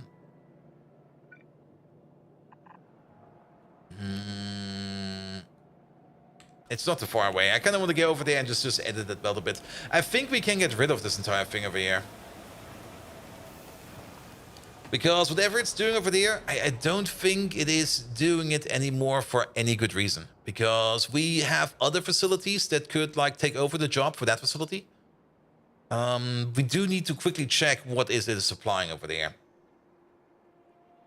But let me just go over here real quick, and it's really just over here because this is where the other log machine is, and that one over there is already a rather big one.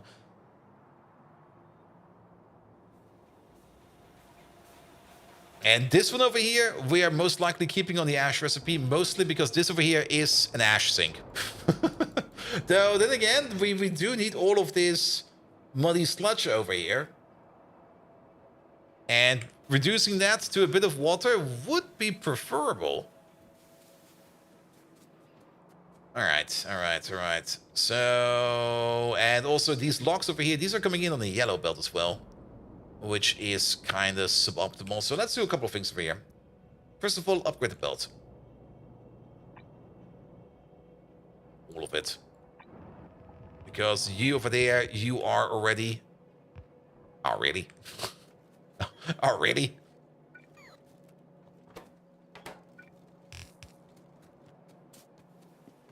Here we go. Yeah, because we're already kind of really backing up over here on the logs. I mean, these over here are running at full speed, full prot mods, and you can see how much wood is going around. We definitely got capacity available over here. Alright, and then pick up these real quick. We go down, we go down. These over here will be going into the log export, which will be over there. What the fuck is this belt? That is an iron oxide belt. Okay, that this thing over there actually has some kind of reason to exist.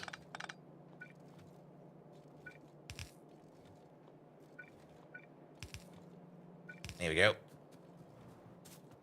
Alright. You already have a log export station? We do already have a log export station. And I'm pretty sure that logs are being moved around as well. We definitely have these on the go.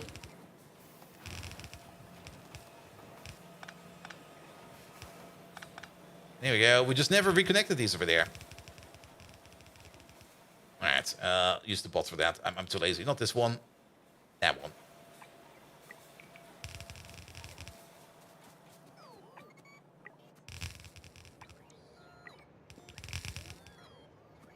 Come on.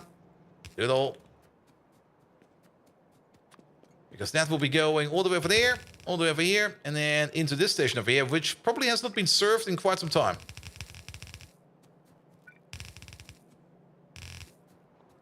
There we go. There we go. This is also where we have this weird loop of the log injector over there. And actually, speaking of logs, wait a minute.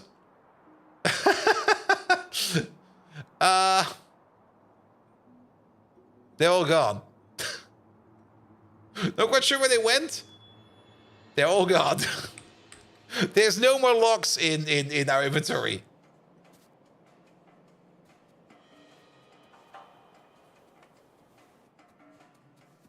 Pelotine, hello there.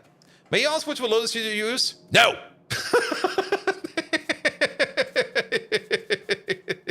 I'm not telling you. Those are my loaders. Of course, man, of course.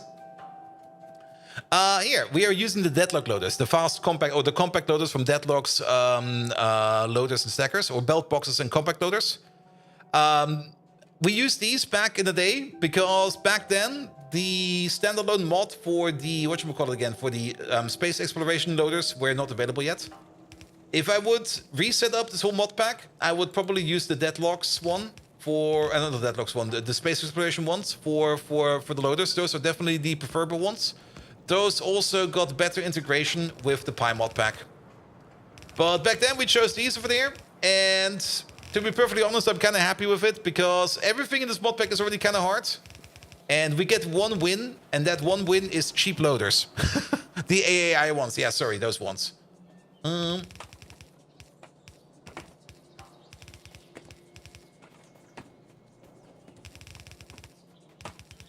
Here we go. And I can definitely recommend the AI loaders more. Alright, alright.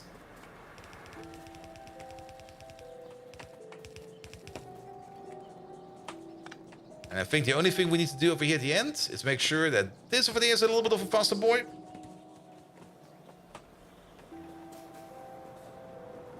And explain that underground saving method for you. That underground saving one. You mean this one over there?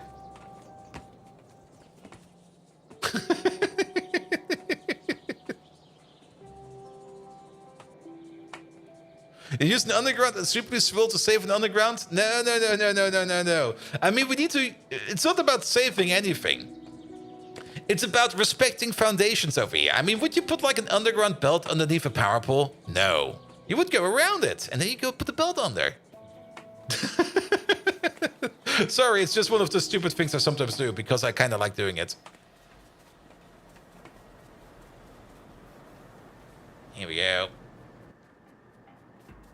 And then the top one over there as well. Well then, I mean, it is Maintenance Monday, so doing some maintenance on this over there is definitely a thing we can do. Do we want to switch this over to fertilizer recipes? Why not? If we switch it over to fertilizer, we're going to be making even more logs. Have to spend it underground either way. Very true. Very true. You also belt weave, and you pull underground belts on the underground pipes.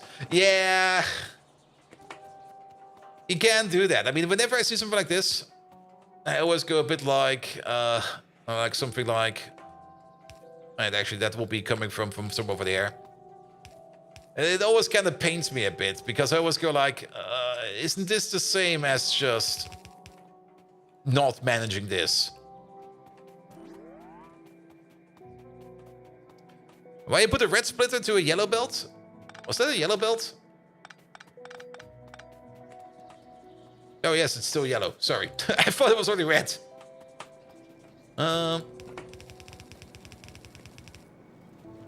Also...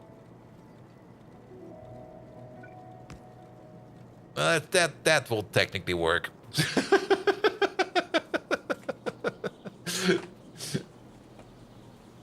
Alright. Yeah, we should probably optimize this one over here. I mean, we have already the ongoing exercise over here that we kind of make this more compact over here to make oozles and oozles of tar, and also make oozles and oozles of things like all of these lovely products over there, like syngas, tar, coal gas, creosote, light oil, naphthalene, anthracene, and carbolic oil, as well as turning it into organic solvent over there, which we're storing over there. So this over here is definitely an important build that we have. Making it a bit more compact will definitely help. What we could do over here is just deactivate this station over there. And deactivate all of these stations over here. We're just gonna be spending the ash. And once the ash over here is spent, then we're gonna switch these around for fertilizer stations. And then we're gonna be ordering in fertilizer. Oh, actually, wait a minute. Now, look at this. No. Yeah, there's more tied to this. These need to stay on this part, or on this recipe.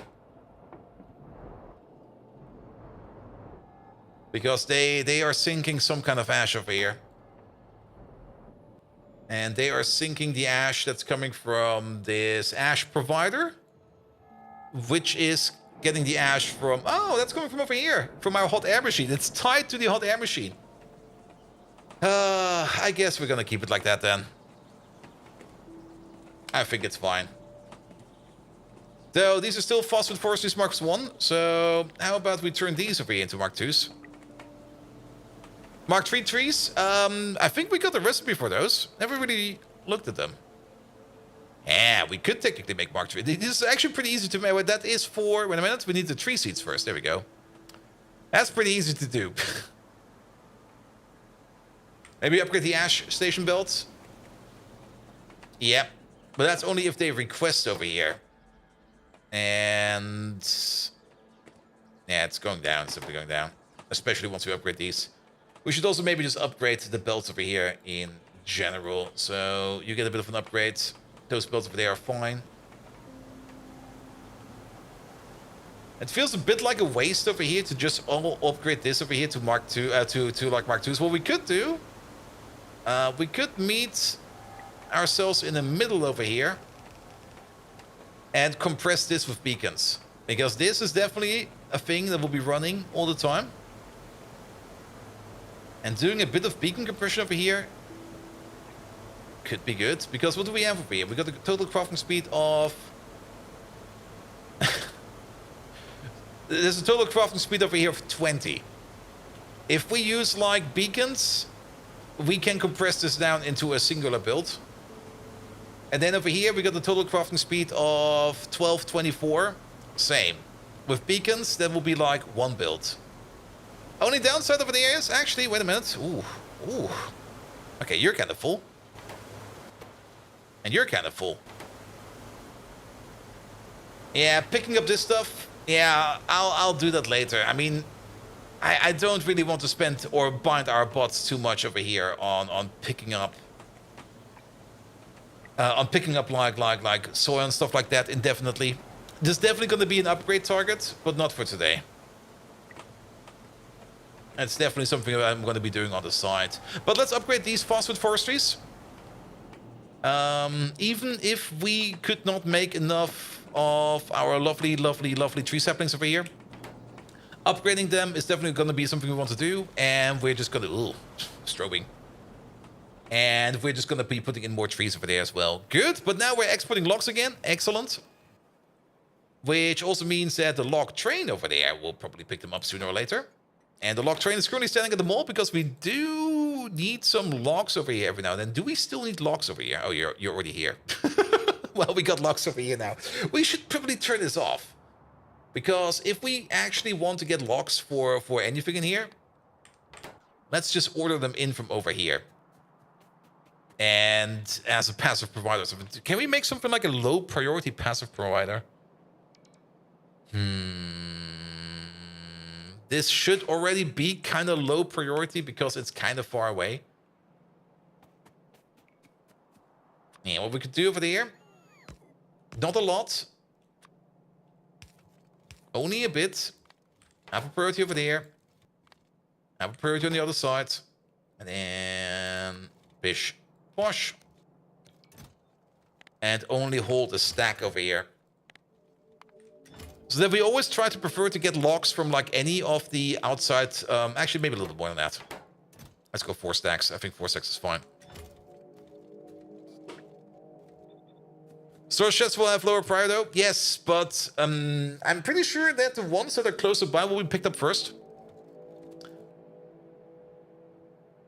Like, if we find some logs over there and we need them for whatever we do in there, I'm pretty sure that they will be picked up first. Though, we will see. We will see. Let's set it up like this for now. And that also kind of means that we maybe... Wait a minute. Wait a minute. No.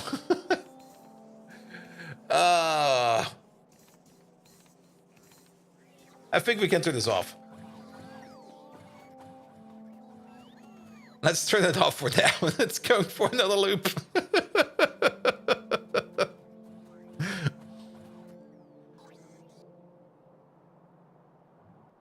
And then we can see if logs pile up again, we maybe come up for another solution. It'll be fine. It'll be fine. All right. Maintenance stuff. How is it actually over here with this stuff over there? You're still missing something. You're missing nylon of all things. Really? Why? I mean, the nylon build is definitely screaming for a rebuild because it's an ancient build. But why we're not making any nylon? Because you're out of Nechrome. And let me guess, the Nechrome train, that's this one over there? Yeah, that you don't exist no more. We can definitely put down a bigger train station over there for more Nechrome. And we can definitely also in place rebuild this thing over there. Sure, let's do that. You love the belt colors? How did you get them to look like that? There's a mod called. There we go. Pom pom pom pom pom pom pom pom. Where is it? Chromatic belts? Or something like that? Rainbow belts? What the fuck are they called again? It's in here somewhere. Prismatic belts. There we go. What I thought that prismatic belts did was that I could like paint individual belt sections with the color I want. I kind of planned that to do that to like color distinct certain belts from each other. That's not what it did.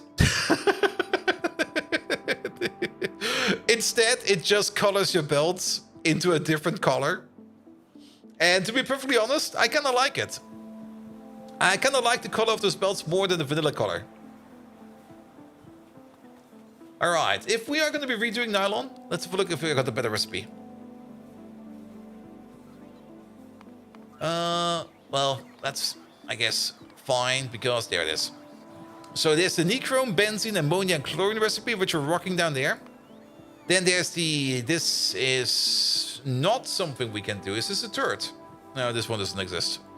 And then there is chromium, phenol, blood meals, carbon dioxide, and steam. Which is kind of interesting. I mean, blood meals, sinking blood meals into it might be fine. I kind of like this one. Is this one prot moddable? It is. Is that one prot moddable? It is. Did you fix my blue fungal substrate? Not really, I think. I mean, we're now making more logs. And there's more logs coming down over there. And actually, I think we fixed it. Because logs are backing up in here. Slowly. And there's more logs coming down the drain over here. And we are definitely... we got now a fluid shortage over there. We could switch this over to... I mean, that's still a thing we could do real quick. Just switch it over from ash over here to... fertilizer. Because that is an easy switch over there. Let's do that real quick while we're there. That would be a cool mod. Yeah, I mean, that was my whole intention. Because in Pyanodons, I mean, you can see it basically over here.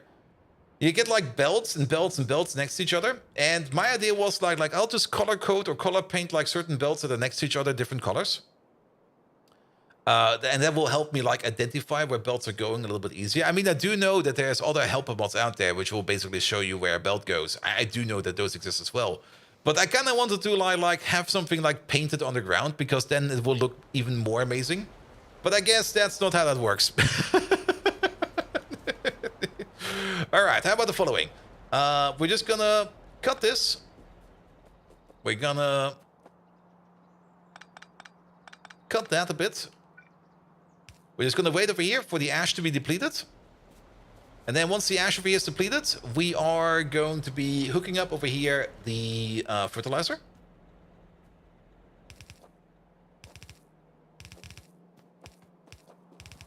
Oh, we're already here. All right, can we make this a little bit more gorgeous? Thank you.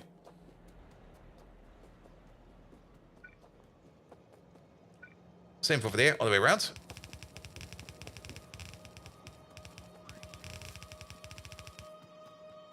There we go.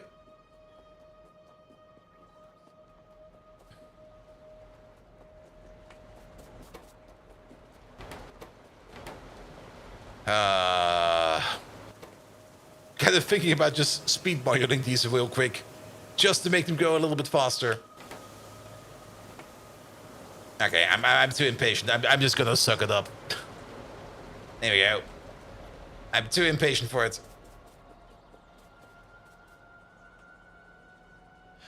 I guess I was impatient. Top belt is done. And then we're going to be switching it over to, where is it? I did saw the recipe in there. Wait a minute. Yeah, here it is. Okay, it doesn't look like fertilizer over here, but there it is. Fertilizer, tree seedlings, and water. There we go.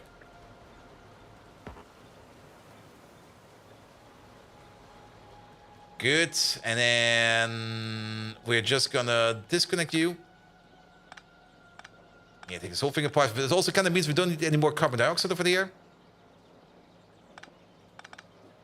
I'm also kind of surprised how much these tree farms... How many birds ship over here? Do you hear that? Probably not over there, because of these big machines over there. There's so many fucking birds over there.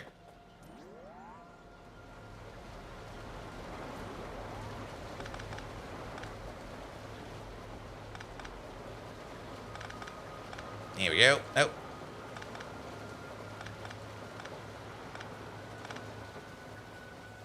Alright, none of this is required, none of that's required. That can all go. And then these over here can go.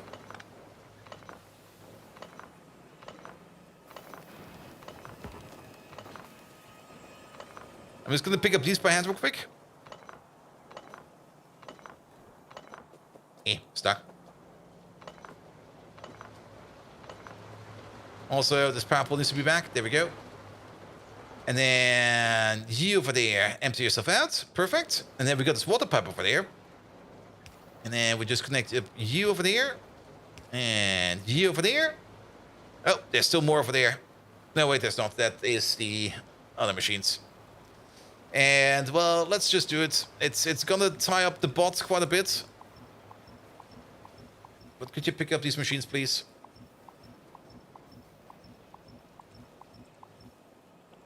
And now to think about it, let's also take out this whole thing over there and just pick up everything over here that is any kind of belt. There we go. No, there's lamp. Okay, the lamp's also going, seems. Don't pick up these two. These two are important. Good. So all the water that we used to make muddy sludge out of, that is now going to be turned into just straight up water. And then we're going to use this log recipe.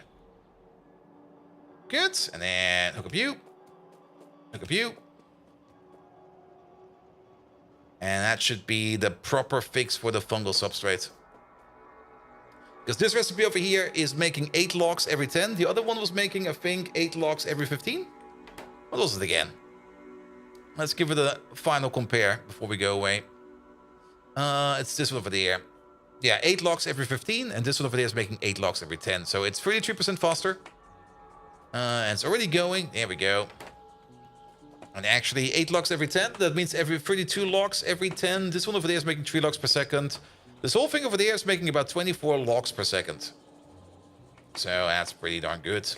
At the cost of only like a little bit of fertilizer and a little bit of water. Is that actually the best log recipe? Is there anything faster than that?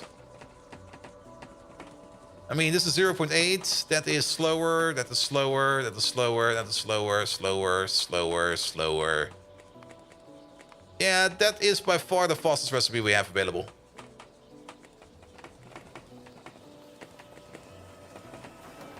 There we go. And we should automatically start to bleed through over here. Actually, oh.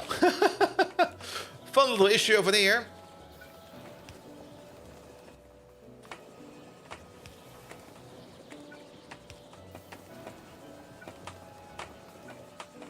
There you go. I guess these do need to become a little bit faster.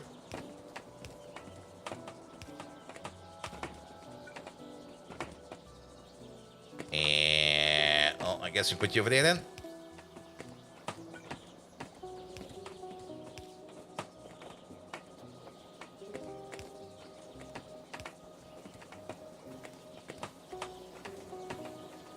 Here we go. Here we go. I kind of dislike this. Sorry. Over there. Alright, you're emptying out correctly. You're emptying out. You're emptying out. You're still wait. Ah, I see. Looking good. Looking good. Looking good. Looking good. Perfect. And would you look at that? Now there's this whole fuck ton of logs going down over here. And now we're completely flushing this machine over there. We're making biomass over here, which means we're making fungal substrate again. Perfect. And that is a proper fix.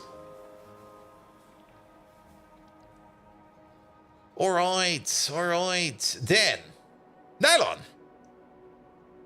A second right from the button only has one red inserter? It does? Oop. It does. There we go. Though I'm not quite sure if we actually do need that much. I mean, that one was bringing in either the tree seeds or the fertilizer. I think for the input, it was not too much of an issue. For the output, it definitely was. Because they're making 2.4 items per second, and those long head inserters rotate 1.2 times per second, and they can hold 2 items. So that's 2.4 items per second. It should fit. But it seems it doesn't. All right, nylon over there. All right, all right. There we go. Is this thing still working as intended? Just want to check here real quick. Because where's your product going? Yeah, it looks fine. Okay, yeah, you seem to be working. No worries over there. And you're a little bit full over there on tailing dust. That seems to be fine as well. That's for the boron. Perfect. It's always nice to have a quick checkup on things you've made like ages ago, just to make sure that things over here are working as intended, but that's also backed up, so that's fine. And it also seems good over there. Good. All right, the nylon build. The nylon build is definitely going to be a bit different because things like chlorine gas, we're going to be importing because I don't think we're going to be using like guts over here like this no more. Chlorine gas. Is there another good way of making chlorine gas? I mean, we can make it from blood. We can make it from guts. Can technically make it from titanium tetrachloride, but that's not really one to make it from. We can cook some saline water if we want to. Gas bladders is probably going to be a good way to do that. And then this over there is definitely a third recipe. And then blood and stuff like that. And sometimes you wonder at what point shrinkflation becomes fraud. I mean, shrinkflation is also sometimes a thing where you kind of go... I mean, I can understand sometimes why they do it. I mean, I noticed the Lipton iced tea that I used to buy over there, which usually comes in like 1.5 liter bottles, suddenly comes in 1.25 liter bottles at the same price. I mean, things do get more expensive, and from like a user interface view, like if things suddenly start costing more, it would probably be more annoying than things suddenly being smaller. Not really defending shrinkflation, because some of those definitely do kind of do it a little bit overboard.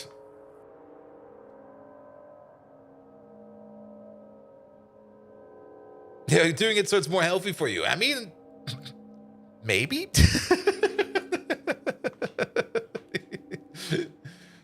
I mean, you have to like adjust the price at some point. I mean, it's rare for a product to stay at the same price for like that many years, unless it's Arizona iced tea, which seems to be always at $1.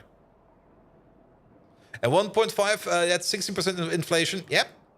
But then again, if the price has never changed ever since inflation has been going around, or if that 60% has been going around, it kind of makes sense. Though I can understand how some people are very upset about that. You bought Graved Lax, literally same packaging, same price, half the contents, check the back, and that's what about still half as much before. Yeah, I can see why that pisses people off. Chimera and Hydra, hello there. And you hear the McDonald's prices are insane here now? I mean, I kind of completely stopped eating things like Burger King or McDonald's, but every now and then, like once every 2 or 3 months, and again, this is just the classic thing of reaffirming that things are shit. Every now and then, I kind of get the urge of like, all right, I'm just going to buy myself some McDonald's today because, come on, was it really that bad?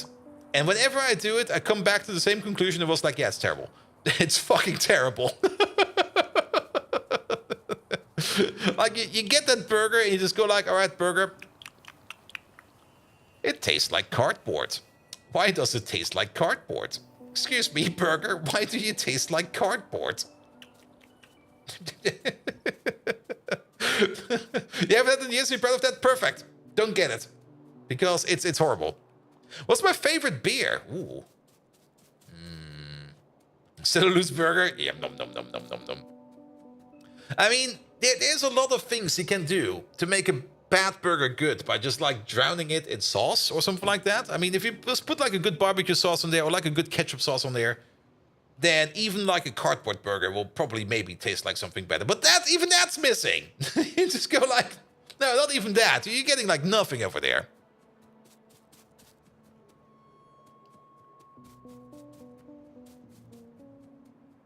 You probably eat cardboard if the barbecue sauce on it. I mean, just imagine the following. You make like a cardboard patty, like an actual cardboard patty out of cardboard.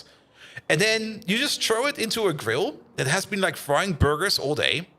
And the only thing you're going to be doing over there is you're going to be soaking up all that barbecue oil into that piece of cardboard. And then you put it like on a piece of bread. And then you put some barbecue sauce on it. It will probably taste fucking amazing. You will probably be sitting there and go like, oh, this is the best burger I've ever had.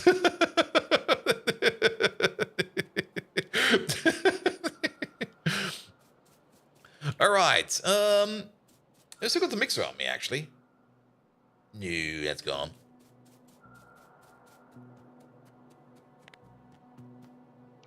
Yeah, cup over you, pick up you. There we go. All right. Let's find ourselves a corner where we can. Blueprint. Maybe over there. And Paul has secretly worked at McDonald's. I've never worked at McDonald's. Oof. No. Oh. Ooh. Sorry if you're working at McDonald's. I do know a couple of people that used to work at McDonald's. And they kind of all said it was kind of fine. I mean, as long as you don't work at the counter, it's kind of fine. And then the people at the counter are always like, I fucking hate my job. But I think that's not really having to do something with McDonald's, but more with having to do with like just working with people. Because working with people is always kind of, yeah, not that fun. Certain mushrooms naturally have meaty umami flavor, good enough to make a burger-sized patty out of it. Yeah. Working with people sucks. Yep. And that's why they have those order terminals now. And yes. And to be perfectly honest, I think that's also a very good idea because, I mean, you're not really working with like if you're working at the cash counter at McDonald's or any kind of retail place, you're not really working with people that are usually like, how to put it, gonna have the best articulation in what they want to order. They're usually drunk. That's usually me at night ordering like some burgers. Gonna have to deal with those kind of people as well. No, come on, no, don't, no.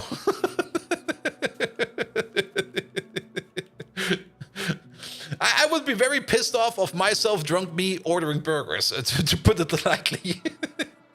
And yes, I definitely did order some drunken burgers at McDonald's at TwitchCon. Flanker! Hello there! Welcome, welcome, welcome. Let's make 2 of these. Because we can make 2 of these. Knock, knock, knock. There we go. Hope it wasn't for me. Oh, His Royal Highness, how you doing? Welcome, welcome, welcome. Guys, we just got rated by I'm a Flanker. I'm a Flanker. How are you doing? Megatron, imagine the following. You're drunk at night and you're going to order some burgers at McDonald's, but suddenly you notice that I'm a Flanker is standing on the other side of the counter. He's ready to give you order, to take your order. Could you please order as drunken as you can 10 Big Macs and 2 number 9s at Mr. Flanker, and also give him a proper drunken shout out. There we go. Something like that. Good. And you wonder if it's something about inebriation that makes greasy garbage so much better? Most likely. I mean, there is something about just being just drunk and getting like a shitty burger. It always makes me happy. And I'm very happy I'm not doing that often anymore. Like once a year at TwitchCon. Listen here. You counter-circling combiner, I'm a flanker. I'm gonna need hick 10, no, 20 Big Macs. And hick 2, no, make that 5, number 9s. You can handle that, can't you? Or do I have to summon Soundwave and his cassettes to make you shake in your conductive metals, my dear sweet flanker? And let me tell you, flanker, hick, you are the best at taking orders like a loyal Decepticon. Cheers to you, I'm a flanker. Let the golden arches be ever in your favor. Long live the Decepticons. More Energon, more. That was perfect.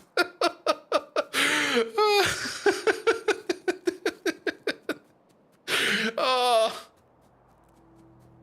Every now and then, Megatron just completely nails it.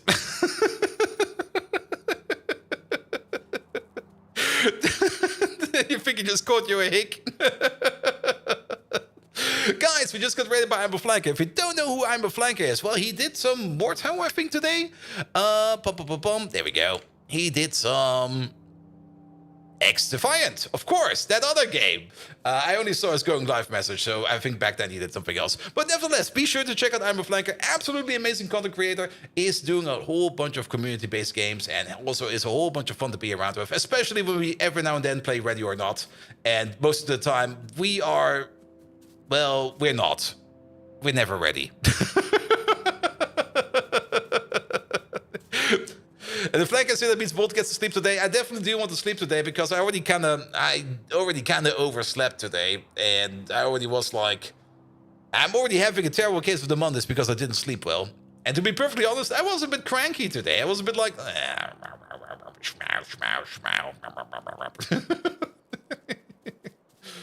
so getting probably a little bit of an early sleep today will definitely help me out.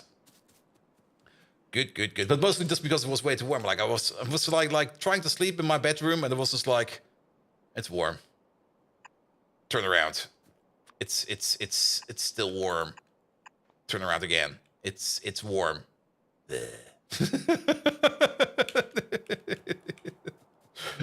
And I think I went to sleep. I mean, I went to bed at like, I think at 1 a.m. But before I slept, it was like 5 a.m. or something like that. You cranky every day? It's fine to be cranky. I mean, come on. Just go like, damn kids, get off my fucking lawn. I don't even own a lawn. Get off it. Was not warm enough for you to pass out? Yeah, that's the thing. I mean, there are like certain temperatures, or like certain temperatures that even when it's warm, it's comfortable. But that wasn't it yesterday, and I think it's mostly because of like the air humidity. Like if it's warm and very humid, it's just like. If it's warm and dry, it's just like it's probably fine. So no, really not. Probably not today. Maybe tomorrow.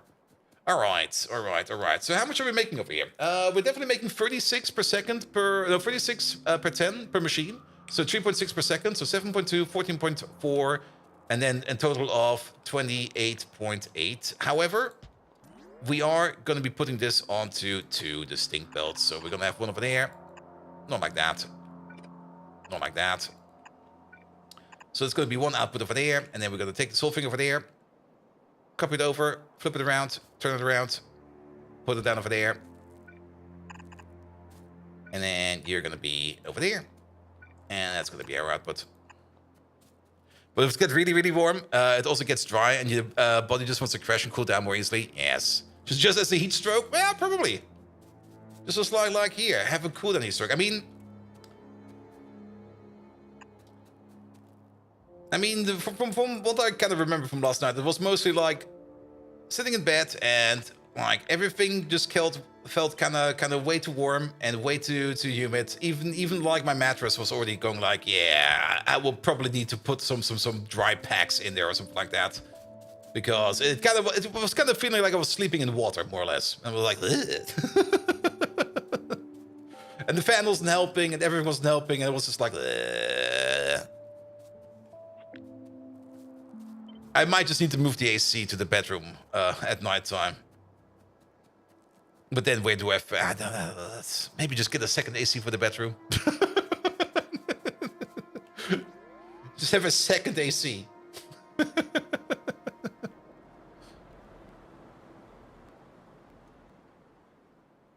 Good. Not worth it to get a dehumidifier? Yeah. Maybe. I mean, my AC unit over there can dehumidify, and actually, I tried that. I tried it the last time, and just turned on the dehumidification program of it. And I put like a 1 liter cola bottle at the outlet, and I was like, yeah, that will probably be fine. That will probably be enough for like the day or something like that. And then I let it run for like an hour, and I kind of noticed after like half an hour, the bottle was already full. It was already overflowing. I'm like, oh, that's fast. It kind of filled the bottle up in 10 minutes. I'm like, oh, whew, that's doing good stuff over there. All right. Gotta close your windows too? Yeah, that was the issue. I didn't really close the windows.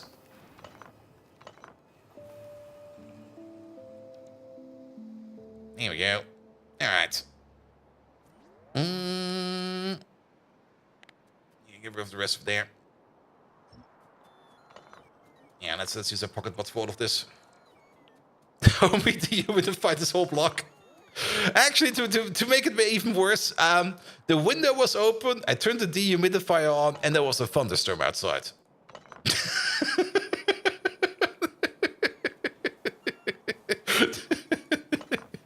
Maybe that was also the reason why it was filling up in like 10 minutes.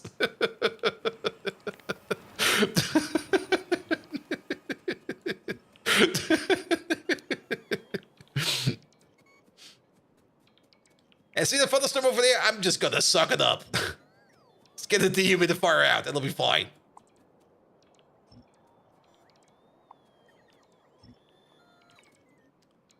There we go. You borrowed a dehumidifier for your apartment for a couple of weeks? No, my household. One drew more than 10 liters out of the air in a day. Yep. It's a bit like vacuum in the forest. But yeah. Let's hope that tonight will be better. But I'm also kind of thinking that it might also be my mattress that I probably need to be replacing sooner or later. Because I got that mattress now already for like, I think 5 or 6 years. Might just also just be done. Here we go. But then again, ordering like a mattress is going to be like,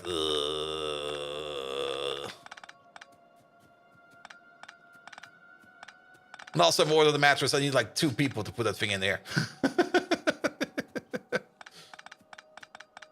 Here we go. Oh, we're getting some random lags over here. Is this power fine? Yes. And Bolt, an old man suggestion, do not cheap out of the mattress. Definitely not. The mattress I've got right now, what was it? Like something like 600 euros or something like that, 700? It's definitely a very good mattress. I like sleeping on it, but it might just be like, I might have just like be done with it. And I was already thinking of getting myself like, that was actually one of the side objectives for like that purchase event for like Wednesday, which kind of turned out into money laundering 101. Not my kind of money laundering. I didn't do the laundering. Somebody else did it seems. There we go. Mostly like the e-commerce shop I was buying at. It was definitely like number 2 or the number 2 thing I wanted to buy if number 1 was not available, but number 1 was available. But yeah, mattress. Maybe it's time for like a new mattress. Also, what are these bots doing over there? I see.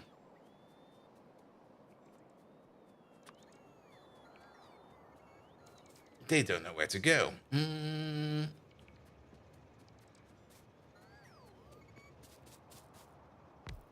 you go. Did you end up getting new PC hardware? Technically, yes. Practically, I wanted to buy... practically, I had to buy something from that department store. And that department store had basically everything. And it was that department store because the funds I was using were region-bound to like that area. And the the option to buy PC parts was in another department store that was like either a 3-hour drive or a 3-hour train ride away. And I was like, yeah, I'm not driving 3 hours in one direction, by the way. So I'm not driving 6 hours just to maybe buy some PC parts from a place somewhere far away. So I ended up just going to the department store, and I was like, all right, here.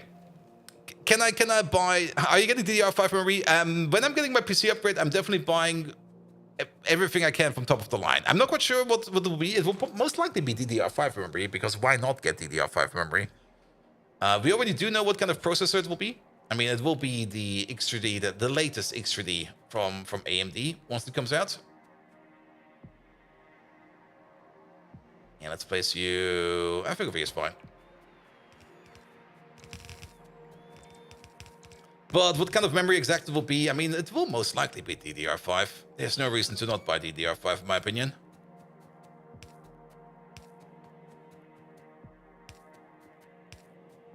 Here we go.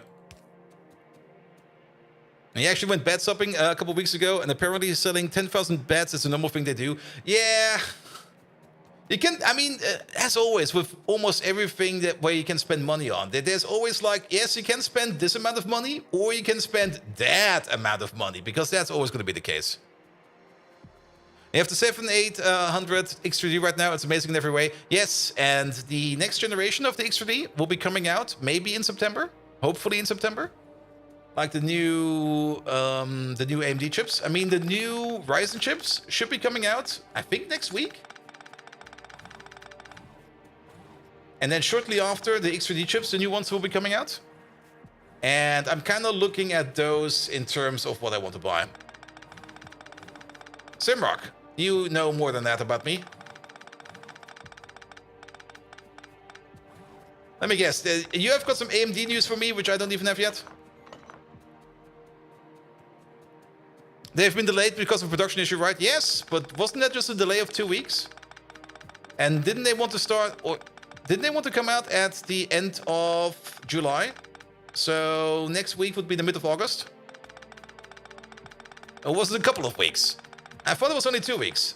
I thought I heard something about like August 15th or something like that. But those aren't the X3Ds, exactly. The X3Ds will be coming out probably September or something like that. Probably. We actually don't know, so we will have to wait.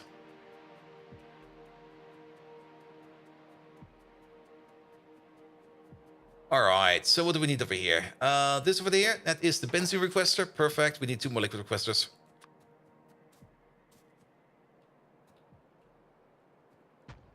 One, two. But yeah, I mean, I could just do the intermediate and buy myself like that. I don't really want to buy one processor just to switch over to another processor. And August 8th for the low end, August 15th for the high end, and the X3D, whenever still. Yeah.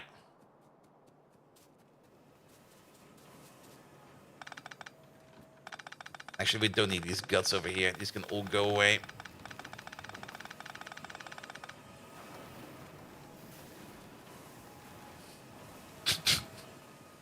Let me just pick it up real quick. Oh, we still got some... Okay. Now we're really out of space.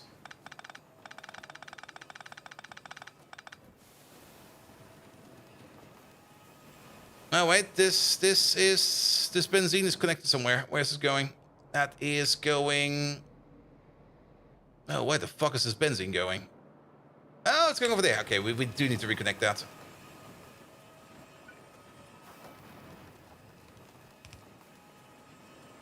Alright, alright. There's a bit of a mess around over here. Pick up these real quick.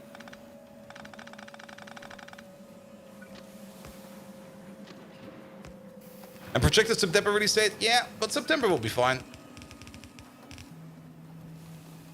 And how do you feel about having a transport belt full of guts? It's nice. It's gritty. There you go. Put the guts in there.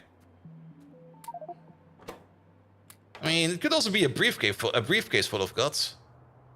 There have been songs about that one. Yeah, put that in there. Good, good, good, good, good. All right, that's also cleaned up. Perfect. Good. So we're bringing in over there ammonia. We're bringing in over there chlorine gas. And then we still need to fix up you over there for the nechrome. And I'm pretty sure that we have got more than enough space over here to put like a newer station in here. So I don't think you exist anymore. I'm just going to take you apart. There you go. Bots. Take this apart, please. The entire thing.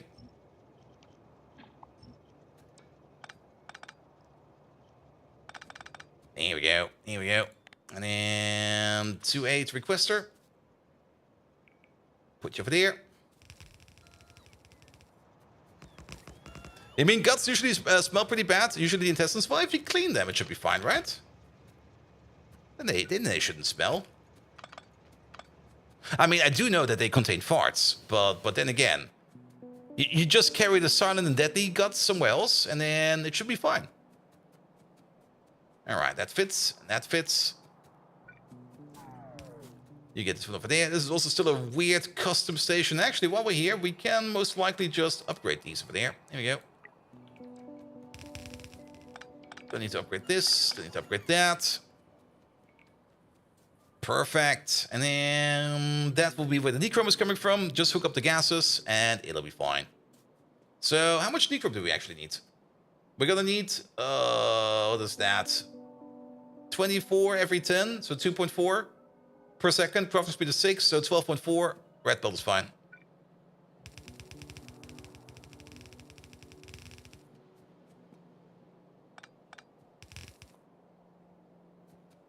And that is the perfect angle for this one.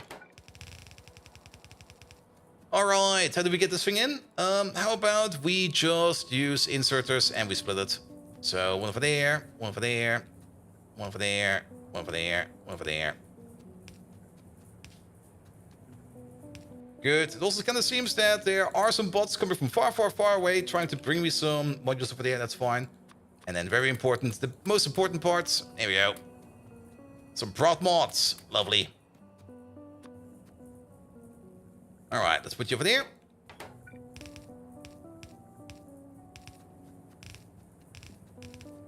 You over there. And you over there. So in Pi, you can feed animals to get them to poop a lot? Yes. And there used to be a technology in Pyanodons. Sadly, they took it out, which was called explosive diarrhea. But sadly, we don't have that no more. But to get poop, you just get yourself some lovely animals like these lovely cave bears over here. These are bears. They're not what's it called again? They're not turtles. They're bears.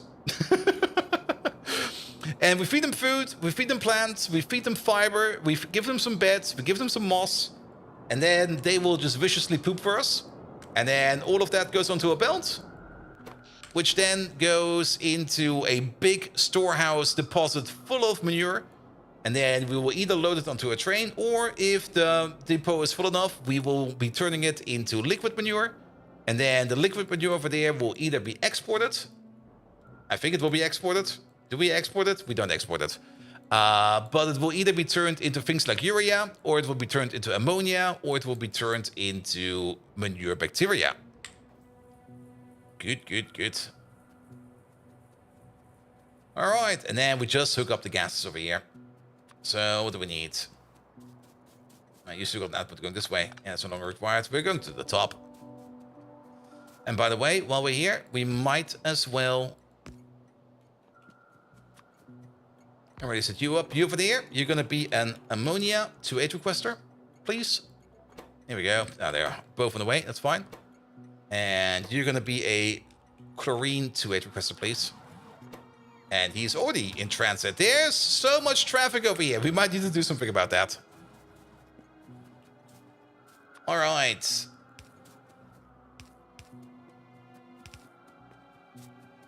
And yes, I do know that we're missing the corner. This is just to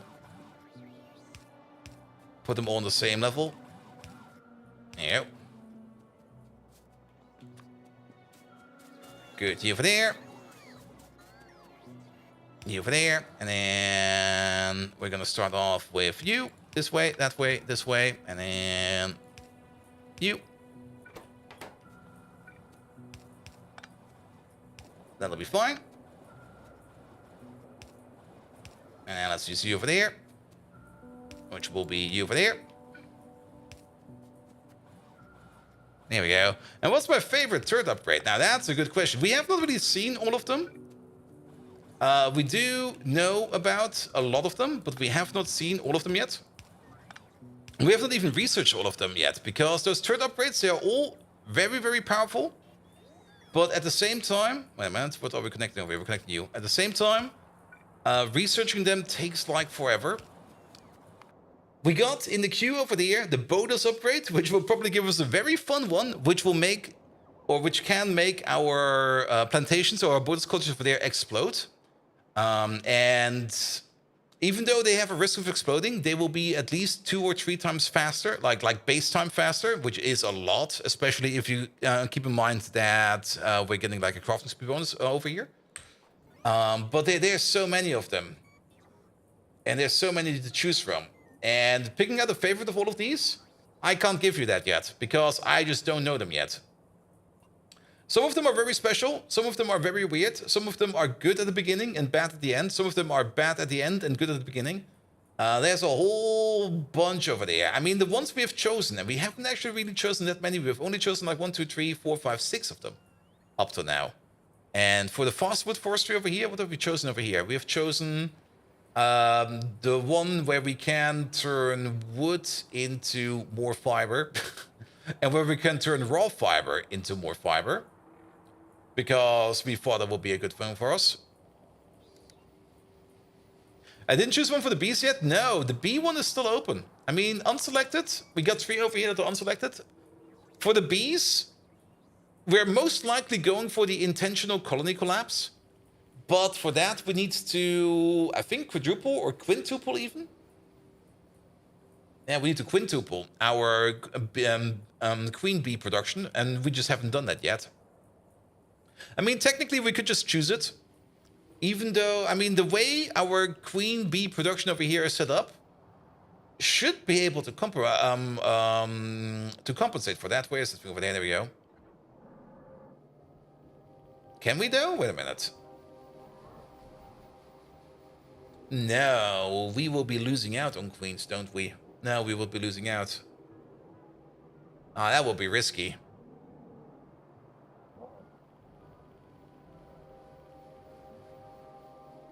I mean, this one over there will be spinning over here to make the eggs, and then we will always be trying to make more queens over here. But to properly compensate for that, yeah, no, for that we would need to do the bee rebuild. You went with Dark Queen Assembly since it kept you sane? Yeah, I can see that. I can definitely see that. Also...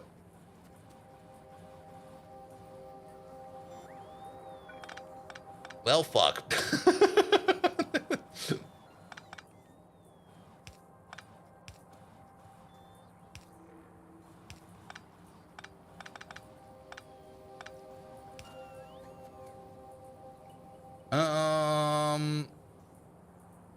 Ammonia.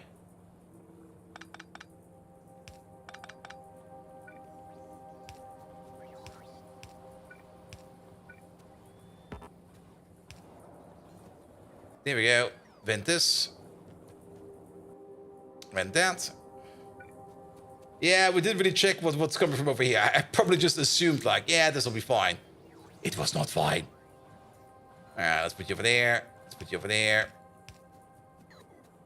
And let's put you all the way at the end. Here we go. Good, and now it should be fine. Good, good, good, good, good. And then you over there, you're gonna be the Chrome 2-8 requester. Good. Perfect. Oh. Sure, pick it up, please. Alright, and then this is the rebuild of the nylon done. And yes, it's going to be making about 15 nylons per second, I think, in total. We got prot mods in there as well, that's all going to be fine. All of this will then be going up and over into there. Ah, come on, there we go. Good. But I think we did good for today. I mean, usually on Monday, the only thing we kind of try to do is to work on maintenance topics for inside the base, because there's always going to be like something that's broken somewhere. And we definitely fixed everything we need to do with it. Hey Bold, how are you and how was your day, Bold V Hype?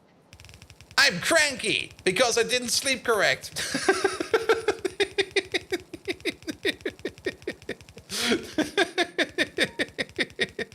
Where the fuck is this going? Wait a minute. Oh, there. And then it goes somewhere. I don't care. Good. You're late? Yeah, that's fine. That's fine. It's also getting late over here, and I'm actually just about to stop it. But I'm good. Overall, I'm good.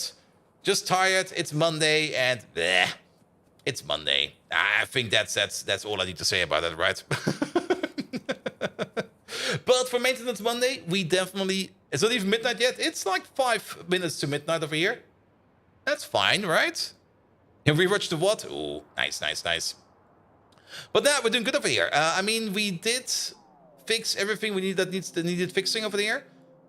You're still waiting on the MOSFETs? No, you're waiting on... What the hell? That is correct. You're waiting on the medium power resistors, which means that you have made some electronics mark II. Perfect. Seeing that we made some stuff over there is already enough for me to say that it works. We got the red circuit train over there that's getting fuller again. 2 minutes to midnight. That was accidental. It's 4 minutes to midnight. We're not in Iron Maiden territory yet. Will you implement the train search again? Maybe. I mean, we are, technology-wise, getting fairly close to the Mark III trains, which are just over here. But I kind of want to prioritize... Yep. I kind of want to prioritize the prot mods, or the mods first, and then maybe also the exploding motors. And that has like a module as a base efficiency. But we're getting very close to the trains that we want to have, which are the tier 3 trains. We kind of skipped the tier 2 trains because I only want to upgrade things only once. And also, if we want to upgrade, we do have to upgrade only 528 trains. That is actually very much doable by hand. It's not as much as you might think. So that's good as well. We do need to do something about these trains, or at least about our train network, because there's a whole bunch of Stau and traffic everywhere. Even over here? What the hell? How's there traffic over here? What the fuck is going on over there? Jam. Yes, jam. Good. How's the power plant doing over there? Is you going better also? It's 32. Okay, we're definitely making these. It just takes us quite a while to make these. That is fine. All right, you're now running on good pressurized steam, so we're making like another up to 20 gigawatts over there permanently now. This one is still having issues filling itself up, but at least the turbine over there seems to be full all the time. So you're doing fine as well. When blue circuits? Soon. Very soon. I mean, blue circuits, that was the whole reason. Oh, Mr. Jacob Leich. Hello there. The whole reason why I spent so much time over here in rebuilding and beaconizing the red circuit parts is so that we can start thinking about putting the blue circuit parts right over here. The blue circuits will be made over here. This whole area over there will probably be landfilled and reserved for blue circuits. Since we do need some of the materials that we need from over there and stuff like that. So, yes. Mr. Jacob Leich, how you doing? Megatron! You're still drunk and you're still trying to order burgers, but now you've kind of stumbled over to a Burger King. And at the other side of the Burger King counter, you see Mr. Jacob Leich over there, standing there, looking at you, ready to take your order. He's also a Twitch streamer, so make sure to properly shout him out and give him like proper praise and everything. But you're terribly drunk. You've drunken at least 10 too many beers and 3 too many vodkas, and now you want to order 5 burgers of number 5, 6 burgers of number 8, 7 burgers of number 2, and 3 burgers of number 5. There we go. And what is my opinion of the Factorio DLC? There's a lot of good stuff in the Factorio DLC. I'm very much looking forward to it. The only thing I kind of dislike about it up till now is that they kind of fucked with the fluid system. Jacob! Leich! Hick! Is that you? Bring me 5, no 6, wait 7. 7 of those blasted number 2 burgers.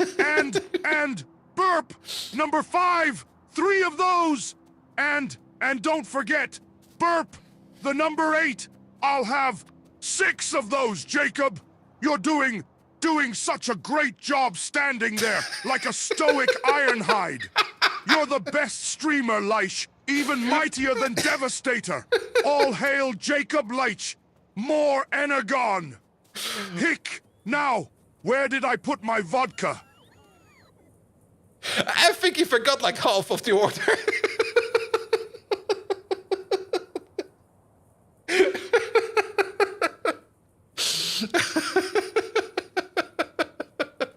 But to be perfectly honest, yeah, I think that was correct. You're sitting there, I'm ordering burgers. Ugh.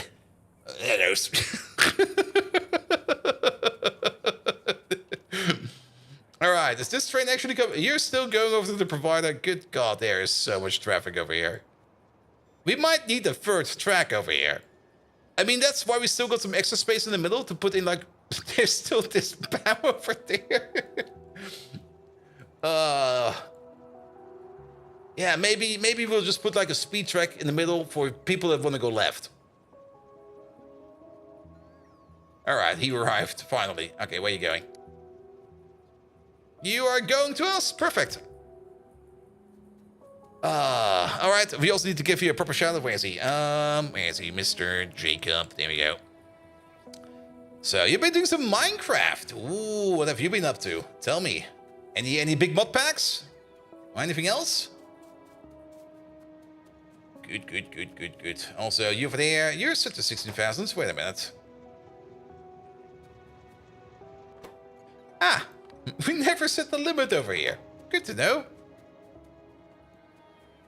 You know, it's serious Factorio with the train up looks like something like in SimCity. Yeah, pretty much. I mean, we do have traffic issues, and that's definitely something I'm very much looking forward for it into Factorio 2.0. Because we could make some actual train highways and stuff like that. I mean, at the moment, we kind of have the issue over here that the train tracks cannot technically cross factories. And with raised train tracks, we could just completely move everything into like the second dimension or like in the upper dimension and put every piece of train track into the sky, which means we could easily build grids over existing factories and stuff like that. If we wanted to do grids. Then again, intersections and stuff like that would definitely require some extra space. But like this whole thing over here, for example, it's probably mostly happening because people over here want to go. Where do you want to go?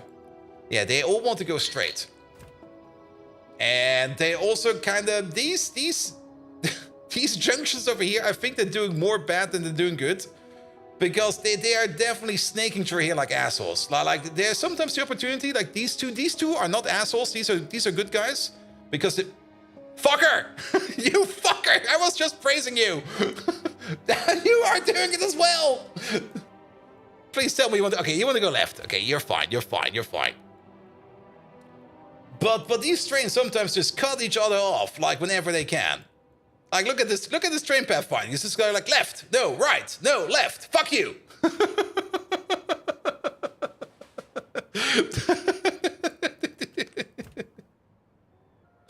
I think I should probably just take a couple of these out and maybe we should just take out every second one of these.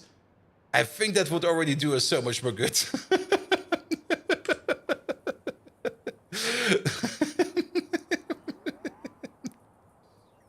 You buy the expansion strictly for the elevated rail? Yes, that's already going to make things so much better. Because over here, I also kind of try to make intersections in a way where we don't got any crossing tracks. Which also kind of means that this train probably wants to go left. Yeah, he wants to go left. This is a perfect example. Or he wants to go straight, but he can't go straight because this train over there wants to go to the left. So left-hand turns are kind of being a bit of a bottleneck over here. But with like an elevated train track, we could just skip this over here, or maybe just move one row to the right and then, or left in this case, and then skip it and then merge back in and stuff like that. There's definitely a lot of good stuff we can do over there. But yeah, we got a bit, train traffic is just going everywhere. It's working, and the jams, I mean, they do pop up every now and then, but as every proper traffic jam, and this is actually something I kind of enjoy, as every proper traffic jam, you can see that the traffic jam is moving backwards. So what used to be a jam over here is now a jam over there, and at some point in time it will dissipate. The train can't turn left because you're holding it back. What's the playtime so far? We're sitting at approximately 1,624 hours. And with the new track, the German Clover is possible? Oh, yes. I mean, we already made German Clovers in the previous base, and they were kind of working. Kinda. There we go. There we go.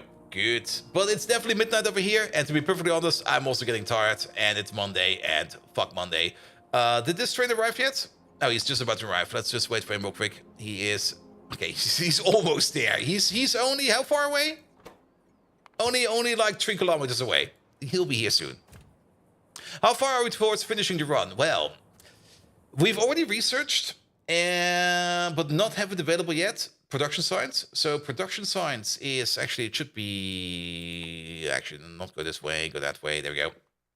So we got this research, but we don't really make the stuff yet to make production science. We do make some of it, but not all of it. Like control units still need to be done, nanostructured material needs to be done, alien enzymes, and special small parts, as well as gadolinium metal. Those are the parts that we still need to do, and control units is just high-tech circuit boards. High-tech circuit boards is blue chips, and then everything else is easy. Alien enzymes, I think, is the only one that's really going to be a bit of a pain in the butt. But we're slowly moving our way up to production science. Once we're in production science, we're going to have to go all the way up to Pi Science 4. And Pi Science 4 is by far the most annoying of all the sciences. Where is that? Actually, let's look at it in here. There we go. Science. There you go. So, Pi Science Pack 4. And most of this is kind of harmless, like flavonoids, biopolymer, moss, Vonix X, Zinger fusion proteins, nanoenzymes are all pretty easy doable. It's the perfect samples over here that is gonna be a bit of a pain in the butt. Dingrid spikes, we already got those. But for example, things like the polynuclear ganglion, we need to brain improve Furians. Actually, that's not too bad to do. Actually, this seems all to be fine. We just need to make one of each creature. And we're already trying to get all the creatures in. We just need to, like, upgrade them at the end, either with the gut specialty, or with the meat specialty, or with the large specialty. There's, like, these special transformation things you can use to make these creatures, like, either make more blood, make more brains, make more guts, make more meat, make more fat, make more bones and stuff like that. But we do need to do every creature once. And living in the country of the Olympics, Twitch has a lot more ads for you. Too bad the Olympics sponsor the give a hoot about them or the Olympics. I just completely ignored the Olympics. Like I did with, like, what you call it again, with the Euro Cup. I was like, oh, that's going on, I don't care. Alright, but that is the new nylon processor. Yeah, they're all working. And working as expected. Good. Good. They should put Pyanodons and Galactic New Horizons in the Olympics. I mean, chess is not even part of the Olympics. And chess is definitely, I think chess is by far the fairest sport you can have out there.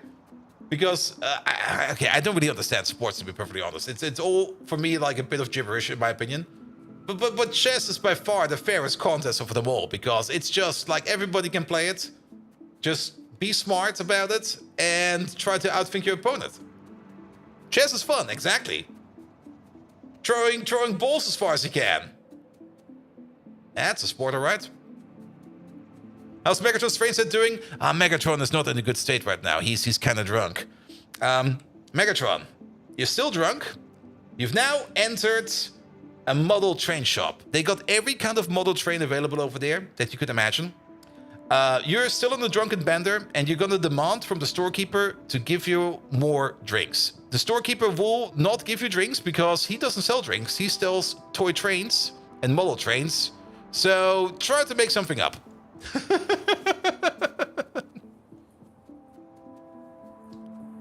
There we go. All right, nylon is working again. Good. Then Molotov trains? Ooh. And let's have a quick look why science... Ha! Hick trains! So many trains! Storekeeper, you there! Hiccups demand more of that liquid courage! Ah, you only sell trains. Is that so? Getting squeamish, aren't we? Are these cute Hick model trains beyond your comprehension, you motor-knobbed Predacon? Can I not enjoy my Hick hobby in peace? Well, hand me that miniature Cybertronian Express. You overwhelmed oil pan, and get me more energon. This store, it roars for a Hick transwarp, Hick demolish and devour.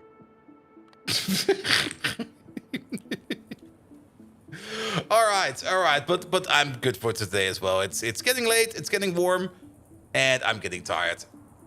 Good. Last objective for today. Hick. Who are we gonna raid? Pum.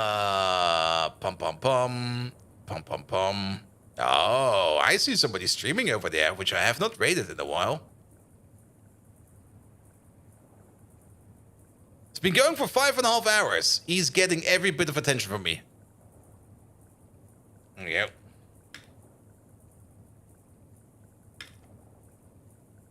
We're going over to Krydax. Krydax, I think, has started to do full-time content creating. I saw a video of that about him somewhere. I only saw the thumbnail and the title. I didn't really watch the video itself. But nevertheless, if he's going to do anything full-time, we're going to give him all the support we can, and we're going to give him like a lovely raid. We haven't raided in months, it feels like. I think also his schedule is like a little bit out of whack. I mean, he's also been like streaming for 5.5 hours, which means he's now more or less streaming on my schedule, which also kind of means that we're probably going to be missing him quite often.